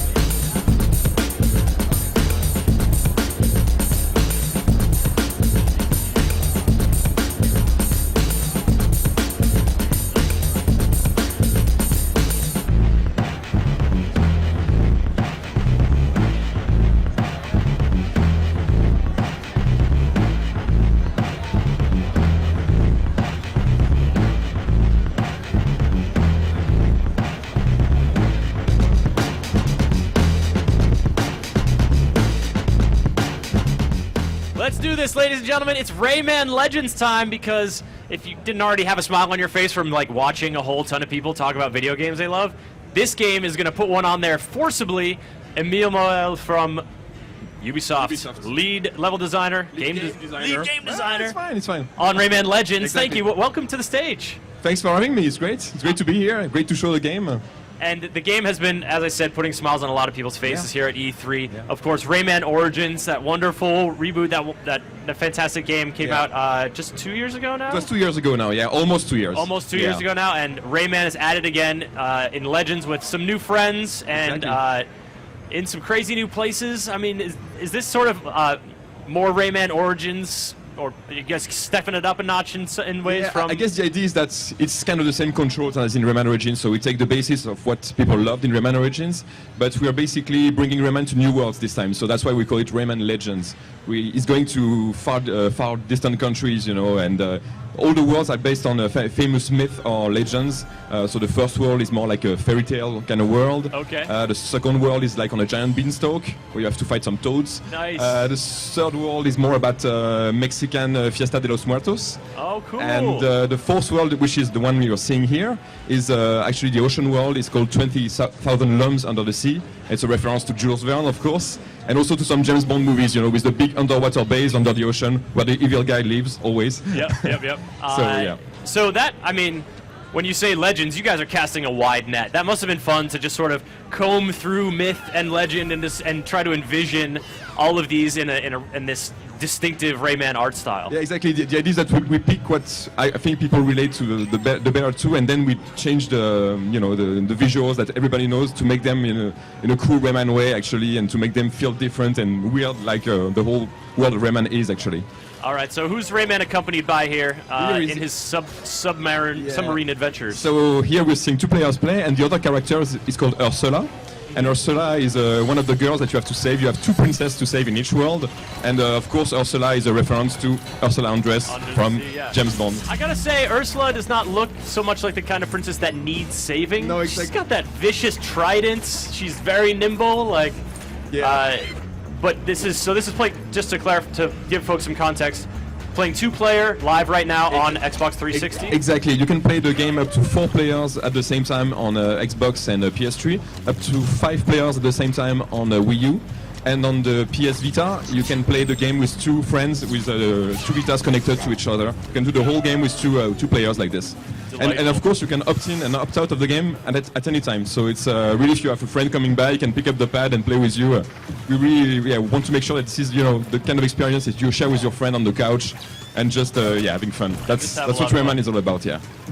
This level, we saw a lot of taking your time, sort of finding your way through the maze. But some of the Rayman Origins levels, at least, were pretty vicious in terms of precision timing and precision leaping. You guys are definitely not afraid to challenge players. You're going to be doing that again in Legends? Yeah, sure. I think the idea is that the game might be a bit easier, at least at the beginning, to make sure that people have time to learn the controls, make sure that they feel good with their characters. But then here in the end of it's the 4th world of the game, so it's almost the end of the game. Things get really tricky. And in this world, we're bringing stealth gameplay to the Rayman universe. So you have to avoid lights, stay in the shadow, and make sure you don't get fried when you go in the light. So I was going to say, Rayman doesn't seem like a real stealthy kind of guy. No. But, if you're going to get fried in the light, I suppose that's enough to motivate anyone to be stealthy. Yeah, sure. And what is funny is that we're bringing stealth, but we're still keeping the flow that is distinctive of Rayman. The fact that you can play the level very fast. So if you're good enough, you don't have to wait for the lights to be away. For instance, you can run through the level and avoid the lights. So it's stealth, but in a Rayman way. Yeah, in that Rayman way where, hey, if you want to hitch onto that speed run mentality, you can still do it, of course. Yeah, and I guess people will challenge each other to make sure that they run fast. Yeah, they're the fastest to complete the level. Mm-hmm. And at the same time, if you're not the speedrun type, if you're just feeling like playing your way through, it's a very forgiving game in terms of running into spikes. You're not sending them all the way back to the beginning, busting them back to the menu or anything like that. Yeah, especially when you share the experience with your friends. When you die, you're changed into a bubble, and then you're not really dead. Actually, your friends can revive you by punching the bubble, so you're not really. You don't die when you get it the first time. So it's actually easier if you play with your friends. That's also important for us in Rayman. All right, Emil, I'm taking a look here on Twitter to find some questions, and I've got one here from David Scott wondering, are we going to see this game on next-gen consoles or just current-gen? It looks like a lot of fun. So right now we only announced the full version I said, so Xbox, PS3, Vita, and Wii U, of course. Okay. So no plans right now for a next-gen version. All right, next question from Biko Celia. Are treasure chases still present? Actually, no, they won't be here, but we replaced them with something even funnier, which are the musical levels, actually. Well, these are really, fast-paced levels based on the rhythm of the music, and these are really fun, and actually, I think, funnier than the chess map. Musical levels? Yeah, musical level. I love it. Yeah. Yeah, people are definitely asking about the musical levels. Confirmed, they're totally in there. From the Twitch chat, Zug something or other is wondering about any secret worlds. So the 6th world, we never talked about this one. It's kind of a real world, I could say a retro world, but I can't say too much. But we've seen that in playtest, people have a big surprise. When they reach this world, they're like, whoa, this is really weird. But it's a huge challenge also in this one, trust me. They reach it and they say, whoa, this is really weird. They've just been playing a Rayman game, Origins, and that's kind of a weird game as is. Exactly. So to get that reaction, it must be something pretty strange. Exactly. But that's something we really like. Make sure that people get surprised, when they play for instance, in the sequence we see here that they have to avoid laser. It's something really, coming out almost of nowhere, and it's really fun to play. And we saw the Rayman sort of bust Ursula out of the bubble just then with a punch, but one of the things that I really enjoyed doing, playing with 4 players, was to be super helpful to my friends and just slap them really hard across the face. Sure, yeah, we do that a lot in Rayman, and that's something very important for us, making sure that you can slap your friends in a funny way, of course. And we are also showing at E3 a new mini game we have in the game. It's a soccer game, actually. Oh, that's right. Yeah, we caught a glimpse of that during the Ubisoft press conference. Exactly. So you have to actually score to have the higher score before the timer is down, and of course you can hit your friends during the match, which is very fun. Yeah, there's no one's pulling out a red card for that kind of play. No, it's actually you have to do it if you want to win. An integral part of gameplay. Exactly. That is my kind of cartoon sports. Question about. Are there any levels where you go to the left instead of the right? Sure. That might have been a joke Sure. question. No, it's not. It's something very important for us, making sure that all the levels feel really different from each other. And in the level we saw just before, actually, you had the choice to go either to the left or to the right. Okay. So it's more like an exploration feeling, you know. You really have to explore the levels. Sometimes you have to choose your path. So yeah, it's really important for us that it's a platformer, but with a touch of action adventure for us, you know. And now there's no choosing your path here. There's just running, and now a boss fight, presumably against this giant, really cool looking sea dragon, mechanical dragon type thing. Exactly, something really new we wanted for the game is those big epic 3D boss fights. Because now with our engine we can have 3D boss inside the game, inside our 2D game basically. So we made sure that they were well integrated, they don't feel out of place, you know. And these boss fights are really just impressive, but also a lot of fun. And they're quite challenging. And so this is like a multi-stage affair. This isn't just stand and deliver and fight the boss. It's take a shot. Now you gotta run, you gotta stay alive. Ursula not gonna maybe make it. I think she's fine. She's doing okay? Yeah. Now what are these little cloud, or these little fists that are trailing? Exactly, so have some flying punch following them. Because in this level they have the power to actually throw punches. So they can throw punches as much as they want. And they have to use them to actually hit the diamond in the mouth of the dragon. Yeah, otherwise you're flying right into the mouth of the dragon, which just doesn't seem like a smart idea. The best idea to do. Exactly. All right, Wara X is curious about the just sort of the art design. I mean, you guys are clearly sticking with what you hit on with Rayman Origins, which is this beautiful artistic style. I mean, how it seems like it's just so fun for you guys to create these worlds because they're just exuberant and they exude this kind of personality and vibrancy. Is that the case? I mean, talk to us about the environmental design here. We have some crazy artists in Ubisoft Montpellier, and what is amazing is that as soon as they draw something, as soon as they do an artwork, you find it in the game almost as it was the first time they drew it. You know, it's not like a 3D games where you have an whole process to, in the end, get the 3D characters or the 3D concept settings. art to the modeling. Exactly. They're pretty much what you see is that what they've been drawing the first time, and I guess that's what gives this crazy art style. And also, we want to make sure that the game is always fun. So we, as soon as we have a design, we make sure that everybody loves it. And as soon as we see the animations, we make sure that they make us laugh, actually. So we are the first audience of the game. And if they're not good enough, we redo them. We reiterate a lot on all this. Also on the level design, we work a lot on iteration, making sure that it's always the best fun for us. I've just pictured. Now I have a picture of like you guys. You know, you got play testers in there, and you're just standing there with like clipboards, looking at them. Like, are you laughing? Check. Smiles. Check. Yeah. Childlike wonder and delight. Check. All right, this is good. It's almost like that sometimes. Yeah, but it's great when we are seeing playtests and people are laughing and just having fun. And for instance, playing the soccer game, they're just having so much fun. It's it's really important for us that we bring smile on the people's face. It's absolutely. Dark Sea Dragon in the Twitch chat wondering about the Wii U version, and the difference you mentioned earlier was that it supports 5 players. Yes. Of course, you know, five remotes or 4 remotes, and then the tablet. The tablet player is seeing the game on their. How does that integration work? You mean on the Wii U actually? So on the Wii U you can pretty much choose to play on a tablet at any time. So you switch to a character called Murphy, a small flying frog. You control him only with your fingers. You don't have to touch the button or the pad. So anybody can play with Murphy, which is really great. Okay. And he's really here to help the other players. So in some level his help is not mandatory. I would say he can just be here to help them in a nice way. But in other levels he really has to be there all the time, and he's opening the paths for the other player, moving the platforms, and making sure they don't get killed. So he has a really important role in the game. Very cool. Oh man, these levels always stress me out. like running from the imminent doom that you can see encroaching on screen level. So this is actually one of our musical level, and you can hear the sound here, but the music is a cover from Eye of the Tiger, the song from the 80s, but in a weird Rayman flamenco way. So that's how we do things in Ubisoft Montpellier. We take things we love and twist them in this weird Rayman way. Let's listen to it for a second.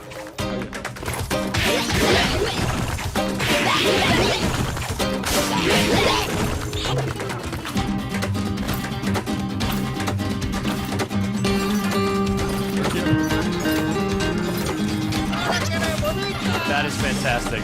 So you guys have got some pretty talented musicians on the team as well. We have a crazy composer called Christophe Herral, who is a guy doing movies, also music for movies, and he's really with us all the time. He's coming to see the levels as soon as they are not even finished sometimes, and he brings some ideas. And the other day I was working in at my computer. I could hear people singing in the courtyard where we work, and the whole studio was out there singing, recording chorus for a song in the game. Because he had a crazy idea. I was like, okay guys, we get to come and record this song. So the song will be in the game actually, in a boss fight actually. That is excellent. You guys are really going all out with Rayman Legends, and it's just such a pleasure to see it on stage and talk to you about it. You're clearly very delighted by it, as are pretty much anyone I talk to. So Rayman Legend, Rayman Legends. I keep thinking I may be saying Origins, but I've been saying Legends. Get used to it. Rayman Legends coming across the current generation console board. We got PlayStation 3, Xbox 360, Wii U, and Vita. Yeah, full version. Yeah. Very cool. And no plans for next gen yet. But when is it coming to all of these platforms? So September the 3rd. All versions will be released the same day, September the 3rd. September the 3rd, y'all can look forward to Rayman Legends. Thank you so much, Emil, for coming on stage. Thanks. Showing that off, putting a smile on our faces, and that was a pretty cool Eye of the Tiger flamenco style cover. I really like that. We'll be back very shortly, folks, with a change of pace. Still a distinctive art style, but significantly more bloody and violent. It's Yaiba, Ninja Gaiden Z. See you soon.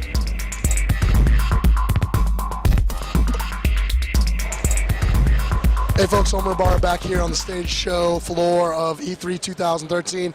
We're at the Activision Blizzard booth, and right behind me we got this crazy Tyrael statue created by Steve Wong for BlizzCon 2011. That thing is pretty sick. I'm gonna read off the fact sheet here as you point the camera at the super sick sculpture. It's made of fiberglass, silicone, silk, urethane, aluminum, chainmail, heat shrink, wood, chromoly steel. Dang, dude, this dude went to town with it. But look how beautiful that is. It's amazing. The Archangel in the house representing, and as you can see, lots of folks playing some Diablo 3 over here. Looks like they're playing it on some PS3s. Yep, some Xboxes, Xbox 360s, I should note. But yeah, so this is the Blizzard Activision booth. Let's go around here. As expected, there's a lot of behind closed doors action as they're showing off the biggest titles that they have, notably Destiny, Call of Duty Ghosts, Skylanders, SWAT Force, 3 of their marquee franchises here at the show floor. And look at this line. This line is huge. There's people waiting patiently to get their hands on, or maybe not even get their hands on, probably just watch somebody demo, because I'm not too sure if they're giving people the opportunity to play it. But these folks look stoked. These dudes are feeling it. So let's see if we can penetrate. Let's get in here.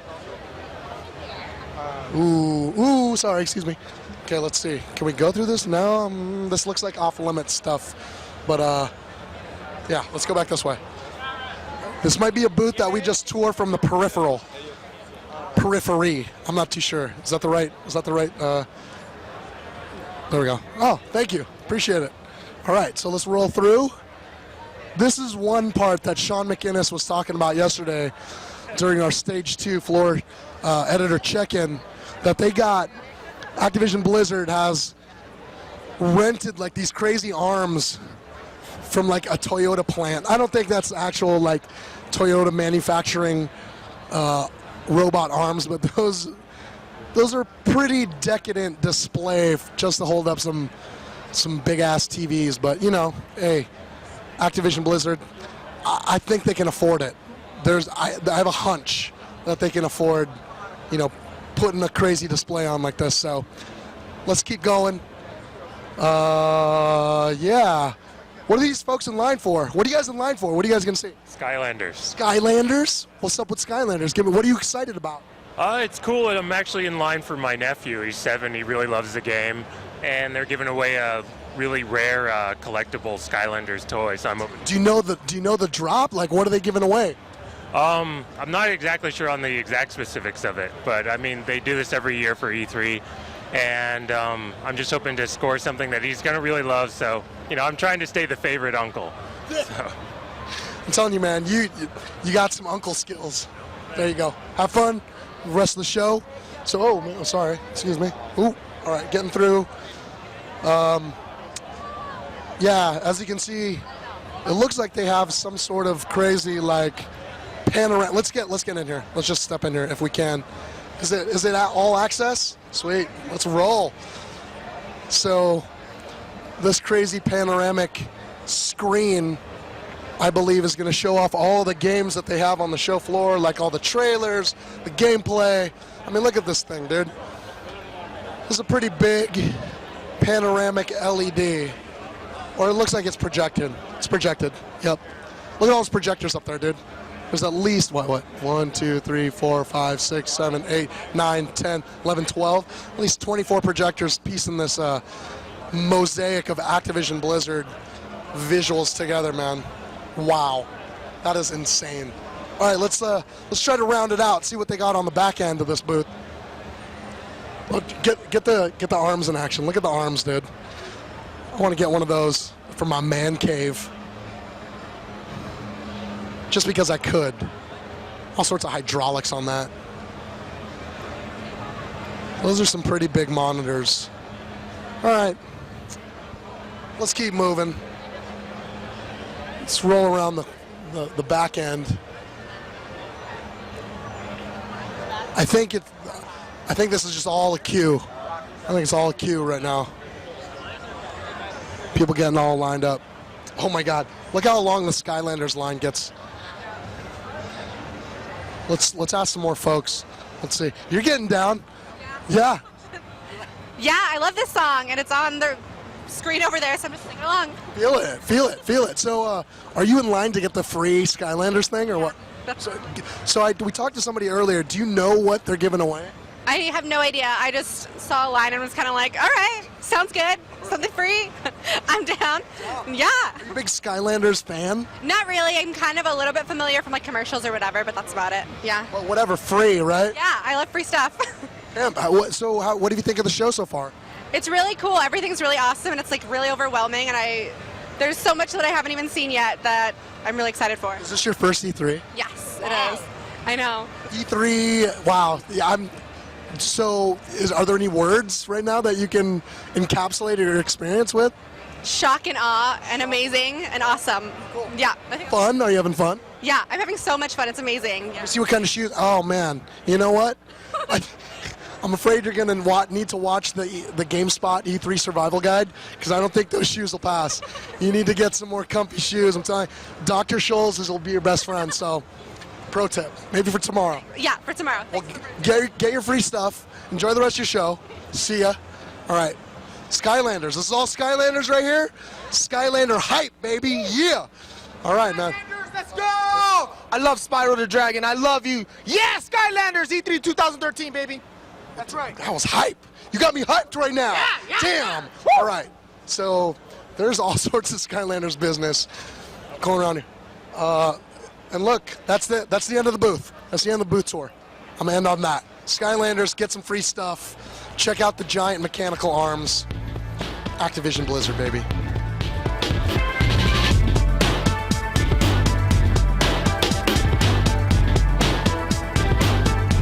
And we're back. I cannot believe Homer Barr is still going as strong as he is, but that man is a beast. I'm Chris Waters. I'm your host here on the main stage at E3 2013 for GameSpot's coverage. And joining me, repeat customer Peter Garza, Team Ninja localization producer. And you talked with Maxwell McGee earlier about Dead or Alive, but now it's Yaiba Ninja Gaiden Z time. Yeah, we're here to talk about Yaiba, the next big thing for Ninja Gaiden, and a new IP from a collaboration between Team Ninja and Keiji Inafune. It's ninjas, it's zombies. It's a combination that you would think people have thought about before, but has never been done. And so, yeah, we're just really excited about having the chance to show this off here at E3. And you said something a little strange. You said, Ninja Gaiden. That's a name, household name when it comes to video gaming. But you also said new IP. It's like, wait, but how did those mix? This is actually a departure for the series, something very new. Yeah, it is. Keiji Inafune approached Ninja Gaiden or approached Team Ninja and said, I really like Ninja Gaiden. I respect Ninja Gaiden, as a series for ages. Even when I was back at Capcom, I would love to be able to do my own take on Ninja Gaiden. And we heard what he had to say. And even within Team Ninja, there was talk about doing a zombie ninja game. But even within Team Ninja, we didn't really have the passion for zombies and the knowledge of zombies to make it work. And so when Mr. Inafune came to us and said, hey, how about a ninja and zombie game? We were like, great timing. Yes, this is awesome. You read our minds. For this, it really is almost like a new IP. It does take place within the world of Ninja Gaiden, and as we just saw on the sort of the opening movie, Yaiba does face off against Ryu Hayabusa, and Ryu is the guy that cuts him in half, and he gets sort of rebuilt with these cybernetic parts, his mecha arm and cyber eye. I like that you guys, you're introducing a new protagonist. You pit him against your old protagonist.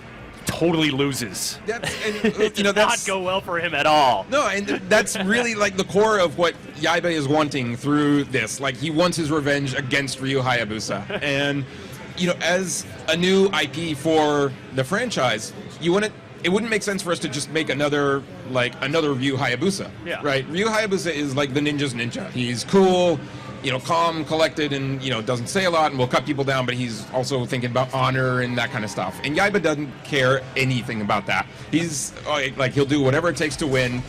And as you'll see here when we're playing... I'm sorry, did it just say Meat Slapper in giant cartoon letters on screen?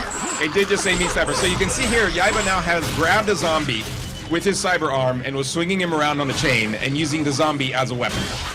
Weaponized zombies.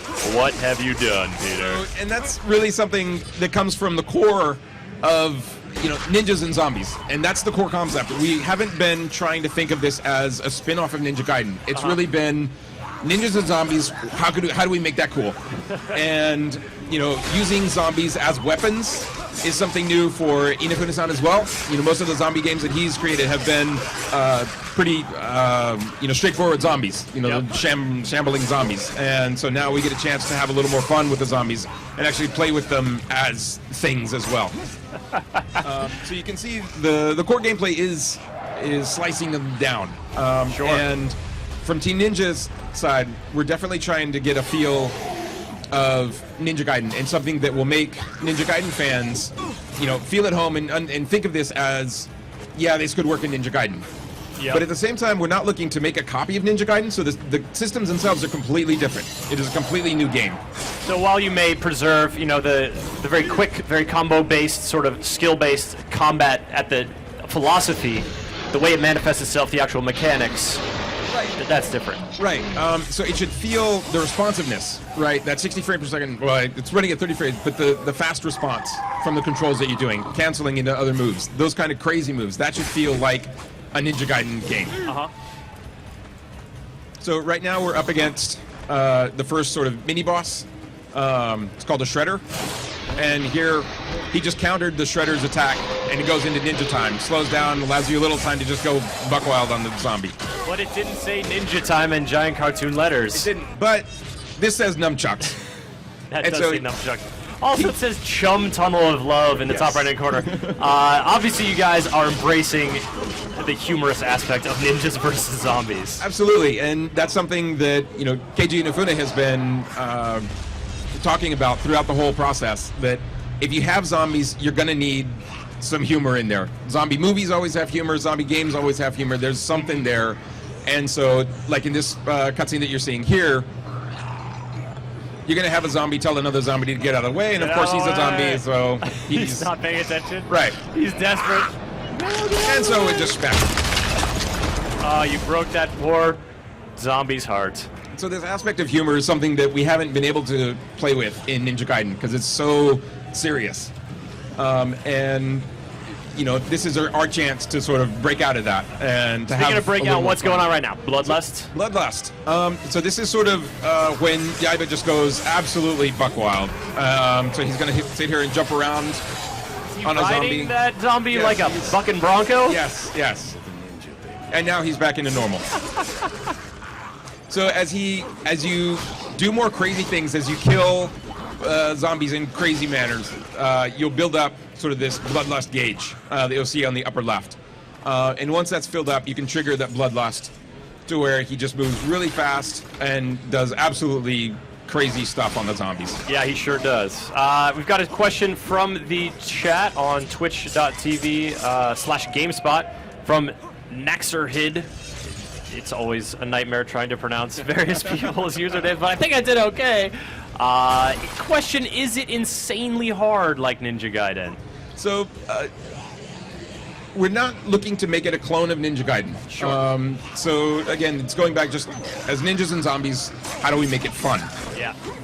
There will definitely be a challenge there, and we want Ninja Gaiden fans to be able to feel a challenge. But as you see here, Ninja Gaiden, you're often faced with 3 enemies on screen, and they can take you out at any time. Here, zombies, you have a horde of zombies, and so the gameplay is going to be different. So it's not really a one-to-one comparison, but I can say that it should offer a fun challenge for people who are used to that. Great. Zombie Fried. Now, is this... We're seeing the 15 hits, 16 hits, the combo meters sort of stack up. Are these exclamations that we're seeing on screen tied to that, or is that sort of because we're in an intro area that we're seeing some of those things? The explanations are of some of the actions that you're doing. So he was just, he just torched a zombie, and so that's why he got the Zombie Fried. There are different brutal kills, different ways of executing zombies, and some of those will come up with their own screen like that. So you had Zombie Fried before when you executed the shredder and got the arms, you got the nunchucks. So they're just sort of like different sorts of brutal kills. Certainly a lot of blood, a lot of brutality, but also within this very unique, or very distinct, I should say, art style. A lot of dark shading, a lot of sort of comic, cel-shaded sensibilities. I'm not sure if you guys have a name for the style, but how did it sort of come about? How did you settle on it? So it was really in pretty much the initial meeting where we all got together and started talking about, okay, ninjas and zombies, what do we do?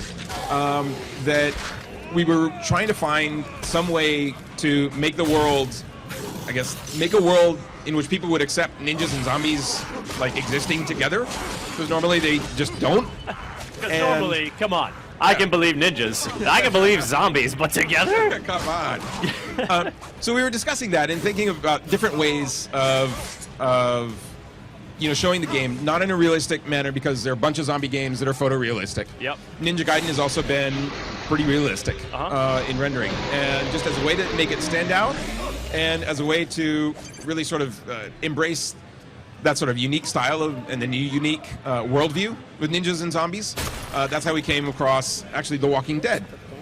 And Keiji Inafune saw The Walking Dead, the comic book. About the Telltale or the comic book games by Robert Altman. Said, Kirkman. this is a great expression of zombies in comic book form. They do a great job of just doing zombie stuff. Yeah. And I think this would be a really good reference for something we can do. Yeah. And everybody heard that, and we were pretty much all on board at that time. So, yeah, gene shading, this will work really well. This comic book style will really work to set us apart. So we talking M for mature here? Yeah, I think so. Getting a little I think cheeky E there, is a little Peter? bit out of the range. But yeah, this kind of humor again, just going back to a lot of this stuff is actually coming from the developer that we're working with, and it's By a lot of this stuff, do you mean the reign of like the underwear on fire? Yes. Yeah. So Spark Unlimited, the developers that we're working with here in LA, have really brought a lot to the table in the humor. A lot of underpants to the table. Yes. Is what you mean to say. The underpants, the truck going in. That's And so out of the presumably that was some sort of gentleman's club that comes like a giant. It looks like a bearded dwarf zombie that's really big. This is our Scorcher. And you'll see him sort of belch out fireballs and swing those his ones don't have legs, but cistern. they're still trying really hard. Yes. That's adorable. I like it. Question coming in from Twitter for Aki Olkanen, wondering about unlocking new weapons or combos and that kind of progression stuff. Yeah, we're still working on the actual progression system, but that's definitely something that we're looking into. You will be able to have new weapons.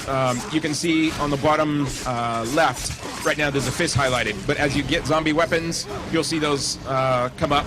And the zombie weapons can actually be used up because they're zombie parts and they're already sort of decaying. But you can keep, grabbing zombie parts from other zombies. And there will be, as well, for his cyber arm, you'll have different abilities in addition to the chain that you can see in this demo. We're looking at different sort of cyber abilities for that arm. I mean, you can't just have a cyber arm and not have a suite of cyber abilities. So here we just ripped off a mortar from our Scorcher. And so we can have a little fun. Which is its head? Yes, which is its head. And so we can launch fireballs. Gosh, you guys just take yourselves way too somber and serious. Honestly, lighten up a little. Well, that's what we're really trying to have a lot of fun with it. And we think the developers and the collaboration between Team Ninja and Inafune and Spark has really paid off. And so here you can see him go into rage mode again.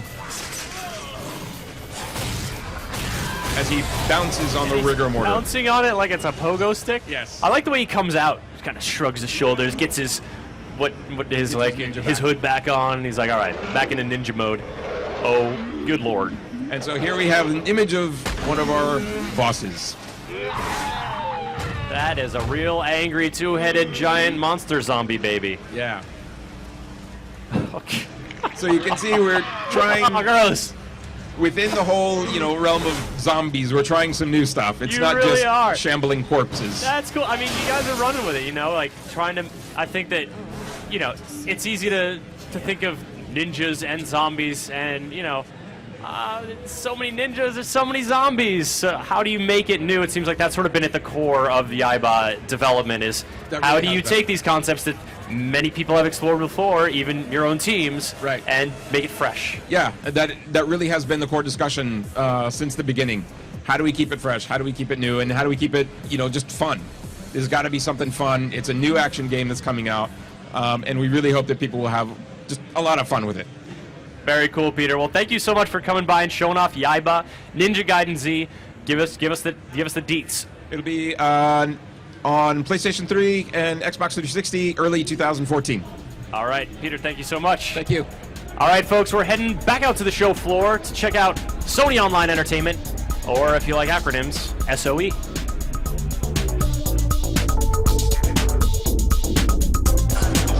Hey folks, Homer Barr back here in the West Hall this time. We're at the Sony Online Entertainment booth. Always a friendly booth to visit. They got all sorts of PC online games going on right here. They got Planetside 2. A lot of fans of this franchise here. Folks are getting into, looks like 1, 2, 3, 4, 5, 6. 6v6, I think. We'll check it out. Let's see if we can get anybody to give us the quick rundown on Planetside 2. You see how this one just conveniently walked away? Yep, she did. Oh look, it's now on PS4. Oh no, this is Planetside 2. We've got DC Universe Online now on PS4. Folks are playing it on PS4. That's pretty awesome. It looks about the same as it would look on PC. Are you representing DC Comics Online or DC Universe Online? I'm part of the team that works with DC Universe Online, yes. Awesome. What can you tell us? It's now on PS4. We are bringing the game to PS4. We are actively working on it currently. Right now we are demoing the PS4. We're running live on PS3 and PC. So we do have the PS4 on the floor here at E3. We're very excited to show it off. And you mentioned that there's folks playing on PC over here. Is there cross-platform play going on? No, not currently, but it is our intention that the PS3 players and the PS4 players will share servers, and that you would be able to play your characters that you've leveled up on the PS3 on the PS4. So, yeah. So, when are you guys going to be available at launch, or is it going to be somewhere in 2014? We will hopefully be a launch title, yes.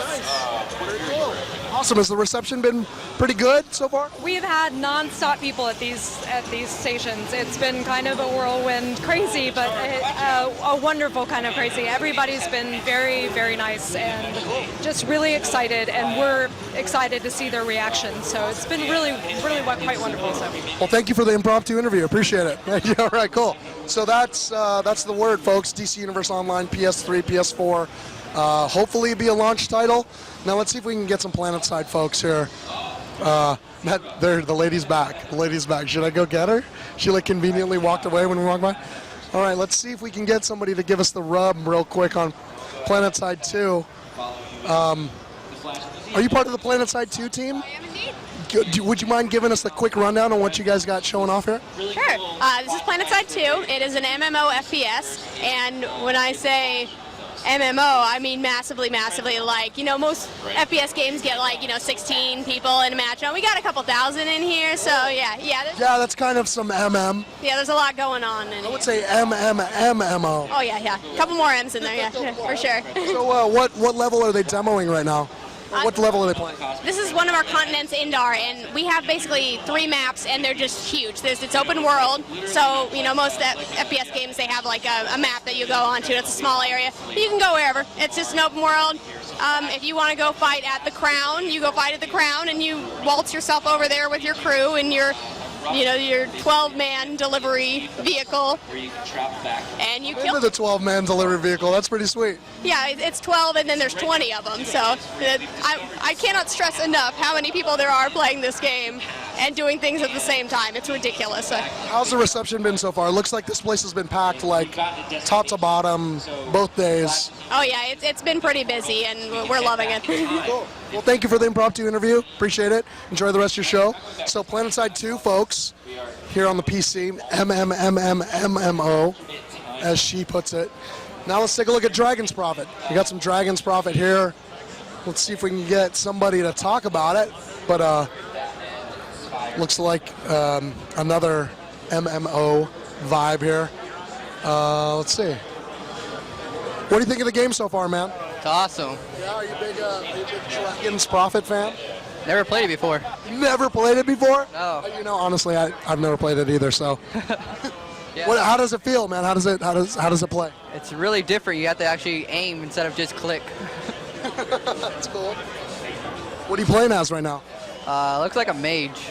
Yeah, mage. Just kind of different because usually I play WoW. All right. Cool, man. Do you think it's like, does it got an edge above WoW right now, or what?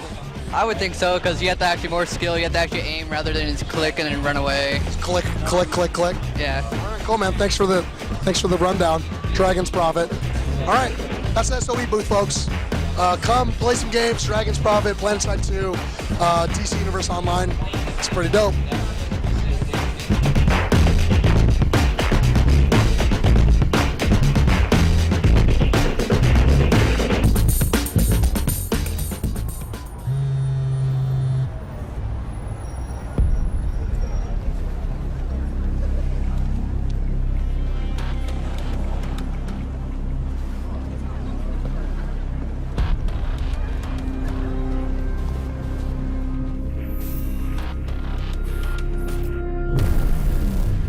Seconds and a clear signal.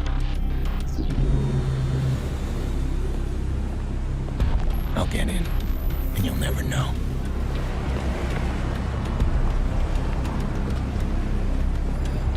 But I want you to know.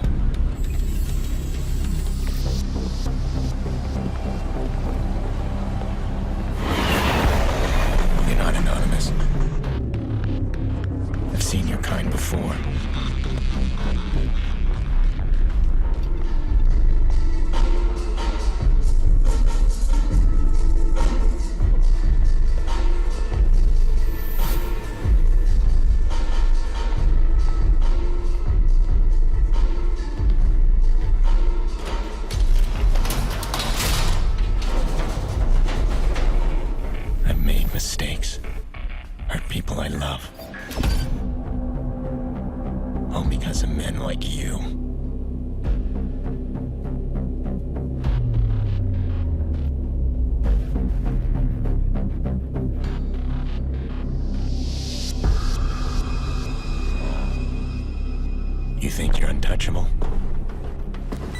I'm here to shatter your illusions.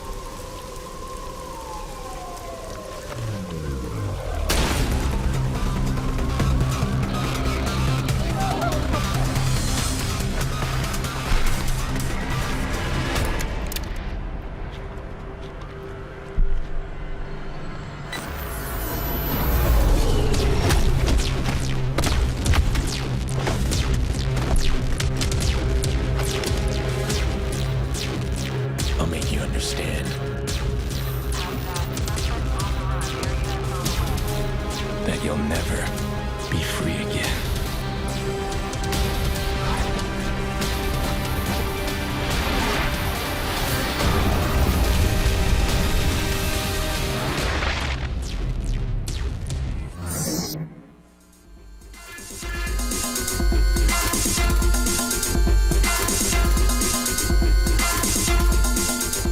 Now, every year at E3, some games come along and you're expecting to see them. You're excited. Other games you may have heard whispers about, and then other games just come totally out of the blue and make your jaw drop on the floor during the Microsoft press conference. And I'm speaking now specifically about Project Spark, because joining me right now on stage, Dave McCarthy, the general manager for Microsoft Studios, here to talk about the game that we all have known about for about 48 hours. Dave, welcome to the stage. Thank you for having me. You were on a much bigger stage just 2 days ago, debuting Project Spark. And for those who missed the Microsoft press conference, before we get into talking about, the nitty-gritty, or as much as we really want to get into Project Spark, give them the overview of what kind of experience you guys are trying to make. Yeah, sure. So the main idea behind it is we want to try and put creation in the hands of everyone, right? So we got this dream that if you've got it inside your head, we can enable you to build it, play it, and share it with others. And we think we're at a point in the industry with technology and tools and design sensibilities coming together that everyone is capable of creating something that would be awesome to play. So the basic idea is, regardless of platform, give people the tools and the games that they need to create. It's we call it like an open world digital canvas. It's kind of the... I like that phrase. Yeah, not a game, an open world digital canvas, and just can bring your imagination to life, completely powered by the community. And you're going to see that canvas in action in just a few moments here, folks. We've got some of the footage from the press conference to show you. We'll be going through that. But, Dave, games that put creation in the player's hands have been around for a while, and, people have tried different takes on it and, brought different experiences. What's sort of about Project Spark, and we've got just a quick, get the tapes right, it'll come back. What I was saying was, what about Project Spark? It sort of, how are you guys trying to differentiate? What in terms of when the player comes to it, what's the experience for them? What's gonna make them really just have it be a conduit for their creativity? Yeah, well, I think the biggest difference people will notice is that creation is the game in itself. So it's not an add-on to a game. It is a creation experience from head to toe. And there's really three main ways in which players can create. Okay. So they can start with a blank slate and do something just from scratch, think it up in their head, sculpt it out. Conjure it out of the ether and say, I want this kind of space, I want it to look like this, I want these things in it. And this is footage of you from the press conference about to do that a little bit. So that's one of the ways. That's one of the ways. If sort of starting from a blank slate is a little overwhelming and you want to kind of get a head start on things, we have a story builder, basically. We call it Crossroads, which is a series of narrative choices you can do to essentially get to your own game loop. We're showing an example with the terrain selection here about what we were doing on stage.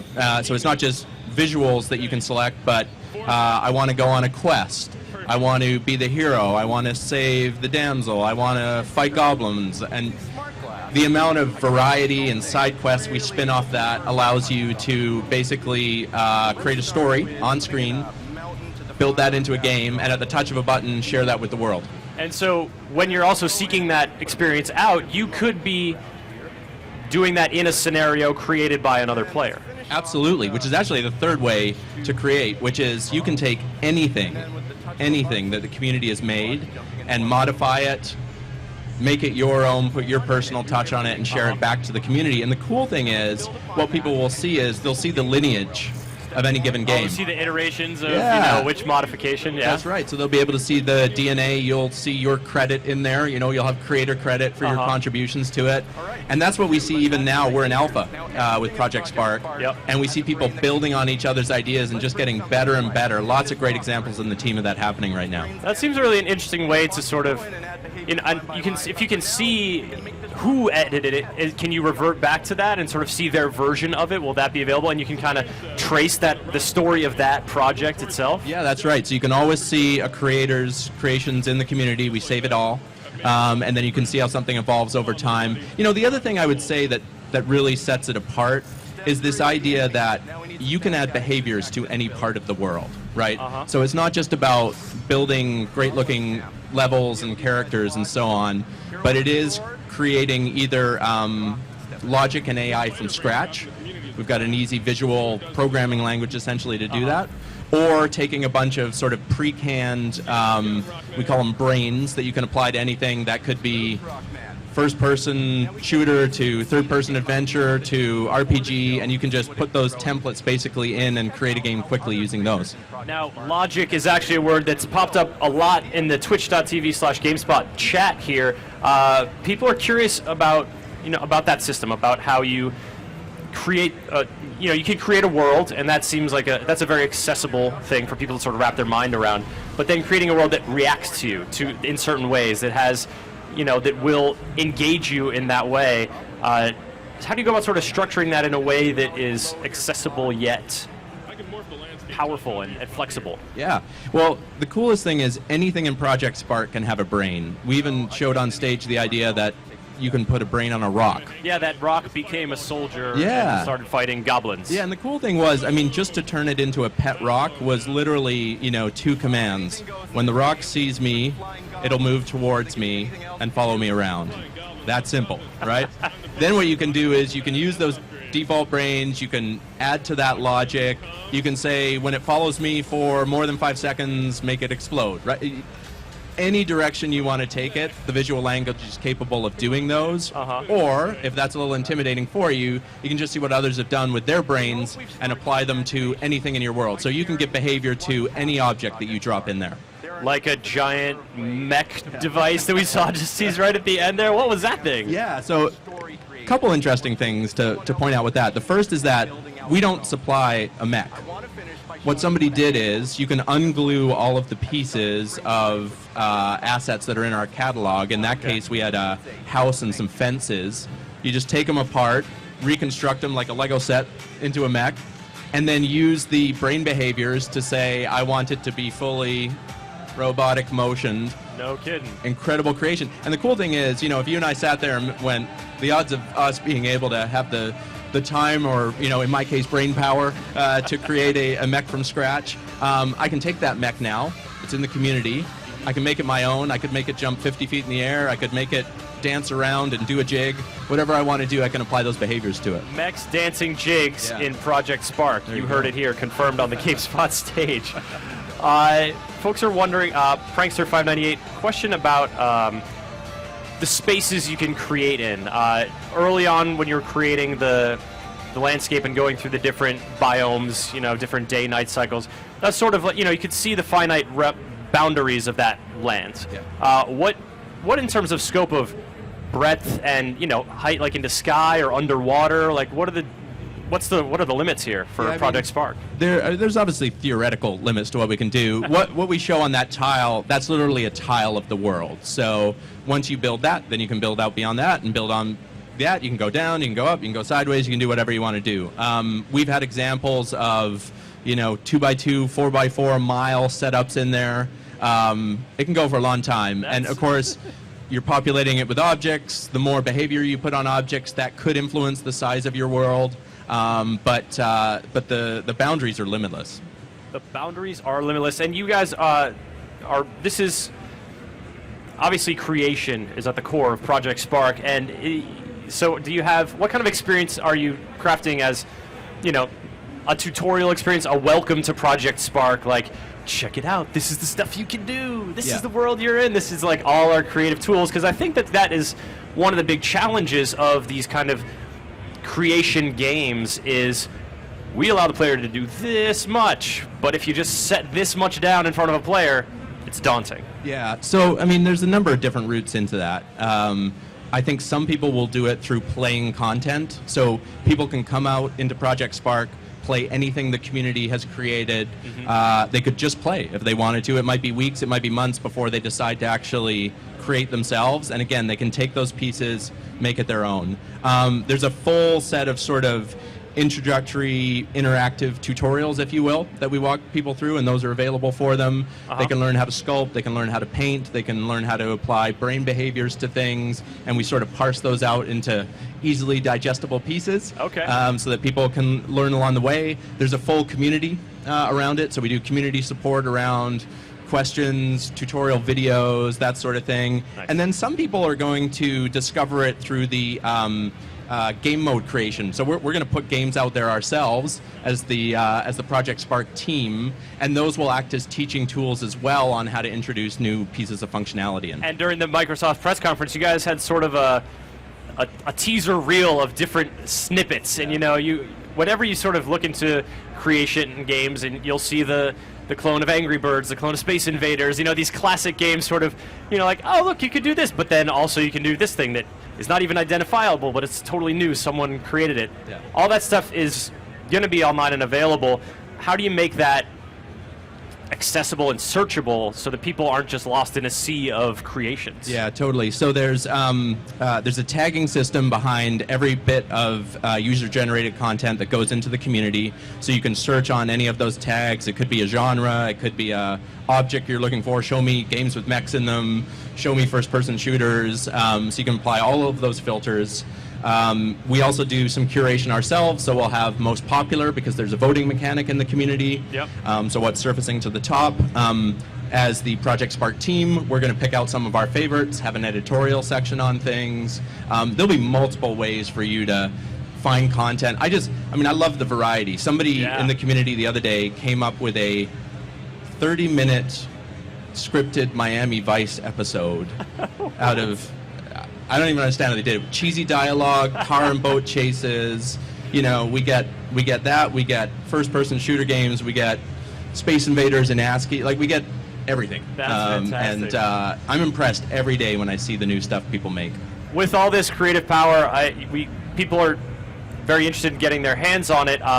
The Xbox One, of course, is going to be one of the platforms it's available on. Is it the only platform it's available on? It is not the only platform. Not the only platform. Let's talk about where Project Spark is landing and how do those versions interact with each other, if at all. Yeah, so we're going to release on Xbox One. We're going to release on Windows 8. So that's touch, but also keyboard and mouse devices. And we didn't announce it during the press briefing, but we're going to be on Xbox 360 as well. Oh, very cool. Yeah, so the idea is I can create, play, and share on any of those platforms, and it's all cloud-powered. So no matter where I am, I could create on one console, play on another, do it on my tablet screen. That full interoperability between them is there, and it'll be there for launch. Nice. Now, of course, the PC has an incredibly rich history of this kind of creativity through user mods and stuff like that for a wide variety of games. Are there going to be capabilities for playing on Windows 8 that you might not see on the Xbox 360? And then, just in terms of the different versions, if they're all feeding into the same community pool, but are they going to have different functionality? It'll be more like platform features. So Xbox One, you'll see a lot of unique functionality around Kinect, for instance. Sure. You're going to see some other surprises that will roll out in the summer for that platform specifically. We're really excited about what that unlocks. There's some unique stuff on Windows 8. We do want to optimize, though, for this idea that you can build it, play it, and share it anywhere. We think that's one of the most powerful things. I love the idea that anybody can make a console game now and get on there and play it with your friends. So making sure that works seamlessly is really our number one goal with it all. The other thing I should mention was we haven't talked about this a lot publicly, and we didn't mention it in the briefing. Yes. The core experience itself will actually be free to play. No kidding. Yeah, so we're going to make it accessible to everyone. We want to optimize for that community content. We'll do some transactions, obviously, around add-on content that you could do and some other bundling type approaches around it. But that base experience, everyone's going to be able to create and play from scratch. No for free. kidding. For free on Windows 8, Xbox 360, and Xbox One. So you download it for free. You've got a variety, you've got the just build a world. You've got the play scenario someone else has made. You've got to take something that someone else has made and make it into your own thing. That's all going to be part of the free-to-play version. And then, is it just different elements that you bring in? I want my houses to look like feudal Japan. I want my houses to look like robots built them. Yeah, that kind of stuff. Yeah, we're not rolling out all the details, obviously, around what transactions are in there, but I can promise definitely that all of that base functionality in terms of playing, building, sharing with others, that will be available in the core free-to-play experience. Very cool. Dave, Project Spark, you mentioned it was in alpha. Yeah. People were like, hey man, I'll get in the alpha. It's not exactly how alphas work, but are you planning any kind of beta, any kind of early access or demo or anything for Project Spark? Yeah, absolutely. So people can go now to joinprojectspark.com, sign up for the beta. Is that projectspark.com or joinprojectspark.com? Joinprojectspark.com. Okay. Yeah, and yeah, sign up for the beta. We'll release details on there in terms of timing and so on. And platform? We're going to start on Windows 8. Great. Yep. And the idea there is we just want to have a bunch of content built up for day one so that people can start playing games right out of the gate. Very cool. Dave McCarthy from Microsoft Studios talking Project Spark. Beta is going to be available on Windows 8. JoinProjectSpark.com. That beta's coming sometime soon. Soon, yeah. But the actual game Project Spark, are you guys aiming for launch for Xbox One? We're saying launch window. Launch window? Yeah, exactly. And around that time for the other platforms as well? You got it. All right, Dave, thank you so much for coming and talking Project Spark. My pleasure. All right, ladies and gentlemen, that was a glimpse at Project Spark revealed at the Microsoft press conference. And now we are going to go away from the stage for a minute. We'll be back with Destiny of Spirits in just a few.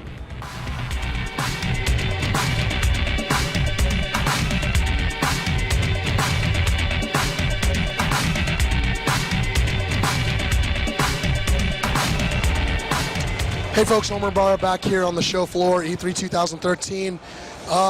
Behind me is the Square Enix booth, and before I jump into that, just a little bit of background. Square Enix is notorious for not letting people film any of their stuff. So the key is I'm going to try to go for as long as I can before I get the whole... All right, so let's see how long we go. All right, here we go. We're jumping into hard waters here. So right now, see that dude? He was scoping me. He was totally scoping me. We got a Realm Reborn Final Fantasy 14 online. Looks like we got all the character classes on display that you can play here. You got the Pugilist here. You got the Conjurer. Let's go around this way. So far, so good. So far, so good. We're not getting shut down. I have confidence. I have faith we can get through this booth without getting the nicks. So some more Final Fantasy 14 right there online. Let's go a little deeper. Let's see how far we can go. Right now we got some Lightning Returns right here, Final Fantasy 13. Playable on the show floor here, man. You big Final Fantasy fan, dude? Oh yeah, it's always been a great series to me. What are you looking forward to in this game, man? Just a whole lot of new characters, a lot of new enemies, and just great magic spells, I guess. Lightning Returns, dude. What's up with that? The first Final Fantasy 13 was awesome, so why not do it again? Why not? Yeah. Hey, cash cow. It's going to be a winner. Cool, man. Yeah. You enjoying the show so far? It's been a blast. Awesome, cool. Enjoy the rest of your show. We'll keep going. We're doing pretty well, Sully. We're doing pretty good. Right over here we got Thief. That's one of the games that I'm pretty stoked about because, you get to jack fools for some jewels. Look like a ninja. Look at that dude. That dude is menacing. Oh, yeah. All right, so that's some Thief right there. We got Final Fantasy X, 12. Oh, no. Final Fantasy X 2 HD Remaster. Yeah, a lot of different numbers in the Final Fantasy series. Can't even keep track anymore. Let's see if we can talk to this guy real quick, man. Hey, how you enjoying the game? Huh? I'm liking it. I mean, I love the original, but this is pretty amazing. Yeah? Does it stay tried and true, or what? Yeah, it's pretty close to the original. I mean, it's just obviously it's a graphical overhaul, and it's a pretty solid game in its own right. Cool. So you gotta school me real quick. Final Fantasy X 2, is that the name of it? Right, correct. I mean, each Final Fantasy game is technically its own story. So Final Fantasy X, for example, is not a sequel to 9 or 8 or 7. So X 2 is a sequel to 10 itself. Dude, you just mind blown. Thanks, man. No problem. Appreciate the schooling. Enjoy the rest of the game and enjoy the rest of the show. Cool. All right, so we're rolling through here. We're getting deep, man. I'm like super surprised that we've been able to roll this long. We got some Kingdom Hearts right here, HD remix. What can you tell me about Kingdom Hearts, man? Well, it's actually going to be it's a remake, an HD remake of the first game. It comes out September 10th. It's going to have also the game that was on the Game Boy Advance, which was Chain of Memories. Has the reception been pretty good so far? People stoked? So far, so good, man. Everyone seems to be enjoying their time playing, so. All right, man. Thanks again. All right, dude. Feeling good. Got a little hop in my step right now. Square Enix booth. I'm just going to saunter. Oh, no. This is kind of tight right here. Let's go around this way. In true Square Enix fashion, they have their little trailer theater right here. It looks like they're showing the online game. Final Fantasy 14. I could be wrong though. I probably am. So, but enjoy it. It's a Final Fantasy game, and it's on the big screen. So, let's go through here, and we'll head our way to some of their other franchises they've got, which would include Saints Row 4. Let's see if we can talk to some folks about Saints Row 4. What do you think about Saints Row 4 so far, man? I love it. My favorite thing right now is this thing right here. What the hell is that thing? This thing is what they call the dubstep gun, and I wish you could hear it. I mean, it's in the headphones right now, and I think it has a little record playing, but basically it warms up a little bit, and then it drops, and then just everything starts going crazy, and there's dubstep playing, and as you see, like, things kind of just like digitize on screen, and people just get annihilated, and you can just keep on doing it throughout the whole town, and that's kind of just what I've been doing for like the past 10 minutes. It's been amazing. Are you a big Saints Row fan? Have you played all the other games? I've played 1 and 3. I have 2, and I haven't played that one yet, and I love them all. The third one was great. I didn't really know how they could get any more crazy, but they succeeded, and like, in addition to that, like, you fly. It's kind of like a Crackdown-like game where you're like flying around the city and stuff. That plus the dubstep gun, like, I'm sold already. Equals win. It equals winning. Awesome, cool. Thanks for the little drop, man. Appreciate it. Enjoy the rest of your show. Enjoy the dubstep gun. And yeah, we're coming to a close here. Just real quick, we got Deus Ex Human Revolution, Director's Cut. Dude's playing it on the Wii U. That looks pretty good, man. I'm pretty impressed with the Wii U. I know it's only 1080p. Everybody's like, oh, thanks for catching up to the current gen Wii U, but I'm still impressed. It looks good. Yeah. And I think that's it. Murdered, Soul Suspect. Apparently that game is like hardcore, so I don't know what's up with that game. But yeah. Let's just plant right here. Dude, we made it through. 5 minutes of not getting shut down at the Square Enix booth, man. I love it. I love the change. Square Enix, proud of you. Proud of you. Back to the stage.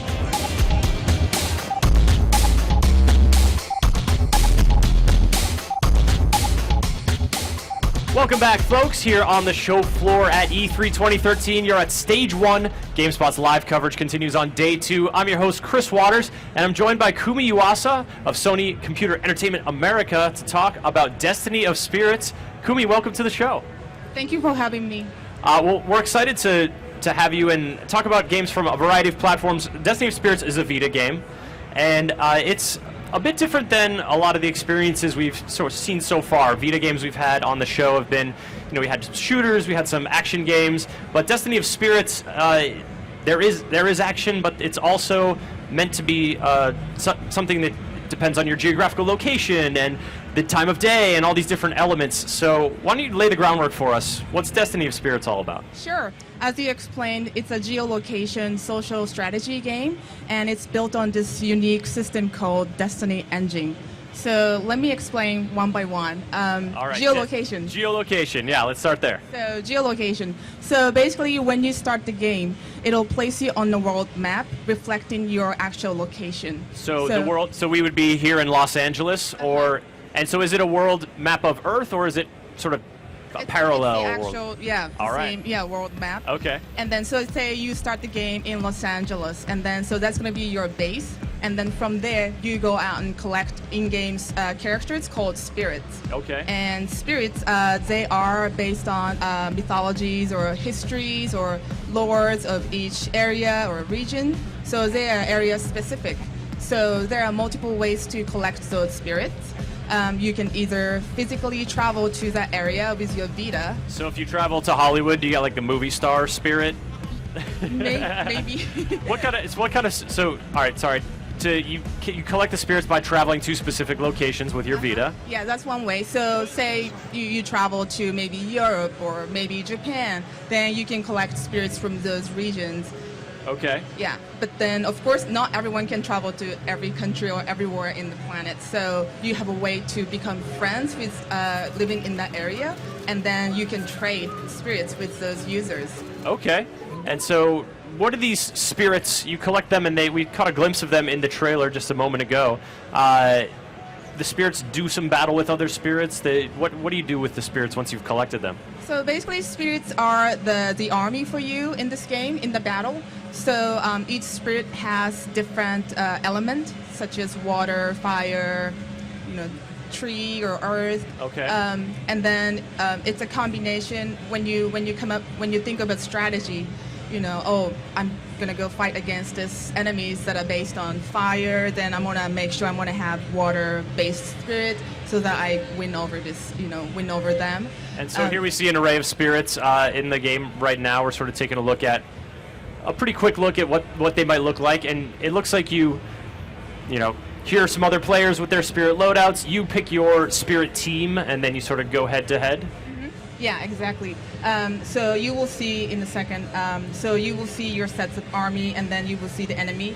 Once the battle starts, it's active turn-based. Okay. So each spirit has a gauge, and then as soon as it fills up, it'll launch their attacks. Uh-huh.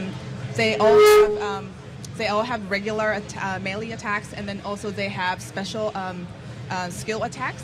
So. And the battle goes on without you giving you any command, but then also you can be very specific and give commands to, hey, use this magic to this enemy. To target the minions before going for the boss, for example, or something like that? Or at least something like that. Yeah, that guy definitely looks like a boss to me. Yeah, definitely. Yeah, the one in the middle. So it can be very in-depth, or it can be very casual. Okay. So you can put a lot of thought into it. You can bring a lot of tactical attention, or you can just kind of trust in your team and say, "Go ahead, my spirits, do battle." Mm-hmm. True, so sometimes you come across this enemy that's super strong and you lose, but then you have the support from your friend. So this game is a social game. So the more friends you have, the more benefit you have in the game. Sometimes you get a support, backup attack from your friend that happens even when the friend is not online. So the more friends you have, the more spirits you collect, it's better off. You're better off. The more powerful you shall become. Yeah, exactly. Okay, now one of the things that we saw mentioned briefly in the trailer, the spirits, they're sort of this, I forget the word, was it Destiny Engine? Destiny Engine. But there's sort of a daily element. There's a cycling of of conditions that affect your spirit battle. Can you talk about that a little bit? Yeah, sure. So this project started with a concept of connecting users through Destiny. There are a lot of social media today through networks of friends or, co-workers or, different ways. Yeah, you've got some tangible reason that identifies the link between you and the people you're meeting up with, yeah? Yes, but the developer, they were thinking about different ways to connect people, and they came up with this Destiny engine. It's basically based on this Western and Eastern astrology, and also incorporating elements and energy from the nature. And every day it gives you the fortune for you. At the start of the game, you enter your birthday, and then depending on that, it gives you a different fortune of the day and a different element of the day. So say you get great blessing today, you may get bad luck tomorrow, and then you get your element of the day is fire today, and tomorrow it's, earth. So every day it's different experience, and then your relationship with other users will change too. So is that the kind of thing where, you're thinking about taking your spirits into battle, you see it's kind of not a lucky day for you, do you put the Vita down and think maybe I don't fight today, or do you maybe pick weaker opponents to attack if you want to play that day? How much of an effect does it have on your play? Yeah, so there comes the benefit of having friends. So it'll give you a list of all the friends that will going to work very well with you. We call it compatibility. So here we go. Here's a list of friends that are highly compatible with you today. So why don't you work with those users and go against enemies? So that way you can progress and overcome some obstacles and then go on with the game. Well, speaking of friends, user in the Twitch chat Biro Island wants to know, do you have any suggestions for making friends from other countries? I mean, a lot of the friends that people sort of have on their PlayStation Network are friends they know from school or from work, or maybe they meet up with them playing another multiplayer game online or something. Is there anything within Destiny of Spirits to help cultivate finding friends? So based on that fortune of the day, so everyone in this game will have different fortune, and then the game automatically calculates and then finds out who is going to be the best player to play with today, not only in your region but all over the world. So today, you will have a list of friends from Europe or Japan or Latin America, everywhere, and it'll just suggest, and each of them have different sets of spirits, and then you can do different things with those users. So it's a great way to become friends with someone from other side of the planet that you never thought about becoming friends with. Nice. And so friends, your spirits will help each other out in combat, but can you then send those friends a message and be like, hey, thanks, that was cool, let's team up next time, or yeah, where are you from? Yeah, it's a symbiotic relationship. So say you can also rent or borrow spirits from other users, and then once you win in that battle, the owner of the spirits, if you win in the battle, the owner will also get points. So it's a enhancing, symbiotic, relationship, and And you're leasing out your heroes who are of whatever power, and then getting some benefit back when they do well out in the field for you. Yeah. Yeah, exactly. Nice. So it's a game that's social. It's a game that is something that's tied to time and tied to location. All of these things are, elements that are enabled by the Vita, by the sort of this modern technologies on these platforms. Was that part of the inspiration for the game? What would be a cool way to use geolocation? Yeah, definitely. Vita being the portable device, we want people to travel with Vita more, and then depending on area or destination you go, you collect different sets of spirits, so you experience something different and new. And like I explained, the fortune of the day, it affects your gameplay and then the relationship with other users. So every day it's a different experience. Every day, new strategy. Nice, Yumi. Well, that's a taste of Destiny of Spirits, and it's coming out for the PlayStation Vita. But there's one more thing that we haven't mentioned yet, is that it's free to play. Exactly. Yeah, we we chose this free-to-play route because we wanted more users to experience, what it's like to be, connected and matched through this Destiny engine. So more the players we have, the more friends that you can, make. So we decided to take this route, and then everything in this game is basically accessible. You just had an option to speed up your progress or take shortcuts. So if you want to take your time, you can do that, and you can play by yourself and progress with your pace, or team up with your friends and then speed up your progress, with those, purchasable items too. Yeah, if you want to speed up your progress, you want to say, hey, people who develop Destiny of Spirits, I like your game, let me throw you a few bucks. That's available too. All right, so it's going to be free to download on the Vita. When is it going to be available? It is going to be available this year. We're going to announce exactly when through our blog, so please check back with us. Which blog? What's the website for the blog? Oh, it's a PlayStation blog. The PlayStation blog, of course. All right, Yumi, thank you so much for coming on stage. Thank you. We're talking about Destiny of Spirits. And thank you, folks, for sticking with GameSpot here in our continuing coverage of E3 Live Day 2. We've got a whole another slate of Day 3 coming up tomorrow, but we've got more hours to go here. Coming back at you in just a minute.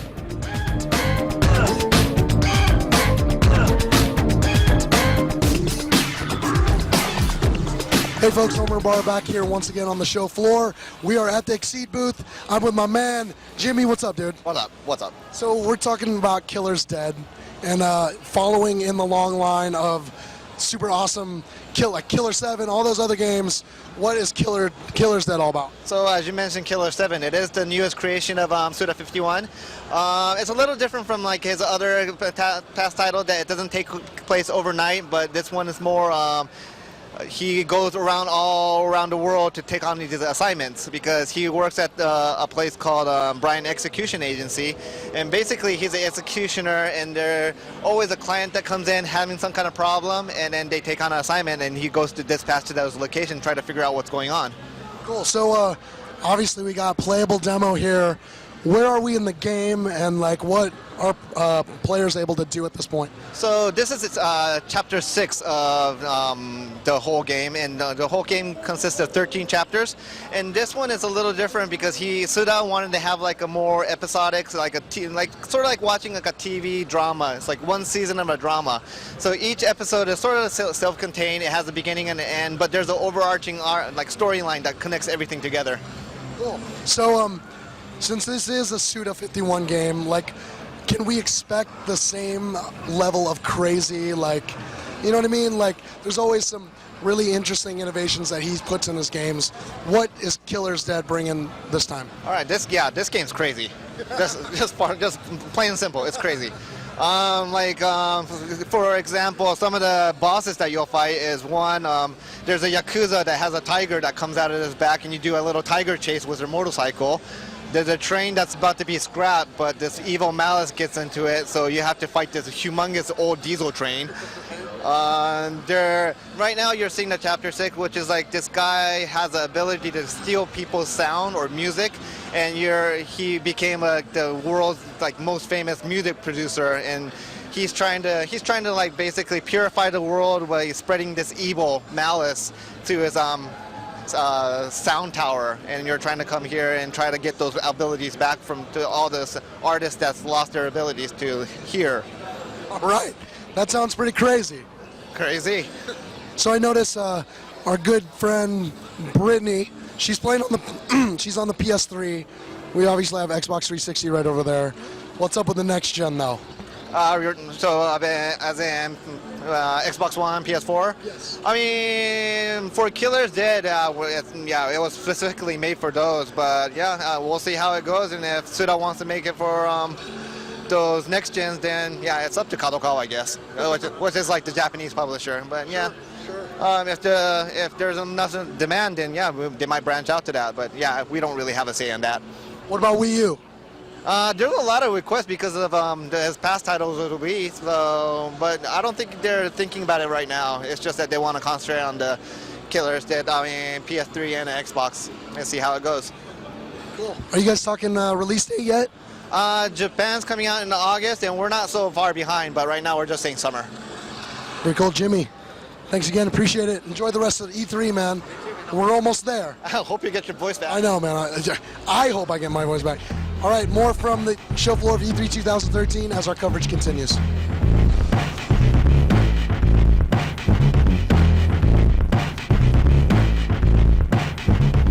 Hello, welcome back to GameSpot's continuing coverage of E3 2013. Danny O'Dwyer here on stage 1. I've been sitting over on stage 2. It's over there. It's the fun booth.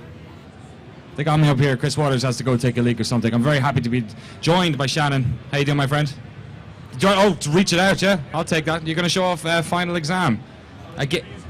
Yeah, sure, go for it. All right. Yes, we are going to be showing Final Exam. It's a game which had a different title until quite recently. Yeah, it's Final Exam. It used to be called Obscure, which was based on, I don't know if you know this, but it was a very hardcore, very serious horror game. And this is also a horror game, but it's a little different. It's sort of a tribute to 80s teen horror movies, and it's very silly, and it's super violent.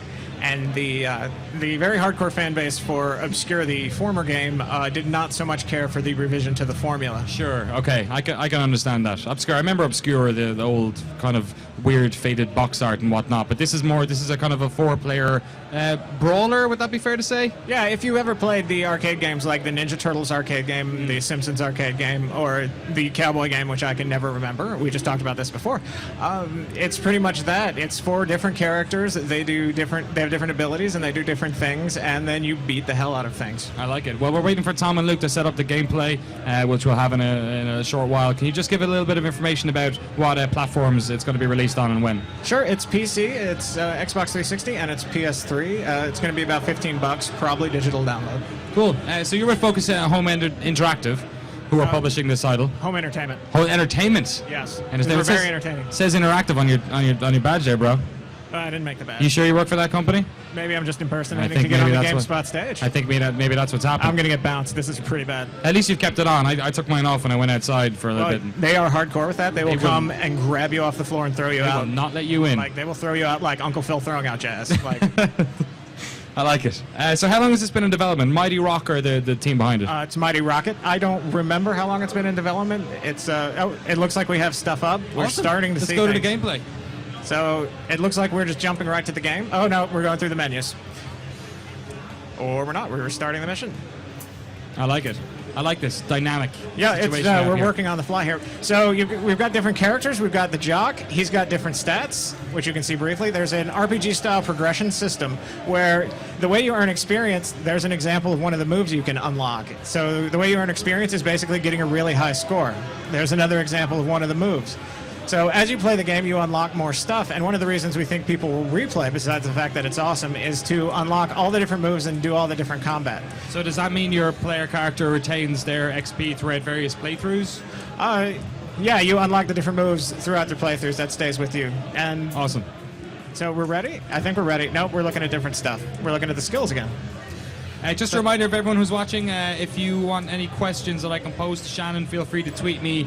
That's at Danny O'Dwyer on the Twitters, and I'll do my very best to relay those questions to Shannon. And it looks like we're taking off into the subway mission.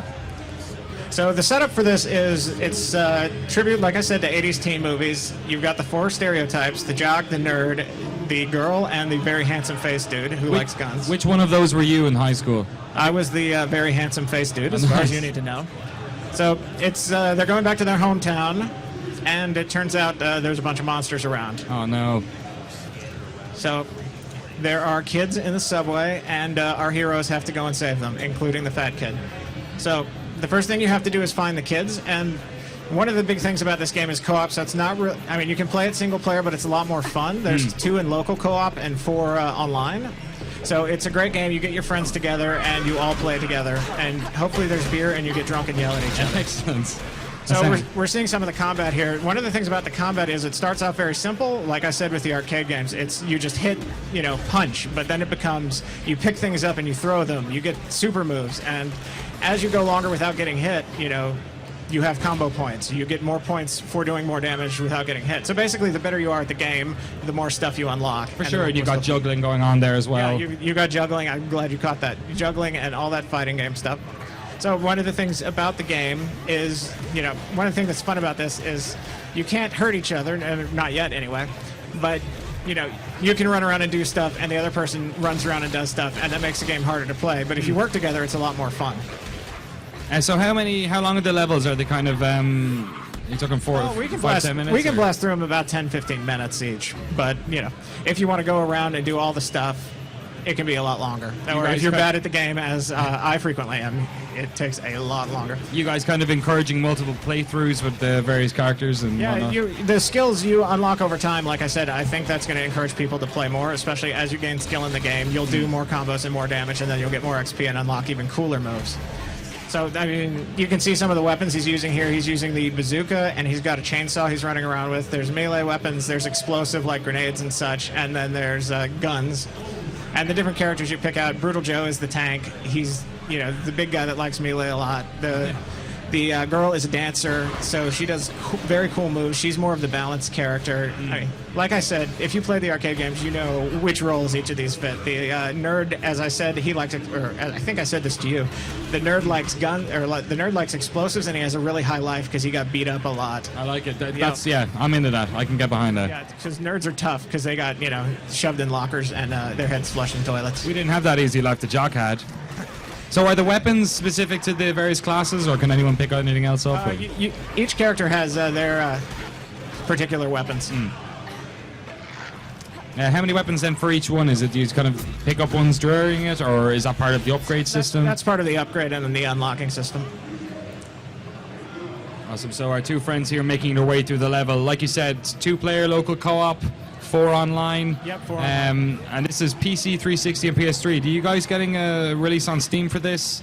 I don't know for certain, but Steam is decided, perhaps. Yeah, Steam is usually how Focus releases their stuff. So hopefully, barring problems. And September. Coming out. So is there a chance of maybe being involved in the Summer of Arcade with Xbox Live Arcade? This is a digital title, obviously. Yeah, this is a digital title. I don't know of any plans for that, but it's certainly possible. Anything's possible, my friend. It's E3. Exactly.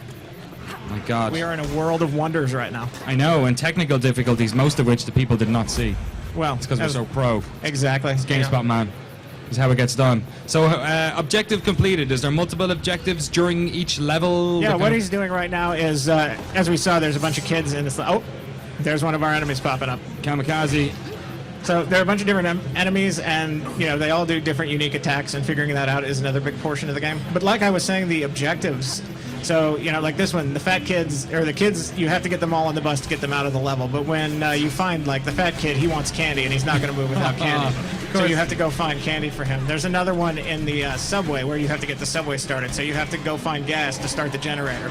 So it seems like a very straightforward level initially, but there's all these little tasks you have to do to keep you running around and beating the hell out of things. Yeah, and in terms of the level design as well, there's a lot of vertical gameplay here. And in terms of the horizontal play as well, you're kind of moving around a lot. It's very dynamic. You're going from left to right, you're going underground, you're going into caverns and whatnot. Yeah, and you can see, when they go up ladders, monsters will actually follow you up ladders and they'll try to knock you off. So you can't just run and hide in the next level anymore. So you use the name monsters. Are these monsters, or are they zombies, or are they... I don't want to reveal the deep and compelling emotional next-gen plot. But there is no dog companion in this right now. Okay. So. No dog, I know.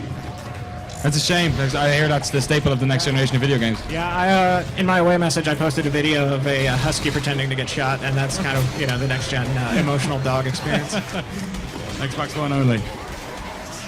So in terms of the pickups here as well, is it generally weapons? It's ammo. There's ammo pickups. There's health pickups. You can see some of the grenades. Some of the weapons will drop in the level. Like yesterday, I picked up the AK-47 and just ran around blasting the hell out of things. And then literally pick up, like, some of the things you can see. The red arrow is pointing down. That's one of the things you need to pick up for the level, and your character has to carry that through the level. So there's, like, if you're trying to build an escape, he can pick that up, and then you can use it as a weapon, and then it can accomplish the objective too. So I think it's very familiar gameplay to everybody who wasted their youth in an arcade, much like I did. Sure, yeah, I got some, like you were saying earlier, kind of Simpsons arcade, Sunset Riders kind of joint. I'm seeing a lot of stuff in the bottom left here as well in relation to the grade you're getting for your combo. How important is that stuff in terms of progression for each individual character? The better your combos, the more points you get, and the more points you get, the more stuff you can unlock. That fat kid wants candy. Yeah, and see, he's following you because you have the candy. I love it. Just like real life. Exactly. That's gonna be me in about 2 hours, man. I haven't had lunch. Oh yeah. You're gonna be running around the food court chasing a cheeseburger. That's how they got me over to stage 1, actually. Homer Ibarra just left a banana on the desk, and That explains the trail of cheeseburgers leading to the desk. I didn't know what that was, but I was like, it's GameSpot. I'll just roll with it. What trail of cheeseburgers? It's not there anymore. So is this early on in the game? Is this when your cohorts have just descended back into their hometown? This is part of the way through. There's a tutorial level at first, obviously, so you can figure out the gameplay and how to jump and when to hit and that kind of thing. So, but this is fairly well along in. Oh man, that was a waste of a shot. Well, yeah, one of the things we can't control is we can't make your friends good at video games, so you may want to play this with friends that are good. Or you can play this with friends that are bad and laugh at them, which I like to do. Oh man, that fat kid's eating all the candy. Oh, he just threw up. He had too much candy, I think. Does that mean the candy's gone? Is he still gonna come? Oh no, you still got it. You still got it. Yeah, they can't. I mean, he can't resist that. You know how the power of candy is. So do you have to go back and get the rest of the kids separately, or have they all come already? It looks like, judging by the thing, they haven't found Anna yet. So, it's a standard objective system. Oh, he got distracted. Oh, the fat kid got distracted, guys. Oh, he's eating all the candy right now. Oh no, that's bad. That's not good. Oh yeah. Does that mean that's gonna happen to me because of the cheeseburgers? Well, hopefully not on stage. Hopefully you can run to the side. Oh man. We're going to wrap this up in the next couple of minutes. Do you have any extra information about this game people should know about? Maybe some features that we're not seeing right here at the moment? I think we've covered it all. It's a fairly simple game. There's a lot of violence and a lot of hitting things. There's a pretense of a plot, but we're not dealing with Bioshock Infinite now. We're not changing the world in a narrative sense. But if you like 80s horror movies and you like, those sort of 80s teen movies where the group has to get together and save people, I think you'll find what you're looking for here. Awesome sauce. I'm going to see if we got any questions. Folks, if you have any questions, please tweet me at Donny O'Dwyer and I'll try and send them over to Shannon. Is this the end of this particular level, or are we going back to get another kid? They have to find Anna to complete the level, so I think they're going to look for another one. Good stuff. We got some time here. We may be able to see that. Oh, is she hiding in the butchers? Is this some Sweeney Todd action we're seeing here? That's pretty grim, dude. You're going to a very dark place right now. But I'm not denying it. But. Okay. Zombies or monsters walking up ladders. Yeah, the ladder used to be a good safe place to hide, but no longer. Is there an onus on maybe kind of grouping those monsters together so you can kind of get higher combos rather than picking them off one by one? The score multipliers plays better if you have more things to hit, but the downside is more things to hit mean more things are hitting you. And this is a very haunted house looking thing we're looking at here as well. Yeah, I mean, we've got, the staples, we've got the horror house, we've got the amusement park, you'll recognize everything. Oh, I think they found, she has to find Anna's big brother. This is what I was talking about, you think? Because it's a horror movie, so nothing can ever be simple, and we like to enable people to make decisions, just like in a horror movie. Of course. It's like, nobody just leaves the house. Exactly. There's always some arbitrary problem with them. Yeah. So in that sense, it's very authentic. Yeah, getting a good kind of 90s teen horror movie vibe off of this. That's exactly what we're going for here. Can the two characters kind of combine to get extra points in terms of kind of juggling the characters between them? Yeah, perhaps? if you're really good, you can throw people up in the air and then the other one can hit, and you can do it back and forth like that. And you can even pick up and throw monsters. One of the very early things in the tutorial is, there's fire, and you can pick up the monsters and throw them into fire, but then they come running out at you on fire. Oh, so that's not good. There's upsides and downsides to playing with fire, as I think we all learned, or maybe that was just me and the nice policeman. Absolutely. Don't play with fire, kids. Even if monsters are running at you. So is there a brother? I see the little icon there. Is he hiding as well? Yep, he is hiding as well. These guys are such dweebs. Well, it is a horror movie, and like we said, horror movies are really at their base just about people making bad decisions. There you go. The clever idea there. Go up the ladder and kind of just make them all pool together. Does the upgrade system, is that sort of mid-level, mid-objective, or is it at the end of each section? It's at the end of each section you finish up, and you can choose your unlocks for the next one. And I think we saw it very early on, but it'll give you a preview in shadow of your character doing whatever looks cool. And you can pick whatever looks coolest, or you can worry about, whether it works with the game you play. But I don't know why you do that when you could look cool. But Is it possible to upgrade your character to the top in one playthrough, or is this kind of like a multiple playthrough situation? You would have to be really, really good. Awesome. Well, thank you very much. We're going to end it there. Final exam coming to PC, Xbox 360, and PlayStation 3. All of your favorite digital platforms. Shannon, thank you very much for coming over here and showing the game. Thanks for having me at GameSpot stage. Awesome. Way more stuff coming up here on GameSpot at E3, e3.gamespot.com, and on twitch.tv/GameSpot as well. We're going to shoot it over to the NVIDIA booth right now, though.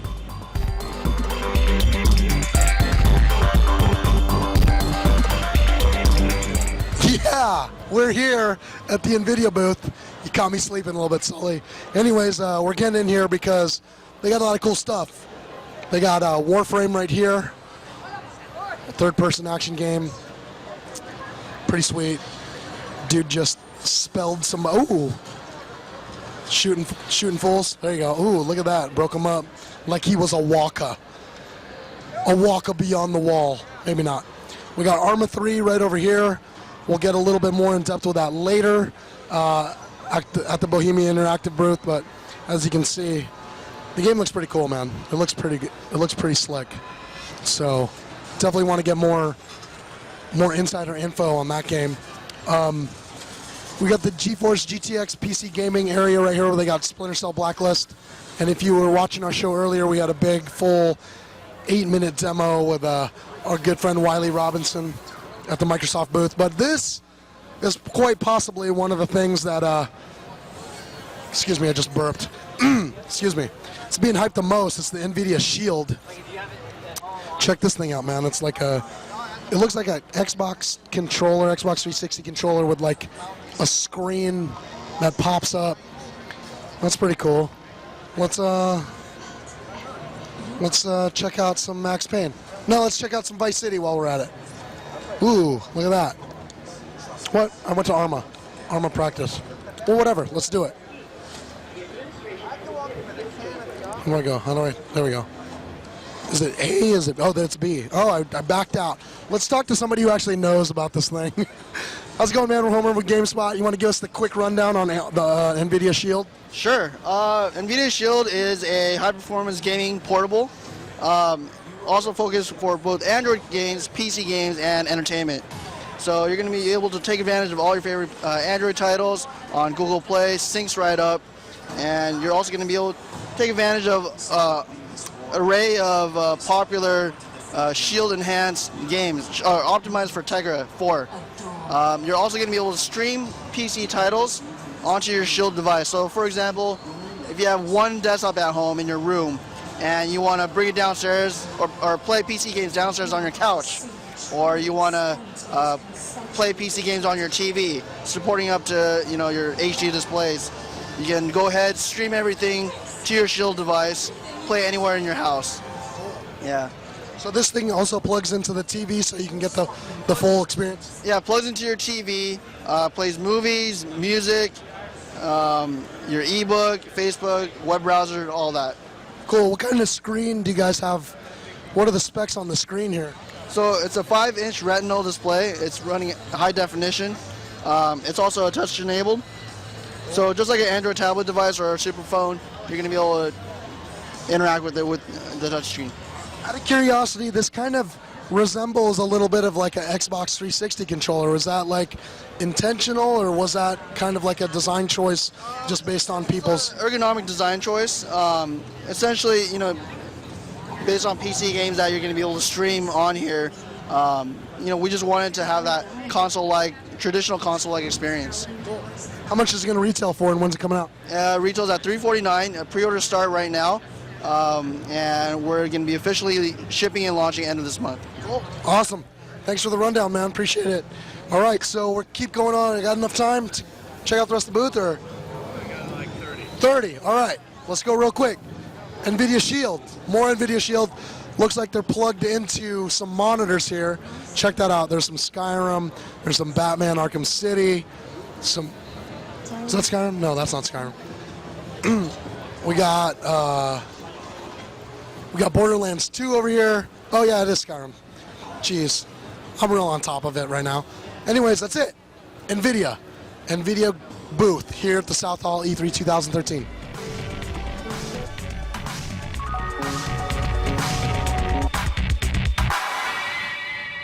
What's happening, everybody? Maxwell McGee back here on the show floor at E3 2013. And right now, I am joined by Maxim Millam, creative director on Splinter Cell Blacklist. And together, we're going to be taking a look at the game. Maxim, thank you for being on the show. Thanks for There you go. Very important part of the cool. process. I'm here. There All right, you go. cool. Thanks for having me. So, Max, what's new for Splinter Cell Blacklist? You guys we're sort of reaching the end of its promotional life cycle. The game is finally about to come out. Yeah, exactly. We're coming out August 20th. Yeah. So we're really excited. A lot of the people stayed in Toronto to put the finishing touches. Sure. A couple of us got lucky to come at E3 and show the game again. So it's really exciting. How long has Blacklist been in development? A little bit over 3 years. Oh my goodness. So yeah, it must be very exciting to finally see all that work come together. Yeah, and we're really proud because it's the first game from Ubisoft Toronto, and we're also working with Ubisoft Montreal and Ubisoft Shanghai. So it's kind of exciting, this new studio, this new team, and Montreal has done an amazing job with the Spy vs. Mercs component of the game. So it's exciting. It's a big game. I know Spy vs. Mercs, obviously a fan favorite from Splinter Cell games past, and I know a lot of people are excited to see it make a return. It was actually probably the easiest decision for me as creative director on the project. It was like the #1 requested features by the fans, so we knew day one we wanted to bring it back. All right, well, it looks like we got the game up and running here. You want to set the stage for us? Yeah, so this is a mission that happens a lot later at the end of the game, where the engineers have attacked a liquid natural gas facility, and they've hit it with a Stuxnet-style virus. So all the fire suppressants, security in the refinery are offline. So Sam's going in, and we're fast-forwarding a little bit into the mission, and Sam needs to give Charlie, who's the resident hacker of Fort Echelon, access to a terminal to turn back on the fire suppressant system. And then after that, there's an engineer leader that we're going to try to capture. So I know the Splinter Cell series is a very long-running franchise. It sort of started out very sort of in the hardcore stealth sneaking genre, and sort of as it progressed, had more action-focused entries in its lineup. Where does sort of Blacklist fall between those two styles of game? Well, we've been talking a lot about the different play styles when we're talking about Blacklist. I think when we started on Blacklist, we kind of identified the 3 types of players that really loved our franchise. So the first type of player was the hardcore stealth fan, the guy that really wanted to do non-lethal takedowns, never get detected. So we've made a lot of efforts to give that player a lot of tools, a lot of ways for him to express himself in the game. So sort of very complete Ghost style. yeah, but you need a lot of tools to do that, right? Whistling is part of that. Having a sticky camera that can attract the enemy, to play with the enemy is also very fun. So putting dead bodies in bins to hide them so that their friends don't find them is also some good features for the ghost players. So something that's always sort of interested me about the stealth genre is how do you, if you're playing it correctly, then you're not getting detected, you're not getting into these huge firefights, there aren't big explosions going off everywhere. How do you give the player a sense of reward or a sense of accomplishment when they're sort of avoiding the action? Well, I think it's very rewarding for a player to play stealth, and we're seeing it at the booth. We have hands-on, and a lot of people are coming to play. It's very rewarding to play stealth because you really feel like you've outsmarted the enemy. So it's a very cerebral emotion that it gives you, right? And I think that on top of that, we've built a whole economy system in the game that rewards you depending on your play style. So the more stealth you play, the more you're going to be making money, and that money you can use to customize Sam, to upgrade the Fort Echelon plane, and to also customize your spies and your mercs. Oh, okay. So sort of progression you make in the single player can then translate over into the... Yeah, exactly. For us on Blacklist, it was very interesting to blur the lines between all the game modes. So, we're not going to have a main menu with SP, single player co-op and Spy vs. Mercs. The idea is it's a game about Sam Fisher. You're the leader of Fort Echelon, so after each mission, you're going back to Fort Echelon, to the Paladin, which is the name of the plane. And in there, it's a playable hub, so you can talk with different characters. And at the center of the playable hub, there's what we call the SMI, the Strategic Mission Interface. And that's basically a world map that shows you all the content available. So single-player maps, co-op maps, Spy versus Mercs, and your friend's presence. So it's really about, jumping in, a co-op game with a friend, coming back to the plane, playing a little bit of solo, coming out, going to play Spy versus Mercs for half an hour, and then the economy system, regardless of where you made that money comes back to Sam, exactly, and then you spend it where you want. So we've kind of been ignoring what Sam's been doing here on the screen. It looks like we've made some serious progress into this level. Catch us up a little bit on what's been happening. So now Chris, who's playing the game for us, has arrived at a place where it's a very fun place to play. It's a nice example of the openness of our levels. So here Chris just arrived, and there's like 4 heavies that are right there. The heavy enemies, they're a lot more lethal. They can't get taken down by the front. You need to get them from behind. And they take a lot of damage. So you're better off avoiding them. So now Chris, I think, is going to take the sticky camera. That's our weapon wheel. He's going to take the sticky camera. He's going to try to. I think he's going to play a bit more Panther. He's been showing Panther. So now sticky camera, change of perspective. He's marking an enemy. These guys are coming down. It's always stressful to play because you never know what's the AI going to do, because our AI is systemic. It's not scripted. So, now the AI went on the right. So Chris is a bit more stressed right now. Play up to the point, get spotted, die, respawn. Even though you're playing through the same area again, the enemies might behave completely different. Exactly. We've been showing this version yesterday and today, and it's always played a little bit different. Sometimes the guys that are playing get killed, so it's fun. At dinner we had some fun teasing the guys that got killed during demos. But Chris is playing pretty well now. He's exploring a little bit. See at the bottom, he's getting $100 for exploration bonus. So again, rewarding the player for playing, for going around, doing things like that. So there's a heavy right there. Obviously, depending on how fast you go, you make more noise. Also, this is footprint tracking, so the thermal vision. Thanks to the economy system, you can customize, you can upgrade the vision mode. So footprint tracking allows you to see the path of the AI, where they've been. So he's going to get that heavy from behind, hopefully not get seen. And this we've practiced a lot. So there's a heavy there with a gas mask. He's going to attract him with a sticky camera, release some sleeping gas, and execute to remove the helmet so that guy breaks this. There you go, and then he's going to fall asleep. There you go. 175 stealth points. That's cool. So if I've sort of been leveling up and buying upgrades for my version of Sam Fisher to sort of play in a very sneaky, non-lethal way, and then one day I decide, you know what? I'm not really digging this. I want to go in like full force, guns blazing. Will I be able to switch out the upgrades that I've purchased at all, or change up my setup? Yeah, and most of our co-op maps are actually playable in solo also. Okay. And some of them are, I guess I would say, grindable a little bit. So, and we also have 4 difficulty modes. We have, rookie, normal, realistic, and our last mode is perfectionist. And the perfectionist, obviously, the harder you play, the more money you're going to make when you succeed. And the perfectionist mode is, the crazy mode where the AI is going to detect you super fast. They're going to take you down super fast. So, stealth is harder, combat is harder, but also we're removing some features to make it even more realistic. So mark and execute's not there anymore. So it's really, for the purists that like to suffer a little bit, they want to be forced to think before they act. So it sounds like that's sort of been the because Splinter Cell is such a long-running series.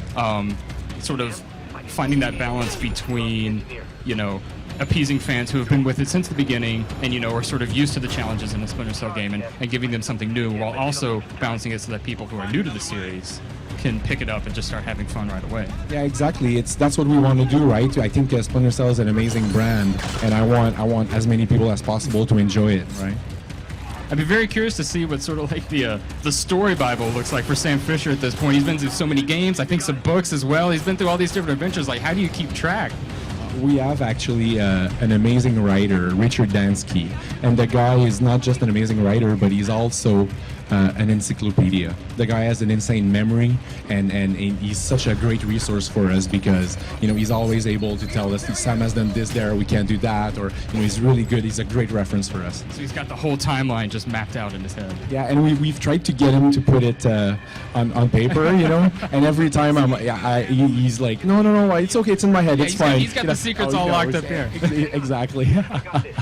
So sort of, what has the the feedback been like for this game from the show, or like, has there been a demo released at all, or any sort of like early access thing? We haven't done any demos, but okay. the feedback has been really great up to now. I think especially today and yesterday, people got to get hands-on, and the feedback is great. People are really, they're feeling the stealth, they're feeling the tension and the stress, which is, it's something that it's visceral, and you get it when you're playing, when you're in control. It's always different when you're watching someone play. And also we've got Spy vs. Mercs that we're showing, and that's just like, sometimes I was doing some interviews and some people were playing Spy vs. Mercs, and then they started yelling because they were having fun. And I was like, I'm doing an interview, Trying to get work done over here. Have less fun, but it's really good. The guys are having fun. The game is really, really fun in Spy vs. Mercs. We're having a blast with that. Awesome. Well, looks like Sam was successful in his mission. Now we're taking a quick run through of a little sizzle reel here. Talk through a little bit of what we're seeing. So that's basically a mashup of the whole game. We're showing some single player component, showing a little bit of co-op. So that's a couple of co-op sequences in there. Co-op is always so much fun, right? Talking with your friend, and I really like playing the missions where you're not allowed to be detected in co-op, because then you have this pressure to not make your friend be pissed off at you, right? So it's always stressful, and even now when we're playing at work, we're always going like, okay, the one that gets detected gives $1 to the other one, right? So we're just like, you don't want to get detected, so that's a lot of fun. And yeah, so that's the Blacklist. And then that poor guy got it. Took it right in the... So Sam, I think you mentioned August 20th? Yes, exactly. On Xbox 360, PlayStation 3, Wii U, and PC. All right, well that sounds super exciting. Thank you so much for stopping by and talking with us and showing off Splinter Cell Blacklist. Thank you very much. All right, man, and enjoy the rest of the show. Thank you. You too. All right, folks, that's just about going to wrap it up for Splinter Cell Blacklist. We're going to throw it back to the floor for our GameSpot's continuing E3 2013 coverage. Take it away!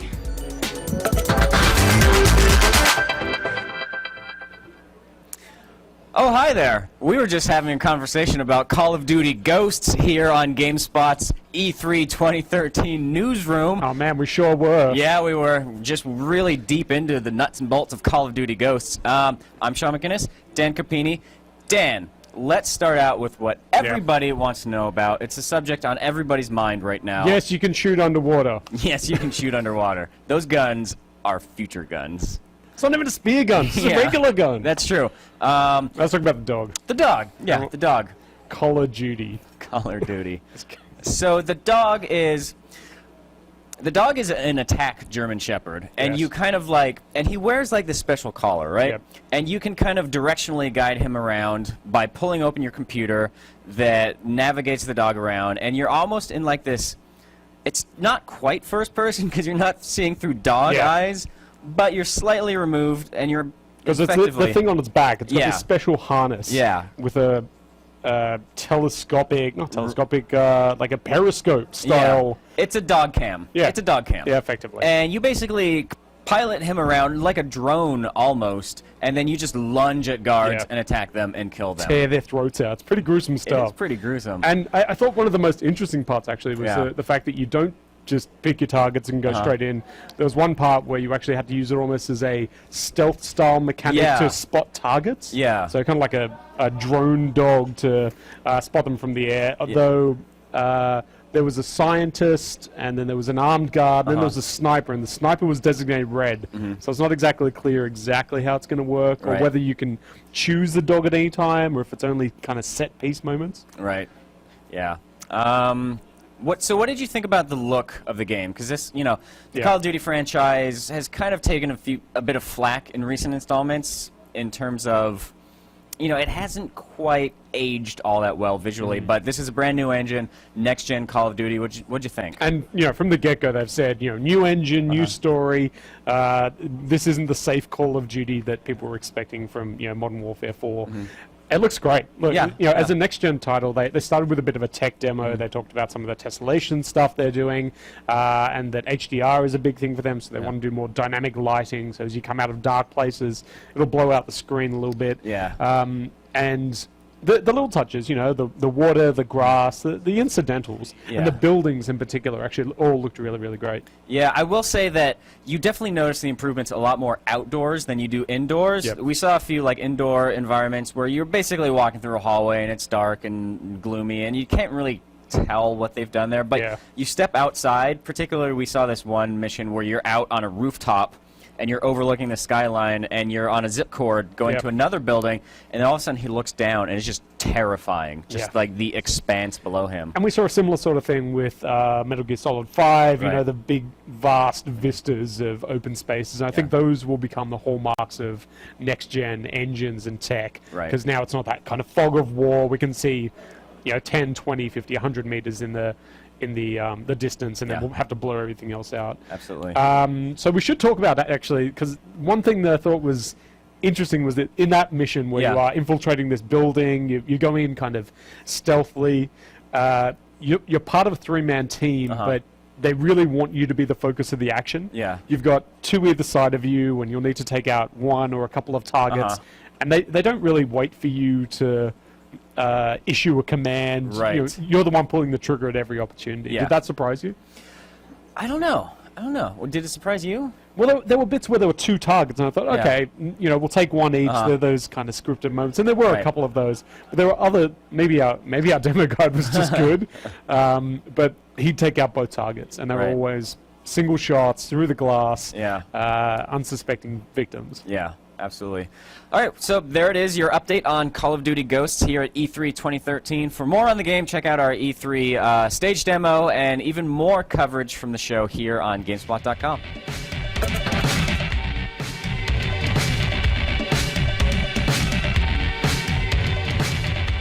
Hey guys, we're back. I'm Martin Gaston, and we're going to be looking at some Rome 2. I'm with Al Bickham from Creative Assembly. Hi there. You've come all the way from England. That's right, yes. I've come all the way from England, yes. How are you finding the show? Fantastic, amazing, huge, as it always is, yeah.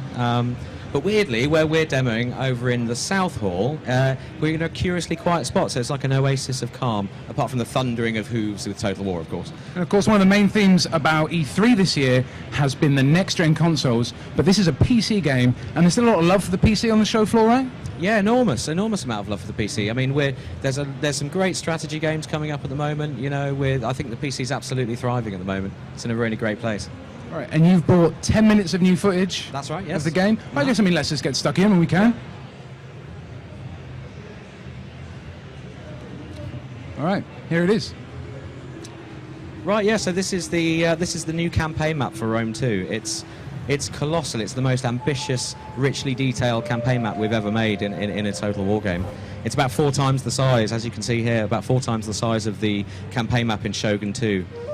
Look, I mean, it stretches all the way from Spain to Afghanistan. It's colossal. What kind of a PC is this running on? Let's just get that straight out of the way. So this is around a Core i7, about 8 gig of RAM, and a sort of upper mid-range graphics card at the moment. So it's not an absolute top-end system.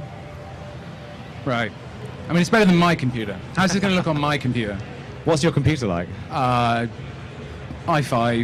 Oh, it's probably going to look great. One of our aims is to keep the minimum spec for Shogun 2 around the same. Sorry, the minimum spec for Rome 2 around the same as it was for Shogun 2. So we're working on a suite of low-end assets to make sure that people with low-end systems can play and enjoy the game at a reasonable frame rate. So, all right. So we're looking at the overview. Yeah, we're going to see some diplomacy coming out.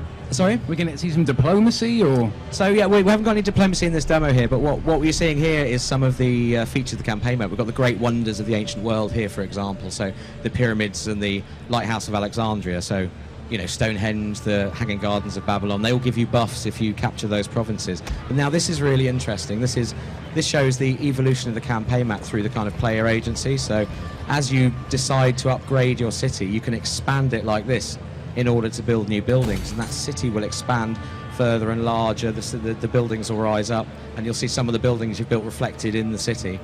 And you can see sort of shanty towns and urban sprawl beginning to appear around the city. You know, as you play, the map really starts to evolve. And how much of the game's going to be taking place from this view? It depends really upon how many battles you choose to fight, because of course you can auto-resolve battles in cases where it's clear you're going to just win the battle. You could auto-resolve, but you know, we've got some of the most tremendous scale battles you've ever seen. So it's probably a 60-40 split if you're a regular battle player. So, and we'll see some battle in a second. We'll see the Battle of the Nile, which is one of our new historical battles. Right, and one of the things I think people have always had a bit of a hard time with is the, just the AI has maybe not been as intelligent or as wily as I would have liked in a Total War game. Are we going to be seeing a smarter computer opponent? Well, what you're going to see is you're going to see some great AI on the campaign map and some great AI on the battle map. So on the campaign side, one thing that has often happened in previous Total War games, an AI you may have felt like you've been stabbed in the back, or you may feel like the AI's declared war on you for no reason, and you can't really see a reason for that, and you think it's acting randomly. What we're doing now in diplomacy is we've got a new panel called the Relations panel, and it lists your actions by which that AI is judging you. So, if you've committed war, if you've declared war on one of its friends, then it won't like that. It'll count as a negative modifier towards you, and if you march into its territory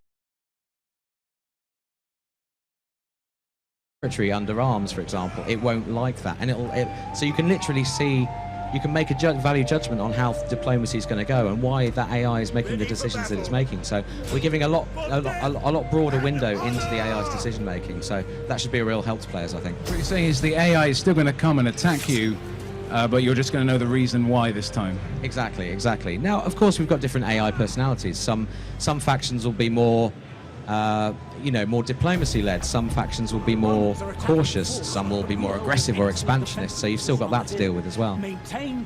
Right, so we've gone into another scene now. We're actually in some battle. So this is the Battle of the Nile. It's one of the historical battles in the game.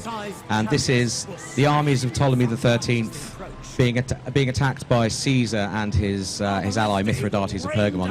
It's one of the battles that happened in 47 BC. So now the reason this battle is so spectacular is because it's got such a vast range of exotic units in it, and it's a combined battle as well. So we've got one of these combined battles where land and naval units can fight in the same theatre of war at the same time. So you can use your ships to disembark troops on the land to support the troops, or shell them with ballistas and things like that. Now I saw some war elephants a minute ago. We're going to get to see some more war elephants. We will see some war elephants. Right, I want to see some war elephants. 10 tons of muscle and tusk trampling your enemies to jam. They're a really fun unit to use. But of course there's a danger side as well. So our war elephants have a kind of internal rage meter that builds up over time. So if you've got guys throwing javelins at them, covering them with arrows and spears, they get a bit angry and they can run amok, at which point you lose control of them. And then, hey, if you've got loads of your guys standing around, they stop distinguishing between friend and foe. So, you've got to be careful with elephants. Al, are we going to see some crazy war elephants today? We'll see some crazy war elephants today. But the bit I really want to point out is the chariots and the impact that they have, because all the units in our battle demo in our battles now have a mass rating. So you'll see on a simple level what that means is if you've got a light unit, just guy in a loincloth with a spear, and a heavily armoured Roman infantryman smash, if they smash into, lightly armoured units, they'll kind of compress them and drive through them. So when you see something like a war chariot, which has great weight, bearing down on a unit, it will really burst through. So we'll see that in a second. Now this is interesting. This is the Egyptian flagship of the Egyptian fleet. And what we're doing is ramming is a big naval tactic of the era. So we've got lots of ships that have ramming capability. And what the ship's going to do now is going to ram into one of the Roman ships. And if we're lucky, we'll see one of the critical destruction animations. Right, there we go. The ship is damaged slightly already. So you've got this great sense of weight and impact and destruction going on. That looks like it was quite a costly. Very much so, I mean, these ships cost a lot of money to build, right? Oh yeah. So the bigger the ship, you're going to have an economy that supports, and you'll have to, through buildings and research, be able to, access that. So it's kind of a late game unit, that one. Right. So if I have to buy that ship, I'm going to feel it when it gets destroyed. Yeah, exactly. Right. Yeah. So what's going on right now? We've got some infantry battles? Yeah, so what we've got, this is that was the Roman infantry coming up the hill. This is the chariots that I mentioned here. Now what we're about to see is this is the unit camera. It's a new feature in Rome 2. We can lock the camera to the unit and see the close-up actions of the old battle. So there you go, you've got guys flying everywhere. That's Scythe chariots in action. And these are battlefield deployables, which you can set up if you're in if you're in a defensive position, you can set these up before the battle. So what you've seen is a load of guys lighting, burning weighted bales of hay, which are rolling down the hill and disrupting enemy units and damaging them as they go. So. Now I know if you've been following this game, you've been showing off was it Siege of Carthage? That's right, that was the first thing we showed, yeah, was Quite the Siege of Carthage. That was a big city, there was a lot of sort of inside-y battles. This is a sort of big open plain. Like, That's I mean, right, yeah. How does this make the fighting different?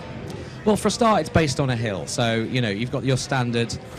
As you'd think in the real world, it's hard to attack a hill. So the enemy that, you know, the side that's attacking uphill is always at a slight disadvantage. It's going to cost them more energy to get up the hill. They're going to move slower. It's going to be harder for them. So, you know, as a hill battle. Here come the elephants. And here come the elephants trampling through the Roman troops there. So the reason we're throwing everything at the Romans there is because they're standing on a capture point. We have capture points in battles now. So as long as a unit is stood on that capture point, you can see the flag there. It's cut. The Egyptian flag has come down, and the Roman flag is threatening to come up. So that looks a bit video gamey in a series that's about history. Yeah, well, you know, we still want to. At the end of the day, it is a game. It is a piece of entertainment. And while we still aim for, you know, great historical authenticity, we still want to make it a great game to play. And we've got a lot of, you know, really interesting new features that really, you know, support the idea that we want people to be enormously entertained by this.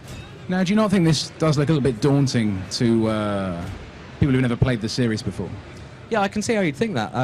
The beauty of Rome 2 is that when you first start playing the game, you play the prologue, which is right at the start, pre the full campaign. You can play the prologue, which is a kind of 3-chapter, narrative-driven introduction to Total War. So it introduces the very basic features simply from how to control units on the battlefield and how to recruit and build units in towns, how to expand your cities, and it's really enormously entertaining because there's, you know, you play as this sort of fictional historical character that we've designed, and his story which leads up to the campaign game. So it's a really easy in for new players. All right. So I mean, when's the game out? So September the 3rd, we're out. And do you not think that's a little bit too close to some of the next-gen excitement we're feeling right now? I don't think so. I think we can come out fighting, I think. And I didn't see the elephants. I wanted to see some crazy elephants. Where were they, man? Yeah, they were tucked around the back, actually, so we didn't see them. So they were running amok, trampling my own troops to death. So you did promise, though. Well, that's all I'm going to say. I did. We saw them smashing into the Romans, but you know, come September the 3rd, you can launch all the elephants you wish at the enemy. All right, and what about the multiplayer? Like, I know we didn't have a chance to see it today. There's obviously going to be multiplayer. Yeah. What are some of the changes you're going to make? Is there going to be a beta? So at the moment, with multiplayer we've got the standard kind of multiplayer modes. We've got the kind of head-to-head, up to 4 players modes. We've got a couple of new, quite exciting features we're working on, but we're proofing them out at the moment. So we might have to save that till another day. Fair enough. Well, that's Rome 2. Thanks for coming in now. We're going to cut to some Battlefield 4 now, and then we'll be back with some Elder Scrolls Online on GameSpot. Hey there, everybody, and welcome to GameSpot's E3 2013 newsroom coverage. I'm Sean McInnes. This is Martin Gaston. And hello. Martin, as I understand it, you've just had the distinct pleasure of checking out some Battlefield 4 multiplayer. I have. Yeah. I can't lie. I have. We had a chance to have a go at the 64-player map that was shown at EA's E3 conference yesterday. So that's Siege of Shanghai. It's Battlefield. It's Battlefield? Now, this is its best and its worst quality, if you will. So so when we saw Battlefield 3 a couple of years ago for the first time, right, it was amazing. Yeah. Right? You were like, wow, this is how the future looks. Mm-hmm. Well, Sean, the future is now. The future is now. Right? And everything, it doesn't look as amazing anymore. Like, it still looks great. Yeah. But it doesn't have that initial, like, holy hell factor that it did a couple of years ago. And it's amazing how technology's advanced that quickly. And I think part of that is probably due to the fact that they debuted Battlefield 3 on PC. Yeah. And it was just such leaps and bounds ahead of the 360 and PS3.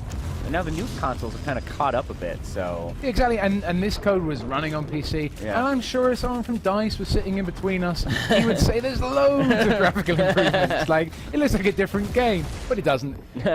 There's some great weather effects. I mean, it still looks like a great game, but it doesn't have that initial, wow, that Battlefield 3 had. But it still plays really well. Yeah, absolutely. Like Battlefield. Yeah, of course. So again, that's its greatest strength. And that's the thing that makes it, like, in this year of like new consoles and new IPs, like, oh, we've just seen Titanfall and Destiny. Yeah. You're like, oh, Battlefield. Yeah. I played that. That'll be fun. And that's the thing, like, I'm convinced this will be a fun, known quantity that I will definitely buy and definitely play for about 100 hours. But at the same time, it's kind of hard to get kind of hyped up for it. Right. So real quick, what did you make of the destruction? Because one of the key things from that demo was just the whole building falling down. And it seemed like just surfaces were just a little bit more destructible. You could chip away it a bit more. Did you notice any of that? Get a feel for that. Yeah. That building that falls down, that fell down again. Okay. I'm getting the distinct impression that after you've seen it fall down for the 40th time, it might lose some of that. Yeah. Fell down Oh, it's the building falling down. Yeah. Typical building. But it does look good. It does look good. And there was definitely quite a lot of shooting through things and some of the more inside bits. But I don't think it doesn't have the same level of destruction that we saw in Bad Company 2. All right. So if people were expecting that, like buildings coming down all over the shop, I don't think we're going to get that. All right, cool. Well, thank you very much, Martin. There you have it. For more on Battlefield 4 and even more E3 games, be sure to check out the rest of GameSpot's E3 coverage.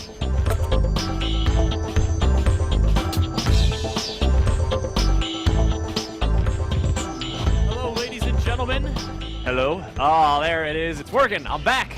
Chris Waters here, continuing to host on Stage 1. GameSpot's E3 2013 coverage continues. Joining me on stage, a man I spoke with last year about The Elder Scrolls Online. I think we'll have significantly more to talk about this year as the game is further along in development, and I've even played it. Please welcome Paul Sage. Paul, welcome to Chris. stage. Thanks so much. Glad to have you here. What do you think of this year's stage versus last year's? I'm sure you have an impeccable memory of last year's setup. It's great. But this year's show is different for you because last year you guys were sort of just announced, and now you've made a big announcement. It's going to be on not just PC, Xbox One, and PlayStation 4 as well. And you've got a whole lot more to show. People are playing it over in the South Hall. How's it going? The response has been great, right? So always fun to show it at a show like this. You get to see people play real time. Probably one of the best things I got to see was we had two people who didn't know each other side by side, and then they both realized they were playing together, and then they joined up, and they fought a big monster in one of our dungeons, and it was fantastic watching their faces. So it's one of those things where you start playing Elder Scrolls and then you realize there's another person here with me, right? And I think that's awesome. Yeah, and that's certainly familiar to MMO players, but to Elder Scrolls players, Skyrim, I'm not used to seeing somebody come alongside and engage me and have their name, and be ready to actively undertake something with me. It's a novel. It feels novel almost within that realm because the Elder Scrolls Online feels like such an Elder Scrolls world. And so, how do you guys, what? We're taking a look at some B-roll here of the different environments. How is Cyrodiil shaping up for the MMO setting? Cyrodiil is, again, that's where the game took place in Oblivion, right? And so for us, Cyrodiil is really where the conflict between the three alliances we have for the players are. So since the players could join either the Daggerfall Covenant or the All-Merry Dominion or the Ebonheart Pact, they're really trying to crown somebody as Emperor, right? And so getting somebody as Emperor means you have to have these huge siege battles to take over keeps, and the more land you own, so to speak, is kind of where you get your power base. And so, you have things in there like catapults, trebuchets, you have battering rams, and all of this, and, you see 200 people on the screen at the same time, thousands of people fighting over these keeps, boiling oil. It's just a fun party. A fun party is certainly one way to describe it. That sounds like utter carnage, but that is a lot of people's definition of fun in the video game realm. So I got to play at PAX East, and it was a scenario where, I sat down and I've played a bunch of Skyrim or a bunch of Elder Scrolls games across consoles, and I ended up just getting sucked right in. And one of the things I think that did it for me was the first-person view, which, so great on consoles. You guys are giving folks the option, though, of third-person, first-person. How's it breaking down in terms of player choice as you've seen so far? Well, right now what we're noticing is that if people PvP or they're kind of in a situation where, a monster might appear behind them, they like that situational awareness of the third-person camera. But once you get into first-person camera and you're more of an explorer and you're seeing the details of the world, I think that immersion really adds a lot to the game, and I think that's why people are so drawn to it. So it's been a while since you've had a real first-person with hands, so to speak, in an MMO, but it's natural for an Elder Scrolls, and so I think it's a great feature. It absolutely is, and that exploration is something I really got into during the demo I played, and it was actually kind of similar to this. I was just like going to an objective. I was going to go meet somebody, and I found a treasure chest. What's in the treasure chest? Not treasure, but like a riddle to go find another treasure. It's a treasure map, and then I'm doing that, and I discovered this little cave and went in there, and lo and behold, there's creatures there. Is populating the world for that kind of discoverability different because in the MMO format, or do you still adhere to the same kind of design philosophies? A little different, just because we have a level-based game, and when you have a level-based game, one of the things you almost have to do is kind of restrict certain areas. I mean, you can go there, but you're going to die if you go into something that's too high level. But we have such a huge game that even at your level, there'll be a lot of the world to explore, and so you'll see things like chests, as you mentioned, and you'll see things like books and other things that draw you to the game, and that almost like, oh, I'm on a quest and I'm going to go rescue somebody from something, and then all of a sudden you see, oh, but wait, there's a dungeon over there. Oh, okay, time to go veer off. I'll just stop here on the way there, and then of course so many of those stops are never just a simple stop in, because the world is so rich and full of horrible bugs like this one that we have just murdered in the footage. We've got a lot of questions coming in. I'm going to take a look here at Twitter, and we answered the third person as first person. We took care of that one already. Jillian Simpson wants to know about how many people in one world are you going to sort of see? You mentioned in a PvP situation in Siege Battle, hundreds of people taking the field at the same time. Let's say when I'm exploring, how many people am I going to see around and stuff like that? How are you managing that? So we have a technology that we're calling our Mega Server technology. Mega Server? That's what we're calling it. And so the idea is that we can allow you to play with everybody, that's in roughly the same world. So you never see server boundaries as such. And so one of the things that you're able to do is if you have a friend, for instance, that might be in what we call a channel or a different version of the game, which is somewhat similar if you think about it to servers, then you can just jump in and join them at any time, right? And so I think with that technology, there's not necessarily a limit to how many people are going to be in there, but we're going to make sure that the experience, if you had obviously 1 million players all fighting for the same monster, that would be horrible. Yep. So we're going to balance that out to where it's a really natural experience, and that really depends on the area more than anything else. And it may be too early to clarify this kind of thing, but her question also encompasses the differences between PC and the next-gen consoles that you guys recently announced. PlayStation 4 and Xbox One are going to play host to The Elder Scrolls Online. I guess the question I have to actually, now that I'm thinking of, is there going to be cross-platform play between?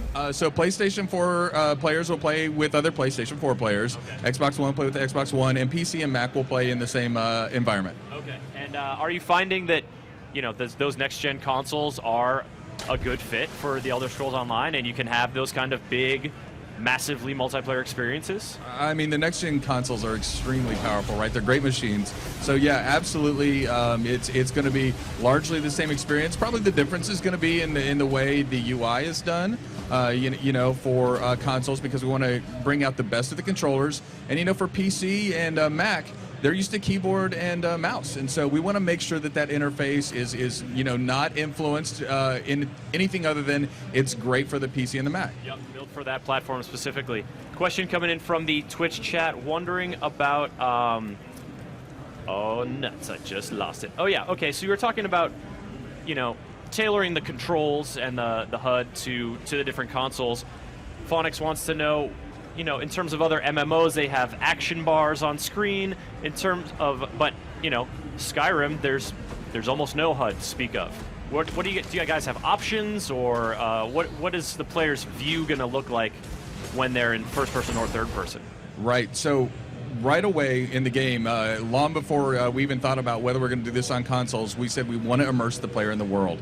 And so part of immersing the player in the world is taking away those UI elements, right? And not having them on the screen so much. And I think it's one of the things that leads to people saying, hey, this really starts feeling like an Elder Scrolls game. We do have a shortcut bar, but that shortcut bar is related to context. So if you're mousing over a monster or something of that nature, then it'll come up to show you, hey, which buttons do you have to press to fire off certain spells? Because as you know, in a massively multiplayer, there's no pausing. You don't get to pause to do what you want to do. No, you do not. Yeah, you can't just cycle through. It's got to happen right then because that monster's coming for you. Yeah, so that's why we have a shortcut bar. But again, it's a really limited interface because we think that's what engages the players in the world. You get to see what the monster's going to do on screen versus watching what a little UI element is telling you to do. Derek on Twitter wants to know, will the PC version support gamepad controller? Right now, we're still on keyboard and mouse, but won't rule that out and see what the future holds. Yeah, I mean, you guys are also you have the design set for a gamepad controller, so who knows? All right, question about stealth. You know, when you're in a massively multiplayer online world, there's a lot of other people around to see you, but stealth is a big part of the way some people like to play the Elder Scrolls. How does that work similarly in the Elder Scrolls Online? Absolutely. So, on the PC controls, I can tell you that you just hit Control, you duck down, you see the little eye in the middle of the screen, and it gets to where, you're hidden. And then, you get certain bonuses if you're hidden and you attack somebody from behind. So there's a lot of stealthing elements in the game, and I think it's a really compelling way to play. Very cool. Questions? People are curious about the different races you can play as, the cleaning crew specifically. Advantages and disadvantages to the different races that you can choose, and actually, what are the different races you can choose? Okay, so you can choose from 9 different races. There's 3 per alliance, so we mentioned 3 alliances earlier. So, it's a little bit to go through. You don't have to rattle them all off right now. I'm sure that people can guess at the majority of them if they have any Elder Scrolls experience. Yeah, Nord, Argonian, and, all the rest.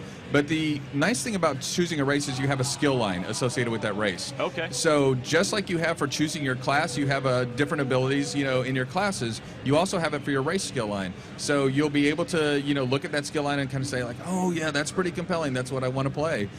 So there's a lot of reasons to pick race.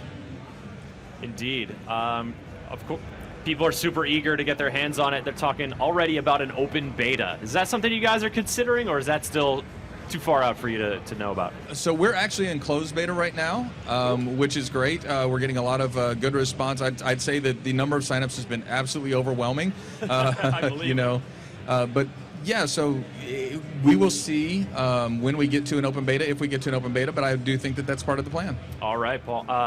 Folks, Bureau Islands is wondering about pets. This is actually, like almost every demo now, because Call of Duty has a dog, I get just beagle pictures and people asking about pets. But it actually makes sense in an MMO setting. In Skyrim you had followers, people you could have along with you.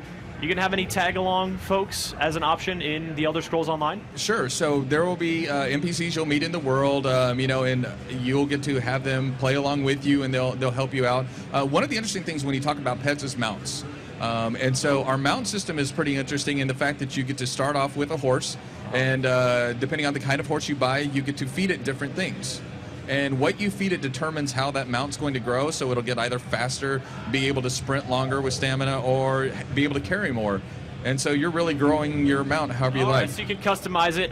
Will it be able to grow wings or another pair of legs? Not that I'm aware of. No Island of Dr. Moreau in the Elder Scrolls Online? All right, that's fine. El Duce Assassin wants to know about PvP. You touched on it earlier with the very evocative mention of keeps and boiling oil and hundreds of people battling. Can you elaborate a little bit on PvP? Sure. So one of the things, again, that you're trying to do is trying to get Emperor status, as a PvP player. But we also have those skill lines I mentioned. So as you do different things in PvP, like say I kill a player, I'll get what I call alliance points. Right, and so you'll have alliance points. Also, if you capture keep, you get alliance points. Your guild, if you sign up for a guild, they can actually claim a keep, and these help get you alliance points. And what you do with those alliance points is you buy new gear, or you can buy new abilities in your skill lines. And so there are specific skill lines for AVA that, you know, there's a lot of reason for you to want to participate rather in the PvP battles or the Alliance War. Okay, so you can, and is that character that you bring in there, is that the same character you're using across all modes of Elder Scrolls Online? Absolutely, yeah. Very cool. All right, dragons. So during this time, the dragons aren't around. Pre-dragons or post-dragons? Not sure. Questions about level cap. I mean, come on, level cap, really? Dan is wondering, you know, in MMOs, when you come across people, one of the ways you find people to play with, you interact with people you see in the world is through chat and through typing some messages in a little chat window. Right. How's that communication going to work on consoles, which, you know, people don't really have a keyboard plugged into? Right. So, you know, we're still working on the console interface, and we'll probably be talking more about it. Okay. But as you can probably imagine, you know, one of the things we have, you know, just as an introduction is a radio menu that when you get next to somebody, you have a little context sensitivity where you just pop up and say, I want to invite you to a group, or lots of other things. So it'll probably stem off something a lot like that. All right. Folks are curious about, of course, the business model, but you mentioned to me you guys aren't talking about free-to-play, what the monthly fee, anything, none of that stuff you guys are not talking about yet. Right. Just had to let you guys know. All right, folks are curious about, yep, all that stuff. Oculus Rift support. So the Oculus Rift is a pretty fascinating piece of technology, have you right? gotten to check it out yet? I have looked at it a little bit. You know, I mean, it's really cool, but we haven't even gone into Oculus Rift territory at this point. If wishes were horses, folks. So Chicken Oxo is curious about mods, because Skyrim PC community is silly with mods. GameSpot features Skyrim mods regularly, and people love it. There's still such a robust development community around that. I guess, is that something that's going to factor into the MMO, or is that something you have taken any inspiration from for the Elder Scrolls Online? Yeah, I think the mod community is amazing, obviously, for Skyrim, and there's a lot there for the mod community.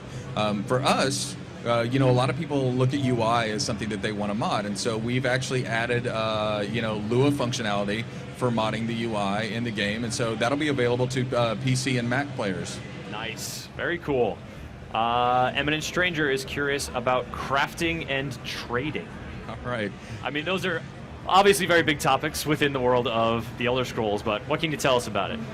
Crafting is great. So if you played Skyrim, then you might be familiar with alchemy, and you know how you would experiment with the different additives and ingredients, and you'd see like, okay, well, this actually helps with fire resistance or whatever it might be. Yep. And so that discovery was kind of the baseline for where we wanted to take our crafting, and so there's a lot of discovery. So instead of just crafting the same thing over and over again, the discoveries you make actually add more to your skills as you grow. So you get 5 different skills.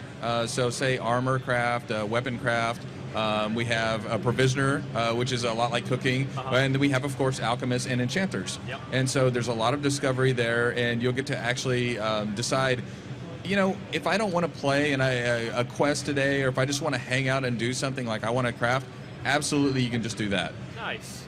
You know, you just want to sit down in your Skyrim world. That's actually something I used to do in Skyrim. I would play but not feel particularly adventurous. I'd just go sit in the library and read some books. There you go. Airborne Kitten is curious about the loot system. Of course, in Skyrim, players had to fight valiantly against the urge to pick up everything that wasn't nailed down. Some players. But in MMOs, you know, there's loot sharing. There's sort of multiple people have conspired to get the same reward. How are you guys handling that? So our loot is actually instanced to the player. Okay. So if you and I were to go into a dungeon together, and let's say we killed a big monster together, you would get loot and I would get loot, and it would be instanced just to us, you know, the people who contributed to that kill. So you don't have to fight over who gets the, you know, plus 25 sword of a friend slaying. Rockstar Kid is curious about player homes. That's something you guys, or that, you know, was added onto Skyrim. You're going to be able to craft your sweet abode? Not at ship. You won't be able to do that at ship for sure. Okay. Question from Penguin Archer about relationships and breeding.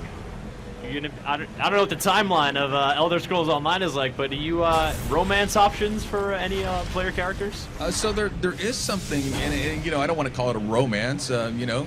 Could be something else entirely. Just a friendship. But we do have something in the game where you can actually perform a ceremony, and you'll get rings out of that ceremony. And if you wear those rings when you adventure together, you'll get experience bonus. So it's kind of like a commitment to have almost a long-term relationship with somebody. Oh, interesting. Yeah, and so we want to support that because it's fun when you're in with the person you play with a lot, and that's great for us. Can you have multiple rings out with multiple people? Well, it might be expensive, but I suppose you could. It might get a little costly to maintain those kind of relationships. Or in those kind of relationships. All right, so people are curious about guilds. Jordan wants to know what kind of guilds have been a part of that world for so long. Are they in the MMO? They absolutely are. So it's funny because we can talk about two different kinds of guilds. We can talk about the in-game guild, like the Fighters Guild and the Mages Guild, or we can talk about the player guilds. Well, Fighters Guild, Mages Guild, those are pretty similar to how they have been. You go on quests for them, you earn status within those guilds, presumably. Absolutely, that is the way it works. Cool, so let's talk player guilds. All right, so player guilds are really fun. You can actually, if you have an established guild, like let's say even before we ship the game, you can get on the web, you can just start signing up for a guild that and have your established members be in that guild. And then when you get in the game, that guild's going to be there for you. It's going to have the reserve name and everything else, which is pretty fun. But then when you're in a guild in the game, you'll be able to do things like claim keeps, like I talked about, and there'll be certain bonuses that you get for that. Of course, you'll have the guild leader who gets to set permissions within the guild. So it's a really robust system. We've got a few more things that we're going to announce later about the guilds, but one thing that's kind of interesting is, of course, you have a guild bank. Where you get to put all your items, and I think that's fairly typical. But later on, we'll start talking about how we build on that system. How you guys sort of make it Elder Scrollsy and take it in your own direction. Yeah. I'm intrigued. All right. Man, these are coming fast and furious. Here's an easy one. L Greek, will this game destroy my social life? Actually, maybe not as much as previous Elder Scrolls have, because you can have it will just transfer your social life, right? That is exactly my answer. How many people on a server, technical stuff like that? I imagine it's still a little early for you guys to mention sort of that's those specifics. Right. So again, it doesn't matter because of the way the technology works. You won't have to worry about being a part of a server. What did you say? Mega server or something? Mega server. Mega server. Right. Dun, dun, dun. All right. That is a lot. There's more and more and more questions for the Elder Scrolls Online, but I think we're going to wrap it up pretty shortly. I'm just going to give you one more. People are wondering about re-speccing your skills, being able to change the way you sort of taking that experience that you've earned and you've put into your different abilities and pulling a switcheroo. Is that something you can do with the same character, or is it best to just start a new character?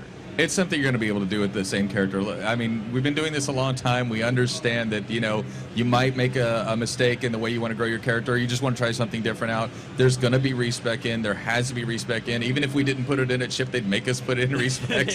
You would hear about it, and then it would go in shortly after. Right. So we're just going to cut to the chase and make sure it's in. Good call. How long does it take to walk across Cyrodiil wonders Bureau Islands? Ooh, okay, so that's a tough question. So I'll give you roughly the mathematics of it. If you can go 6.5 meters per second in the game at a run, maybe you could go faster if you sprint, and then you take Cyrodiil, which is roughly what we call 9 of our zones, and imagine a zone is about 3 kilometers long, and then you can kind of start figuring out these things, because I can't figure it out on stage. Ask a question, get a math problem here on the GameSpot stage show. But he gave you the answer. It's such up to you to figure it out. I'm sure someone in the chat on twitch.tv/GameSpot will figure it out. And Paul, thank you so much for coming on here and talking about the Elder Scrolls Online.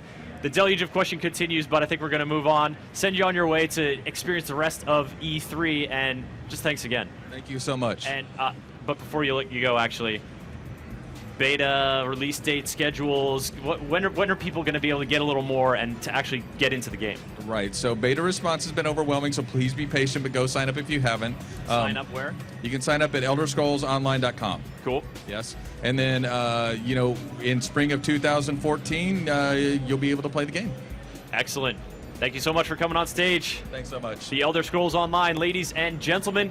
We're off to the show floor briefly, and then back to the stage show for more live demos.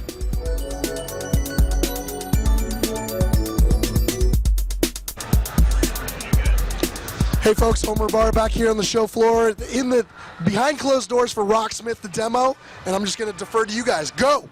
Thanks, man. So today we're going to talk about the all-new Rocksmith 2014. I'm going to talk right into the camera. That's how you get today. Everything has been rebuilt from the ground up to give you the greatest learning experience that's going to take somebody who's never touched a guitar before through to being able to play songs from some of their favorite artists like Aerosmith, Oasis, Alice in Chains, Smashing Pumpkins, and a whole load more that we haven't announced yet. All the way through to playing that, all the way through to being a real musician, being able to improvise with our all-new session mode that we're actually going to demo live right now. So, when we were doing Rocksmith, we had this cool amp simulation stuff that let you hear what you were playing with your real guitar right through your speakers. We've massively improved that, and we were like, what are we going to do? How are we going to make this cooler? And people said, could you play with a click? And we're like, playing with a click's boring. It's just like, kick, kick, kick. Right, guys? Yes, exactly. And then we're like, hey, we could do backing tracks. And we're like, yeah, backing tracks are available free on YouTube. We want to pay money for stuff you can get free? Nah, hell no. No, me either. So our audience is a bit more savvy than that, right? So we're like, what do other video games have that we don't have? What could we do to make this experience better? And we were like, AI. You know, Assassin's Creed has AI. You know, South Park has AI. Christ, everybody else has AI. We should have AI. We're like, cool. What's AI going to do? Play the drums. So right now, I have a virtual musician, an AI, sitting at a virtual drum kit, just waiting for Nick to play.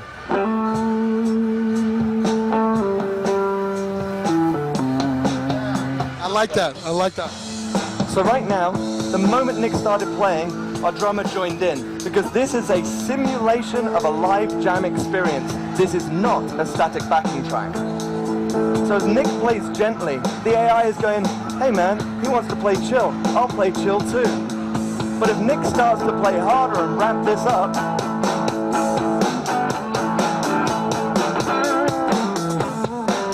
the drummer ramps up too. And he's not just turning up the volume, he's hitting the drums harder.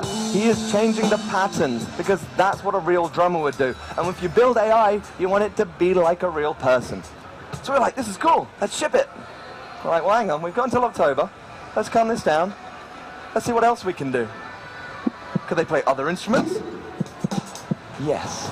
So Nick's going to grab a preset band because it's quick, and he's going to dive straight in. The thing is, if you're playing with a preset band, you need to know what notes to play. So Rocksmith is going to take you and teach you about every single aspect of playing the guitar, everything you need to know. So by the point you'll start going in here, it will teach you about these are the good notes. Simple stuff. You play any of those notes, they will sound good. Nick, play one of those notes. Our harmonicity meter giving you real-time feedback on do you sound good. So it's nice and smooth because he's playing the right note. But if he plays a bum note, it craps out. We give you feedback for how you sound in your ears through your eyes, because that increases the chances of you understanding it, training you, building up your confidence. Now I'm going to step back, shut up for a moment and let Nick play.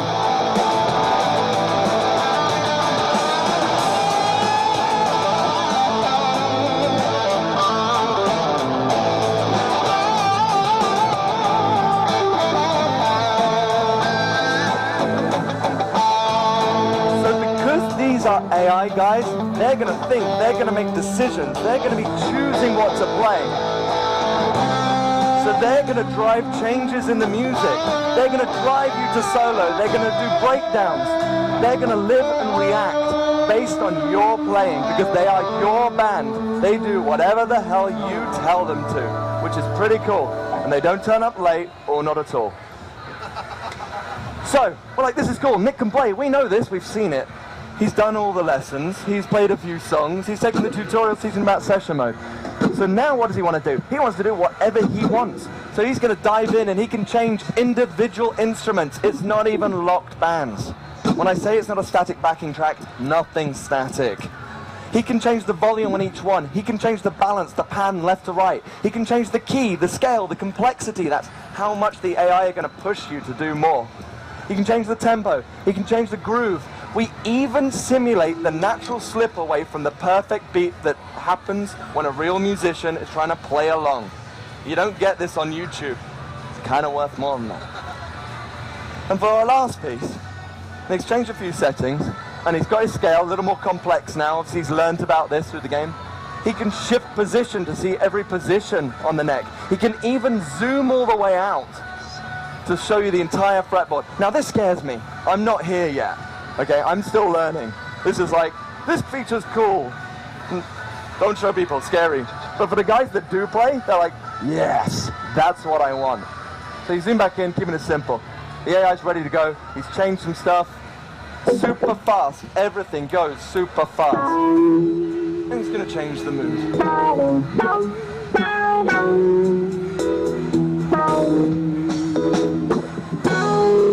It's still too fast. Let's slow it down a little more.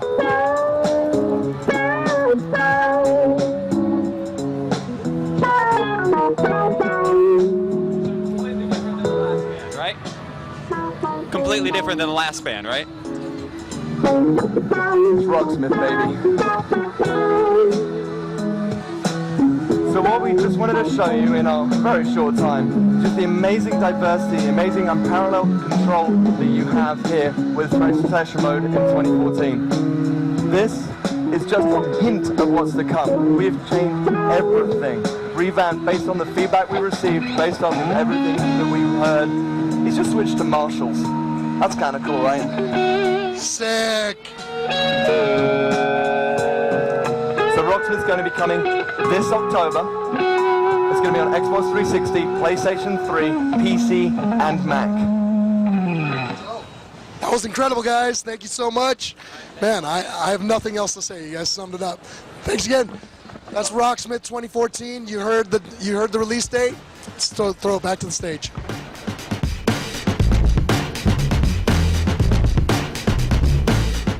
Now, astute viewers of GameSpot Stage 1 E3 may notice some slight differences here on stage. My next guest, Corey Olsvary, has Pikmin, the whole place up. He's just like sticking Pikmins all over the place. He's got them on him, on his microphone. Corey's here from Nintendo Treehouse to talk about Pikmin 3. Corey, welcome to the stage. Thanks for having me, Chris. Make yourself at home, as you clearly have already. Pikmin 3 is shown at E3 here, but we're not seeing a lot of the sort of traditional single-player Pikmin marshalling your different crews to accomplish that campaign goal. You guys are showing different modes. Right. As you mentioned, first of all, thank you for having me, Chris. It's great to be here. As you mentioned, we're excited to be showing Pikmin 3 here at E3. Here we're going to be showing 2 additional modes. Of course, the story mode is an integral part to the Pikmin series. This time in this Pikmin game, you're going to be it's going to be similar gameplay. You're going to be using, the great thing about Pikmin games, of course, is commanding these hordes of tiny, adorable Pikmin creatures to battle these dangerous predators. Ordering them out at your whim, sending them to their doom. Absolutely. And here today we've got actually a mode called Bingo Battle. This is a competitive 2-player multiplayer mode. It is very frenetic. And, you'll be able to see here we're going to have Alf, one of the new protagonists, is facing off against Captain Olimar. I mean, he's the captain. He's going to win every time, right? No. We'll see. Bingo Battle on the Shaded Terrace. This is a head-to-head multiplayer mode in Pikmin 3, and we're sort of seeing the split-screen view. This is obviously happening locally on one box. This is, yes, a local multiplayer mode. So right off the bat, you'll see split down the screen. You're going to start out with an explorer on each side. You kind of start with 5 Pikmin. Again, for those of you that aren't familiar with the franchise, these Pikmin creatures, you're actually controlling the captain or the leader directly, and you're throwing these Pikmin creatures at these objects. They'll bring them back to your home base. In this case, they're bringing back these little yellow pellets to increase, basically propagate. And seeds will pop out of the onion there to increase your forces. So at this point in the game, I mean, this is almost playing out like an RTS. Like you got your troops, you're collecting resources to then build your army and then take it to your team, to your opponent. So yeah, so the name Bingo Battle, absolutely. The objective is you'll see a bingo board actually on both sides of the screen. So So is player that what 2, these grids of fruits and bugs are?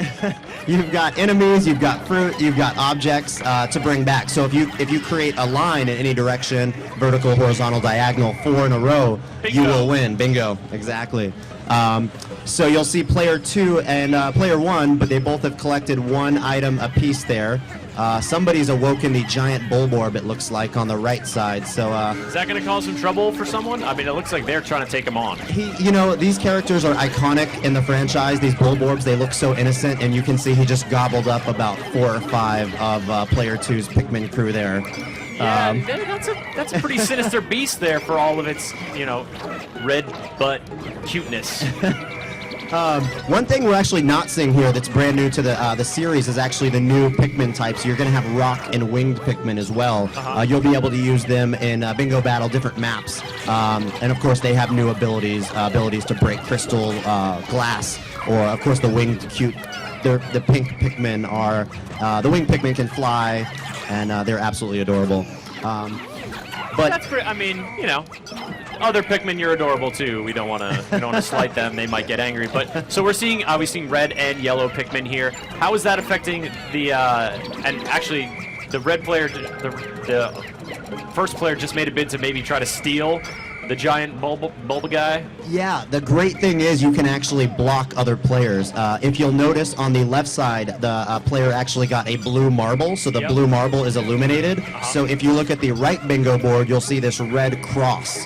So he's essentially blocked the second player from getting a bingo in that direction. Yeah, and this isn't, this multiplayer map, both players, their bases are not very far away from each other, so you can scout it. And this, I guess, a quick view of the Wii U gamepad showing the mini map that gives you an idea of where the things are you might need to block your opponent with. Right. So right now we're looking at that overhead gamepad map. You might put this on your coffee table while you're playing that quick overview.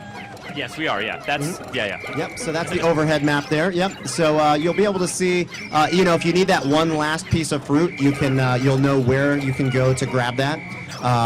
That last apple. Quick glance at the Wii U gamepad.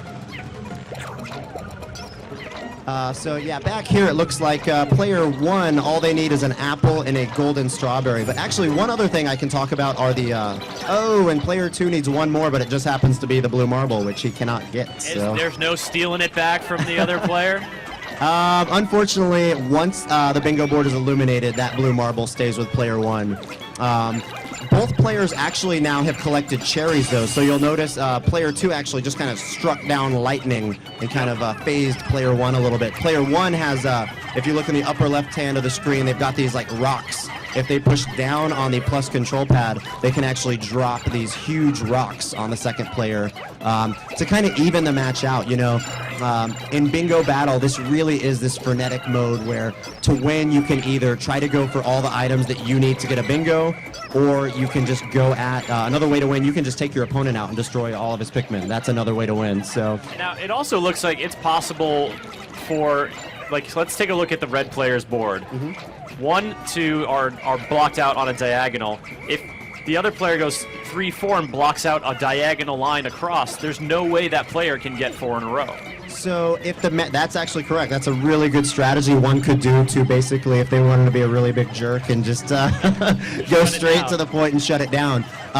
However, there are additional things you can get, what they call lucky marbles. So if a game lasts a little bit too long, you can bring a lucky marble. They'll kind of eventually pop up in random places on the map. They'll give you kind of a roulette spin on your bingo board, which allows you to even fill in those red crossed out items. So it'll pick a random thing, and it could maybe be the red crossed out item. Okay. Right. What if it goes on too long? How long are we looking at for one of these multiplayer matches? How long? I mean, you guys clearly have an idea of how long an ideal match would be. If you're bringing in that lucky marble to kind of shake things up towards the end. In the treehouse at Nintendo, we've had matches last as long as 2 minutes. Those were very shameful matches, but this map here is very close quarters combat. You've got both home bases very close to each other. Oh, and it looks like the lime is coming back. Player 1 can try to make a last-ditch effort to stop him. Does not. And it's not going to happen this time. So player 2, actually, red team got the victory there. Huzzah! It's so satisfying. I know if you have a competitive bone in your body, playing this mode just brings out the trash talk in one's Pikmin vocabulary. Speaking of which, I was talking with GameSpot editor Tom McShay earlier about Pikmin 3. He went over to the Nintendo booth and played it, and he basically described this mode to me as like a griefer's paradise, because that is how he loves to play games, and I bet a lot of you also like that. Yeah, like that scenario I mentioned during the demo. It's if your play can just be totally anti the other player as opposed to pro your team. You know, one of my favorite things to do is, I want to see what the other player needs, and yeah, I will intentionally go out and block that as soon as I know what they're doing. So, tons of strategy opportunities here, and the more you play these maps, in fact, here at E3, the maps are going to always be the same with the item location, but in the full game, you're actually going to have a variety, like this map in particular, Stagnant Sea, it's got some water elements, but there's different elements, so even though you're playing the Stagnant Sea multiple times, different enemies might come out, you might be playing it with different Pikmin types, so there's even variety to individual boards. Cool. Now this is the Bingo Battle mode in Pikmin 3. Is it a local multiplayer mode only? So with Bingo Battle, this is a local multiplayer, 2 players. So for some online things that we do have, we've got Miiverse functionality in the game's story mode. And one of the cool things about that is it utilizes the Wii U gamepad as a first-person camera. So if you're a fan of the Pikmin series, you know that these games are usually kind of third-person, kind of overview, 3/4 of the like you're field. seeing right here, yeah. But the first-person camera gives you the ability to see the world, these kind of lush environments from the explorer's perspective. So when you see a giant bulborb, or one of the new enemies is actually called the Peckish Aristocrab. Peckish Aristocrab. He's is it a crab with a top hat? He is a crab. He actually spits bubbles. Your Pikmin will get like kind of stuck in these bubbles, and he's got this claw he'll block you with, and he'll just devour your Pikmin one by one, or maybe 5 at a time, whatever he's in the mood for. That sounds unpleasant. So there's another multiplayer. This is obviously an adversarial, competitive multiplayer mode, but you guys also have some cooperative experiences as well. So yeah, so mission mode is one of the 3 modes we're showing off here, or one of the modes we're showing off here at E3. In mission mode, it's kind of a time attack mode where you've got a lot of different maps, and you're timed maybe 8 to 10 minutes to try to get as much treasure as you can, or try to defeat as many enemies as you can. And that can be played solo or with up to 2 players. So if you have maybe someone in your family that maybe isn't quite sure if they want to give the game a try yet, it's a really great way to kind of introduce the game to and the series to them. Nice. Now, Pikmin series has had a few entries in the past, but it's been a little while for Pikmin. So you guys have stuck with it. Now you're coming out with Pikmin 3, which has really these 3 separate modes of play. The single player, which is actually tends to be a little more slow-paced and methodical, I think, and then these competitive and cooperative experiences. How did you sort of decide, like, all right, we want to create all these different kinds of Pikmin gameplay? I think the answer is, with Nintendo in general, we try to create these experiences for everyone. So, you've got, if this is your first Pikmin game, it's been over, as you mentioned, almost 10 years since the original release of Pikmin 2 on Nintendo GameCube. This will be the many players' first Pikmin game. So, starting out in story mode, you can kind of take your time with story mode to kind of get used to the environments, the Pikmin behavior themselves. Just get used to the throwing arm warmed up. Exactly. And so story mode kind of gives players the freedom to kind of get used and get the hang of the game, because it is the first time you see it, you're like, maybe what are these Pikmin creatures doing, and why is this bulborb beating all these? Why are they beating up that poor 2-legged animal with the adorable polka dot butt? One of my favorite things actually right here, I don't know if player 1 will be able to do this right now, but you can actually now scan an enemy with the Z button. You can lock onto him. And instead of throwing Pikmin one by one, you can actually cause your Pikmin to swarm like he's doing there. And all of your Pikmin, he blows the horn, and all of your Pikmin swarm. In modes like this, where time is very important, when you're trying to be as efficient as possible, you may not want to push the A button to throw each Pikmin individually. It's also very frustrating when you see your opponent swarming 30 Pikmin, 40 Pikmin at you while you're trying to get your last treasure to create a bingo. Well, we just had a little bit of a conflict over the giant Bulbabug thing, whose name I forgot, The right Bulbul. then. And then what I think I saw was the one player being chased by the other's Pikmin. So yeah, if you actually toss your individual Pikmin at the opponent's Explorer, they'll basically just start thwacking them, and he'll have to basically kind of shake them off with the left control stick. Again, one of those things that's very satisfying to do when you're the one throwing the Pikmin at the opponent. So. Again, Pikmin 3, a griefer's paradise. All right, Corey, Pikmin 3, this is a look at Bingo Battle Mode, local multiplayer for Pikmin 3. And when are folks going to be able to play Pikmin 3 on their Wii U? The game, Pikmin 3, launches August 4th in North America, so really looking forward to that right around the corner. All right, Corey, you've been showing off some Nintendo stuff here on the stage today, and I really appreciate it. Thanks for coming by again. Thank you, Chris. All right, and we are going to head over to, if I didn't hear Ryan McDonald incorrectly, Zumba? Zumba. Zumba! GameSpot's coverage of E3 2013 continues. I am here at the Majesco meeting room in the South Meeting Room Place, and I'm with Lisa Roth, the executive producer of Zumba Fitness World Party. That's right. Thanks for coming by. Thanks for having me. We got Cheryl just getting loose right now as we speak. She's got a 24 Zumba streak going. Give us the rundown. So we have completely reinvented our pipeline, and we did a visual overhaul. If you've played any of our previous games, we were living in a 3D animated world. And in the Zumba world, the instructors that we have, the main instructors, are all celebrities in their world of, 14 million people taking Zumba classes every week.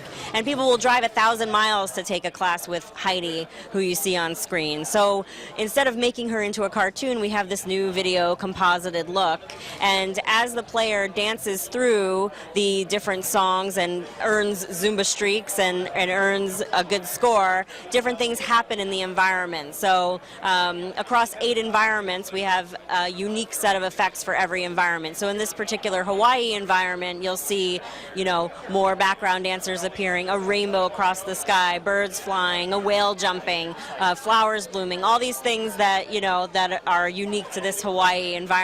So things that were working before in our game, like the fact that the background changes as you dance well, or perhaps that, the visual cues on the screen, earning stars, that kind of stuff, we didn't change that. But in terms of the visual presentation, we're changing it up to bring the player a more realistic experience. Well, you mentioned, we were talking before the interview that it's like, fitness videos, fitness DVDs, huge hit, and yet in the fitness gaming world, they took on this cartoony look, and is that really the impetus behind why you wanted to do the whole real world changes? Not necessarily to legitimize, but to pretty much just show people that, this is a legitimate exercise. The game will help you get into shape, just as the 14 million other people are doing. Was that more the focus as opposed to just trying to go with the more cartoony, cartoony look in years past? Yeah, I mean, the realistic experience is something that we wanted to bring to the player, and again, these instructors being the charismatic, celebrity instructors that they are, it really was losing something to make them into a cartoon. So having the actual instructor dancing in front of you is something really special that we're bringing in this game that no one else is bringing. And also, the environments in the background are all realistic environments that we photographed when we were on the road. We did travel to Hawaii with Heidi and danced with hula dancers and filmed a bunch of different environments and really understood the authentic dance style, and then brought the authentic dance style and the authentic environments back into this video game. That sounds kind of like a bummer gig. I don't know, going to Hawaii, taking pictures, dancing with hula dancers. That sounds like a drag. Hawaii, Brazil, Puerto Rico. I have traveled the world through Zumba. I really don't envy your job. Not. Well, it was an amazing experience. Sure was. And the best part is that we captured video of all of these experiences. So as you dance through the World Tour mode, which is a new addition to our game this year, you are unlocking these bonus videos to unveil the journey that we took with these instructors. So you can deepen your experience with the dance style by understanding like where it came from, where did these moves come from, where was the choreography inspired, and you can actually see the landscape of these different places that we went. So it's pretty unique, and the World Tour mode has lots of other things to unlock. It's more of a progressive mode, so you're unlocking songs, you're unlocking videos, passport stamps, postcards, which you can then post to Facebook. I just danced hula with Heidi in Hawaii. And then in addition to the World Tour mode, we also have our class mode back, like the last games had a pretty successful class mode where you can take classes in 20, 40, or 60-minute increments. So it changes up, gives you a lot of replayability there, or quick play if you wanted to just jump in and play 1 or 2 songs. So all of the stuff that people love, the progress tracker, the calorie counter, being able to set goals, community goals, all of that stuff, making your own playlists, that stuff is all back. So things that people liked, we didn't change a thing. And then just in terms of the visual look being completely different, it's something really exciting for us and exciting for Zumba having their actual instructors on the screen. And I think players will really enjoy it as well. Awesome. My wife, as a avid Zumba fangirl, as I should say, she's going to really enjoy the fact that she can dance to all these tropical places that we don't always get a chance to visit. So me, as her husband, paying $60 for a game versus having to travel all over the world to do that, fine by me. But although we still will go to those places, honey, I promise. So let's give the audience a quick rundown. Zumba Fitness World Party coming to what platforms and when? Coming to Xbox 360, Wii, and Wii U in October, and then Xbox One whenever the Xbox One launches. And it's like exercising on vacation in your own living room. That whole Calgon take me away, just like you said. Very good. Thanks, Lisa. I really appreciate it. Well, let's let Cheryl rock it out. Look at that. She's a rock star. Cheryl, let's give it up. Yes. Beautiful. All right, folks. That about wraps up our little stay here at the Majesco meeting room, and more from E3 2013 as our show continues.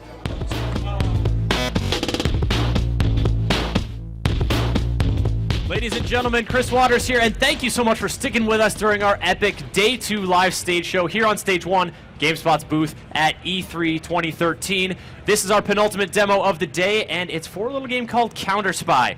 Here from Dynamite are John and David to talk about the game and give us a little bit of a spiel about what it is, because I had to look it up myself, and what I saw I really, really liked. First off, welcome to the stage. Thank you very much. Thank you. Oh, too loud. There you go. You Here we can go. get a little calibration. You'll figure it out. Counter Spy. We're going to show some gameplay off in just a second, but set the stage for folks. It's the Cold War, the height of the espionage realm. So, I mean, Counter Spy, it's an action espionage game set during the Cold War, and it's kind of really born out of our collective love at Dynamite of kind of all things 50s, 60s era, early Bond, Man from U.N.C.L.E., Mission Impossible, like all that kind of awesome entertainment that we kind of grew up on watching as high kids. stakes, and also a certain amount of style, right? Those guys you mentioned, all the protagonists of those things, very slick. Definitely going for style, and visual style as well. If you look at the visual design that was coming out of that era as well, like super awesome graphic stuff like Saul Bass, things like that. Those are the sort of stuff that we get really excited about. So, set in this world, what kind of experience did you guys want to create with Counter Spy? What's the player experience going to be? So it's definitely more of an action game. We have little bits of kind of gentle stealth as well, but it's very much an action game where you're sneaking into bases, sabotaging items in the base, all with the goal of taking out a big missile that's about to launch under time pressure while you're sneaking in there. There's a lot of big missiles about to launch around that time, aren't there? Big missiles. All right, well, let's give folks a look at the game in action, because I think that seeing this game in action tells you so much about it and about what kind of experience you guys are trying to create. So set the stage beyond this is a base where a big missile is going to launch. Who's this guy? So your character, you play an agent for Counter. Counter is sort of a non-government agency. If you think of kind of the mythology of a lot of those classic movies and TV shows, you'll often have, like, in the Bond movies, you've got Spectre, and they're the bad guys, right? Yep. In our game, we've kind of flipped that, where Counter feel like they're the good guys, and the superpowers are the bad guys, because these are the guys that are like, hey, let's build bigger and bigger missiles and escalate this whole thing, and like none of that seems very good to us. So maybe we should not do that. We Right, should exactly. stop people from doing that crazy missiles thing. bad. Yes. So in the game, your goal is to go infiltrate, raid military installations, missile sites. You'll have a countdown that's counting down to launch, and you have to get to the missile before that launch time. Sabotage the missile. That's kind of the core objective that you have. All right. And you're going to have to fight your way through, clearly, some guards. Yes. Just to clarify, John's having a little trouble with the controller on stage. We've actually got it linked through this crazy connection back to the room, so there may be a little bit of a hiccup in terms of control. But yes, the peril of live demoing. So What could go wrong? I'm not sure if that is anything we can do about that. 7 controller sync issues, but while we sort of try to fix that, tell me if this art style is inspired by that. Yeah, let's switch back to the stage here. This art style is inspired by the art from that era, by that sort of slick, like not quite austere, but very stylized, that look. Yeah, and it's really, so we're a pretty small studio. A lot of the people there worked at companies like LucasArts or in Pixar. So our art director was 16 years at Pixar. So there's definitely... Not what you would call a small studio. Well, no, but once upon a time they were small. They Yes, had big true. dreams. Very true. But that's actually, you can kind of see the influence, obviously, like, again, great movies like The Incredibles, which, like, who doesn't like that movie? People with no souls and black hearts. Potentially. And yeah, and like having a strong visual style is something that we really want to do with all our games, you know, and this is something that we've definitely put a lot of kind of love into the game to really kind of give it that distinctive look. Also, in terms of sort of the overall tone of the game, like we're not making a piece of history. We're making kind of an irreverent game. We've got our own mythology. Yep. So we wanted to really sort of push the style to accentuate that. Okay, so the gameplay is working again, as you can see. Oh, yeah. One of the things that we think is interesting with this is you can see here is, although it's a side-scrolling game, we have these moments where when the agent goes into cover, we can kind of pop the camera around, give you a bit more of a 3D look, and that really, for us, it sort of opens up the space. It allows us to kind of use the environment in interesting ways, whilst sort of maintaining the kind of like the accessible gameplay that you get from, you know, a side scroller where you're not like, okay, I'm moving my character and I'm moving the camera at the And same having time. to shoot and stuff like that. Yeah, but it does sort of imbue it with a little bit of that kind of dynamic camera appeal that not only just showcases the cool art style, but also, yeah, livens up the game experience. Yes. All right, Couldn't put it better myself.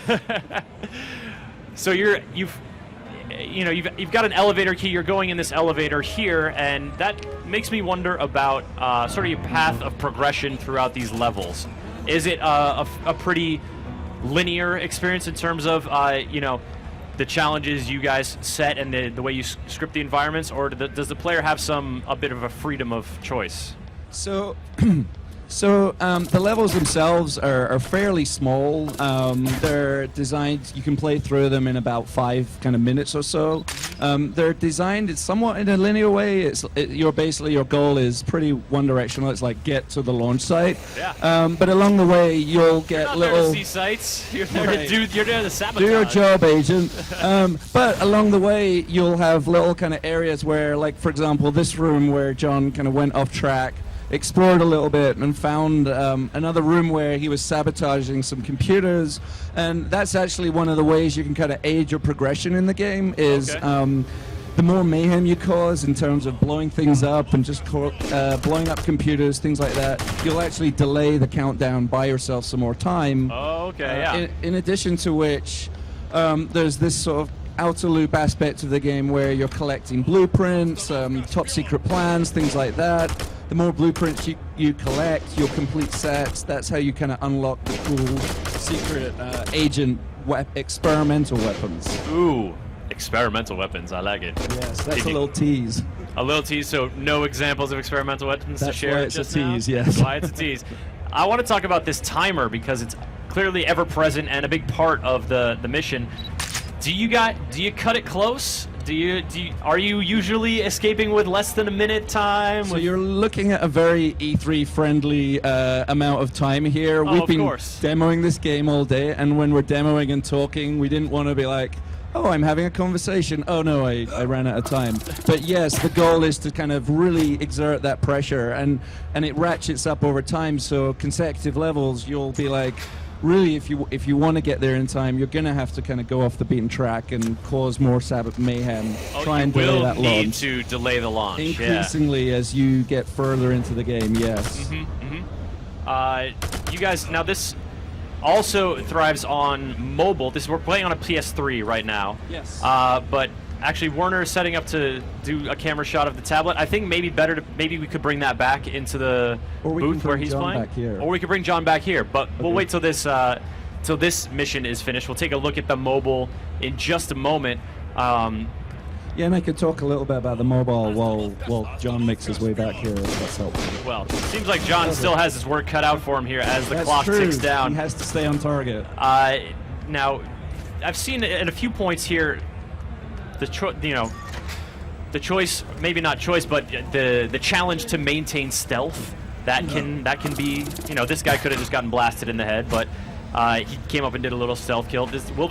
Will stealth help aid you in your progression, or is it just as quick as going loud and taking dudes out? We're pretty light on stealth in this game. I feel like if you're gonna do a stealth game, just kind of embrace it and go all in. Like a game like Mark of the Ninja, which I love and is awesome. It's such a great, pure stealth game. So with this game, we're really focusing on it being a core action shooter, making the cover gameplay fun. So the stealth in the game is just more of the little nuggets, like, you sneaked up behind a guy, you kind of took him out without anyone seeing. If you're trying to goose your high score, things like that will make a difference. You'll get extra points, things like that. Okay, well, let's talk points for a second here, because, you got the timer in there, you've got ways to goose your high score. Where's the competitive element there in terms of like leaderboard chasing or meeting a certain goal? So it's designed to be a single-player game, but we will have kind of leaderboards. You'll be able to kind of match your progress against your friends, and we've got some interesting ideas that again is sort of a tease. But of how we can kind of represent that visually. If you think of games like Jetpack Joyride, Temple Run, you're probably not a million miles away from the type of thing we would do. But I love games where you have the high score, but it's really kind of brought into the game experience itself and sort of really affects that experience in some way. Gives you something to care about, or affects your motivation throughout the play, not just, I've reached the end. Exactly. What's my score? Let me see the tally. Level win, John. Nice work. Imagine a great video of the rocket taking off and blowing up. John's painting a picture of a reward video of the rocket taking off and blowing up in flight and being your reward for crisis averted. Now, John, you're going to jump into show us a little bit of the tablet. We've got Werner standing by to show the camera. If you want to speak, Dave, you're going to have to just point that mic right in front of his face. Yeah, so basically we spent a lot of time thinking about how we were going to convert Counter-Spy onto the mobile devices. Yep. One of the things we really worried about was not wanting to use virtual sticks on the touch device. We feel like that just kind of reminds you that you don't have a controller and it doesn't really give a great experience. So we wanted to make sure we had something that was more gesture-based. And so the control scheme we're using here on the tablet is basically the whole screen is a button. You swipe to walk, swipe again to run, swipe in the other direction to change direction, and then just tap to stop. And then to pull out your weapon, you just press and hold, and then you can move up and down to aim, and then just press with the second finger to fire. Oh, okay. So now, and that's the free aiming mode, which is distinct from the taking cover situation. Exactly. But the same basic set of controls works just the same when you're in cover. So you double tap to interact with something, and then once, I'll get to cover in a second, once you're in cover, you again press and hold, and that lets you do the aim. Now, this both works really nicely with one hand, so I can press and hold here, put up to aim, and then shoot with the other finger.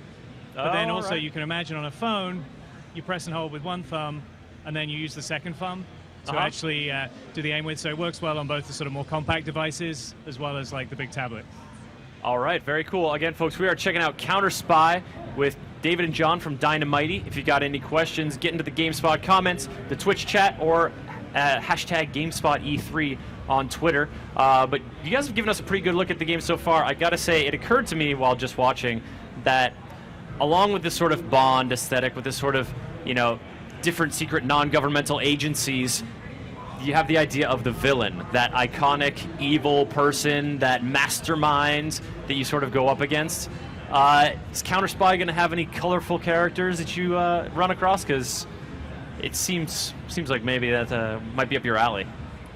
Well, certainly with the first game, kind of the emphasis is on your agent, your main character as an agent for Counter, the organization. You know, going back to what I was saying earlier about that kind of, we're sort of flipping that Bond mythology. So you're a member of Counter.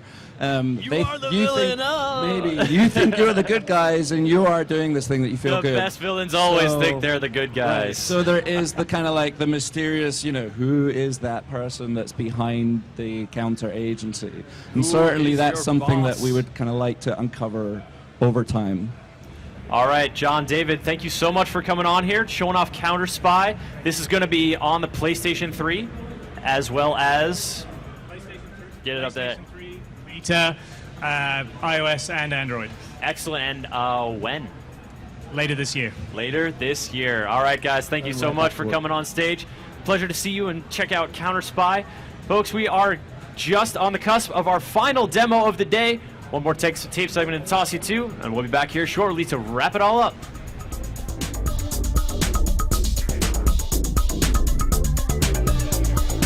Hey folks, Homer Bar back here. I'm in the Little Orbit meeting room in the South Hall Meeting Plaza with Doug Panter, Director of Marketing on Young Justice Legacy. Correct.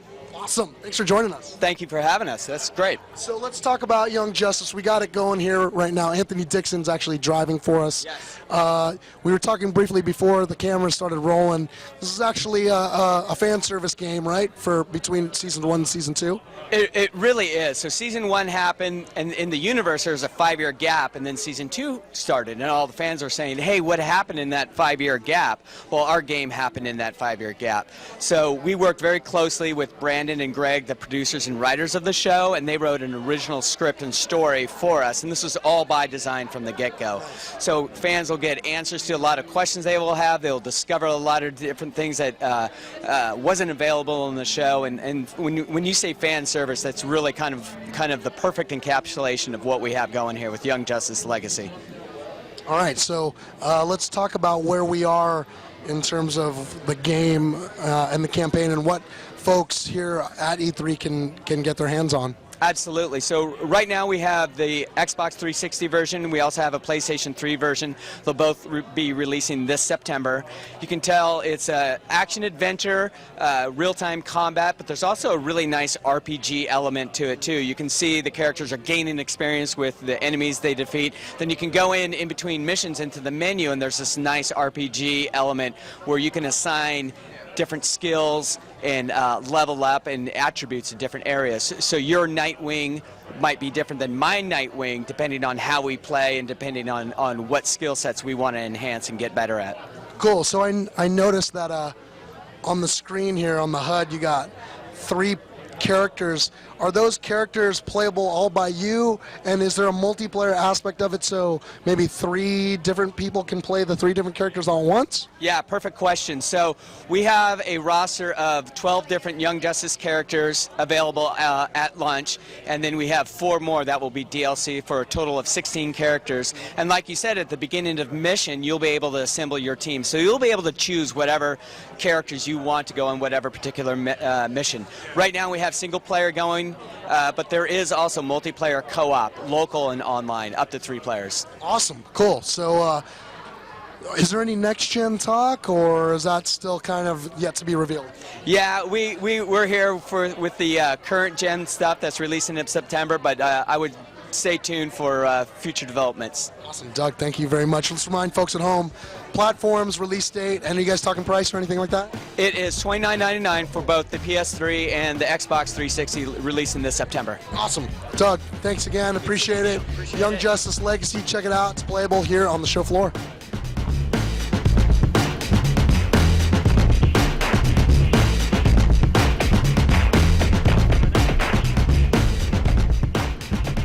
Ladies and gentlemen, the time has come for the final demo of GameSpot's Stage 1 live show here at E3 2013, and it's Doki-Doki Universe from Human Nature Studios. Joining me is the founder of Human Nature, Greg. Welcome to the stage. Thank you. Hold the mic up a little closer. All right, there we go. Thank you. Yeah, we can hear you now. All right. Greg, I gotta say, I didn't know much about Doki-Doki Universe coming into this week. I was reading up on it, watching last night, and it just delighted the ever-loving crap out of me. I mean, it's like so charming, so cute. You folks are going to get a look at it very shortly, but what is Doki-Doki Universe sort of all about? Because it's not, you know, it's a lot of things, and I'll let you say it because you probably say it a little better than me attempting to. Yeah, you know, it's tough to describe it in a nutshell, but you kind of put your finger on it at its heart, which is just emotionally expressive, charming, light, uplifting. The goal was to try to make something that would make people smile, feel good, learn about themselves, get connected, all that kind of stuff. You know, it's sort of for that largely underserved audience of gamers, because you don't, like you said, there's not a whole lot of stuff out there. Yeah, and it's actually interesting. I was watching the trailer last night, and this was the phrase: free-to-play, cross-platform ecosystem, a unique universe of personal discovery. It's all about emotional expression. And taken in another context, that could just sound like the most disingenuous string of buzzwords that you could ever hear at E3, where buzzwords abound. Yeah. But it rang true to me, given the context of the trailer. And, you know, let's put it in context so folks get a little something to put a handle on. This is your character, this robot carrying a briefcase in the center, correct? Yeah, that's right. Your name is Model QT377665, or QT3 for short. Okay. Yeah, do you want to hear his backstory? I would love to hear his backstory. All right, great. I'll try to make it short. You can see it in action right there. He's been standing on this asteroid for I think he says 11,600 days, which is about 32 years. He got left there by his human family. I don't know if you saw that little girl handing him the balloon, but set him there on the asteroid. Yeah, they said, we'll be right back. We'll be back. You wait here. And and so he's just a little innocent guy standing there waiting forever until that alien Jeff comes along, and he actually was looking for QT3 because he's a representative of the factory where QT3 was made. Oh, so he wants to like put him back into service and like get him back in action? No.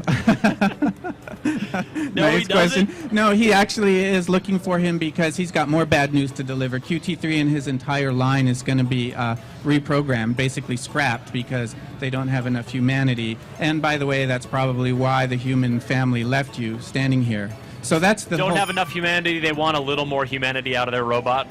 Yeah, that's right. He says, QT3 says, well, I'm not human, and Alien Jeff says, well, you were made for humans. Uh-huh. So that's essentially the whole theme of the game, both in terms of the backstory and in terms of the way you play. It's, you know, there's a lot of a wide range of emotionally expressive things that you do as a player, but QT3, the character, his goal is to go around to all these different little like Little Prince-style themed planets where these characters live and they're going about their lives. It's a very active, living universe. and he interacts with them and gets to know them and tries to get involved with their stories and helps them in one way or another, or torments them depending on what kind of player you are. So is this all with the goal of informing his humanity and avoiding getting scrapped? That's right. All right, yeah. so he's landed here. Alien Jeff is going to give him the spiel on this sort of Egyptian kind of level, our planet that's called right. Pharaoh. This is a planet called Pharaoh. There's about 20 different themes of planets and maybe about 30 planets and a few hundred characters. Each planet has maybe half a dozen characters on it. So on this planet, Alien Jeff, he asks QT3 if he knows much about love, and he says, yeah, I think it's like constipation, and Jeff says, okay, you got a little bit to learn. Yeah, you got some ways to go. Yeah, that's right. So we're playing, what platform is this being played on currently? Right now this is on the PS3, but it's also available for PS4 and Vita. And then there's a couple components to the game that we haven't talked about yet. If we have time for, I'm happy to answer questions about it. We have plenty of time to talk about them. I just want to talk about quick what's going on here before we move on to that other stuff. Right. Cleopatra's heart is broken. I'm sorry. I was just going to say, in answer to your question about platforms, yes. One of those components is also on mobile platforms. It's on Facebook and iOS and Android as well. That's sort of a game. There's connectivity to the game from those platforms. Yeah, right. There's a version of the messaging game. system that's built into the game, and that extends out beyond the PlayStation platforms onto mobile. So I'm intrigued by this. But how did? All right, so he's bringing love to Cleopatra, or trying to. Cleopatra's brokenhearted, and now he's talking with a ghost pharaoh. Yeah, right. So in this story, Cleo is brokenhearted because Ramses, her lover, has gone away on a journey and never come back, and she thinks it's because he stopped loving her. And he's actually there all the time. Right there, he says, "Truth is, I sort of died." And a little embarrassing. Yeah, he's it's a little bummer. abashed. Yeah. And so your job is to help Cleo be able to see Ramses, so you're kind of helping them out. But there's a variety of intersecting stories that go on a planet, so they've got their story, and then there's Priest Ankh and the camel and the cactus, and they all have their own stories. Now, you mentioned earlier that this is emotional expression is involved here, and we just got the choice to choose between a few different dialogue options. And I think, that's something that people who play games have seen for many years. Right. But what came out of it was not just, furthering the dialogue between him and Ghost Ramses. It popped up and said, "You are money focused." That's right. So it's saying, it's like pointing the finger back at you about what your decision is that you've made. Yes. So good. 2 comments. First, there's a wide range of things you can do that I'd like to tell you about beyond just selecting dialogue. But in answer to that point, we're collecting data about you as you play. You're a real, the real you personality. I am real. Somebody noticed. That's right. As opposed to the avatar in the game, of course. Yeah. Right. And so we gather that data. You can also, within the game, there's like 50 little asteroids scattered all throughout space. Each one has this little monk character sitting on it, and they'll give you these fun animating personality questions. Okay. And there's a therapist who's on your home planet, and when you go there, you get all of the data that we've collected about you gets correlated, and you get this personality evaluation, these fun little graphs and charts, and it tells you all about yourself. And as you play, and the therapist gets more data, you'll get little phone calls saying, "Hey, I've got some new information about you. Come back home and check it out." And on your home planet, you can also view the personality evaluations of all your friends. You can go to their home planets too, so there's kind of interconnected to all your friends who are playing the game as well. Can you then send your friend a message saying, "Hello, I'm a money grubber and greedy, according to my Doki-Doki therapist"? Yes, exactly. You can do that, and that's what it's a nice segue. That's the animating messaging system is also in there. Oh, what you're seeing right now, by the way, is the one of those personality tests. Yeah, that's right. Yeah, and there's a ton of that stuff. We put a lot of effort into it, even though it looks very cute and playful. It does. It looks super cute and playful. I love it. It is. Oh, playful. How about that? But there's a lot of research that's gone under the hood. It's based on a Japanese methodology called Kokology. That's pretty interesting. There's books and books on it. I love that stuff, and it's also on the Myers-Briggs test.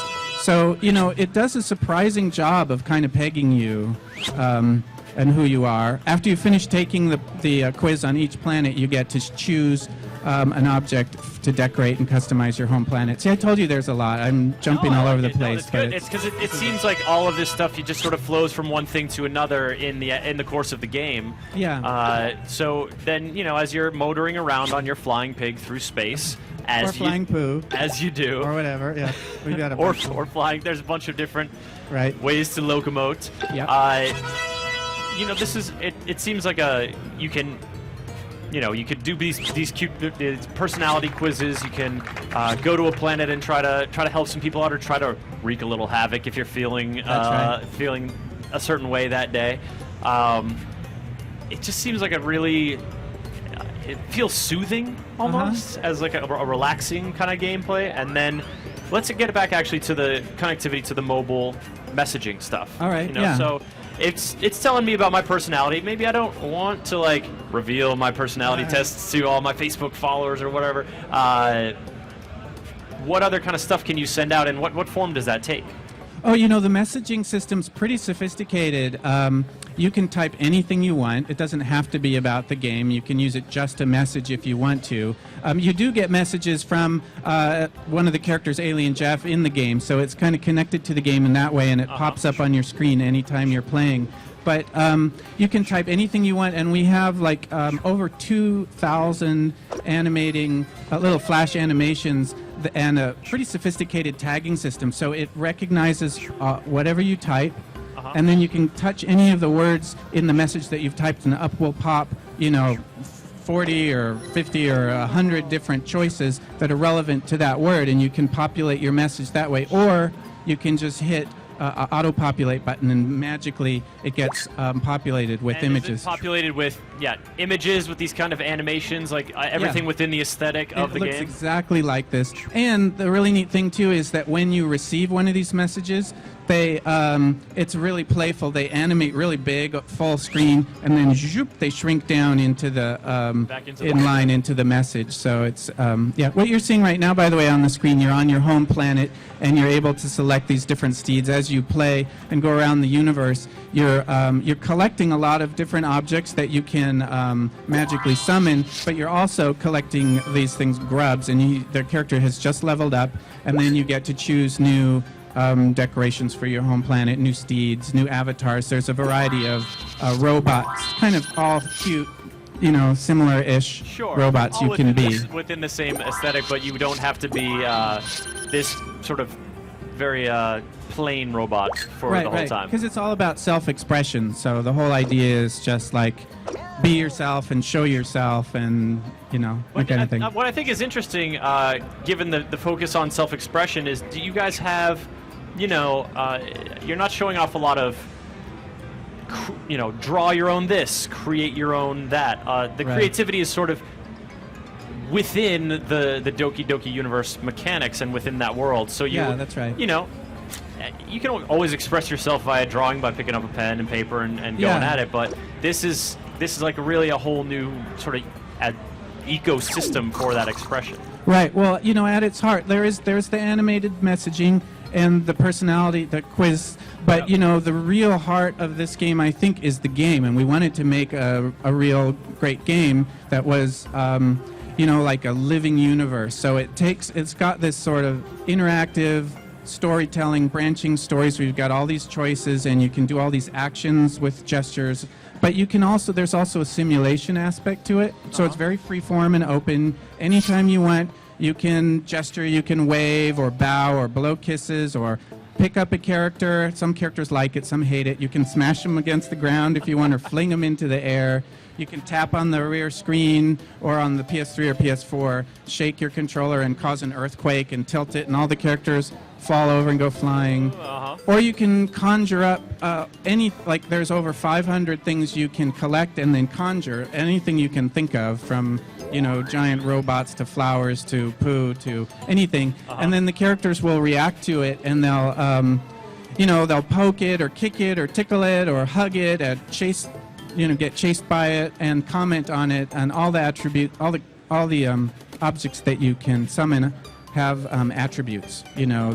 they're pretty or they're stinky or they're loud, and characters love or hate different attributes. So you learn about their preferences. So all that's just to say, I'm sorry, it's kind of rambly, but all that's just to say there's a lot that we've put into the game and the simulation side of it, so that you can sort of play the more structured story part, or you can just play the more open-ended simulation part of it too. I know it looks simple, but it's not. Well, it certainly seems like, there's a lot under the hood here, and I guess I want to wrap it up, sort of, Greg, here by having you talk, just sort of, what kind of experience are you hoping to create for a player here? You know, you come to E3, you see a lot of different you see people wanting to be scared, wanting to feel excited, wanting to feel powerful, wanting to feel, creatively stimulated, wanting to feel strategically challenged. There's just a whole gamut of emotions that people come to seek from games. Yeah. But this game sort of wants you to bring your emotion to it, and of any kind. What are you hoping a player will bring to this and then get out of it? That's the best question anyone's asked me so far today, I gotta say. I really like that one. It's really, if I had to say it in one sentence, it's about connecting with your own humanity. So we're trying to kind of come at that from a bunch of different angles. There's, expressing yourself in the messages. There's learning about yourself through the personality quizzes and the data we collect by the choices you make in the game. And then there's all of the ways you interact with the characters throughout the game. And there's all these human themes. So I'm not to say that killing somebody isn't a human theme. We've seen that plenty. But, there's the little cactus that wants a hug and nobody will hug her because she's all prickly, or the snowman who's ashamed of being cold and he doesn't want his father, the snowman, to know about it, or the cave god and it's bummed out because the cave people have stopped worshiping her. All of these kind of human issues that make the characters sort of more complex, and you get to sort of get involved with what it is that makes them tick. And that's what I want people to feel like connected to stuff that hopefully they care about and learn about themselves, Thought-provoking. Very well said. Greg Thanks. Johnson, founder of Human Nature Studios. This has been Doki-Doki Universe, folks. And Greg, again, this is coming out for Sony platforms, so PlayStation 3, PlayStation 4, and PS Vita. Right. When is it coming out? End of this year. We don't have a release date. We're working furiously to come out as soon as we can, but we don't know for sure yet. But by the end of this year. All right, Greg. Well, good luck on it. Thank you so much for coming by and wrapping the show up today here at day 2 of GameSpot's live stage show at E3. Folks, we are back at it tomorrow morning at 10 a.m. all the way through the end of the day. Again, we'll be having a huge slate of games. You can check it out on GameSpot.com/E3 if you're curious. I'll be back. I hope you'll join me at E3 2013 as GameSpot's coverage continues.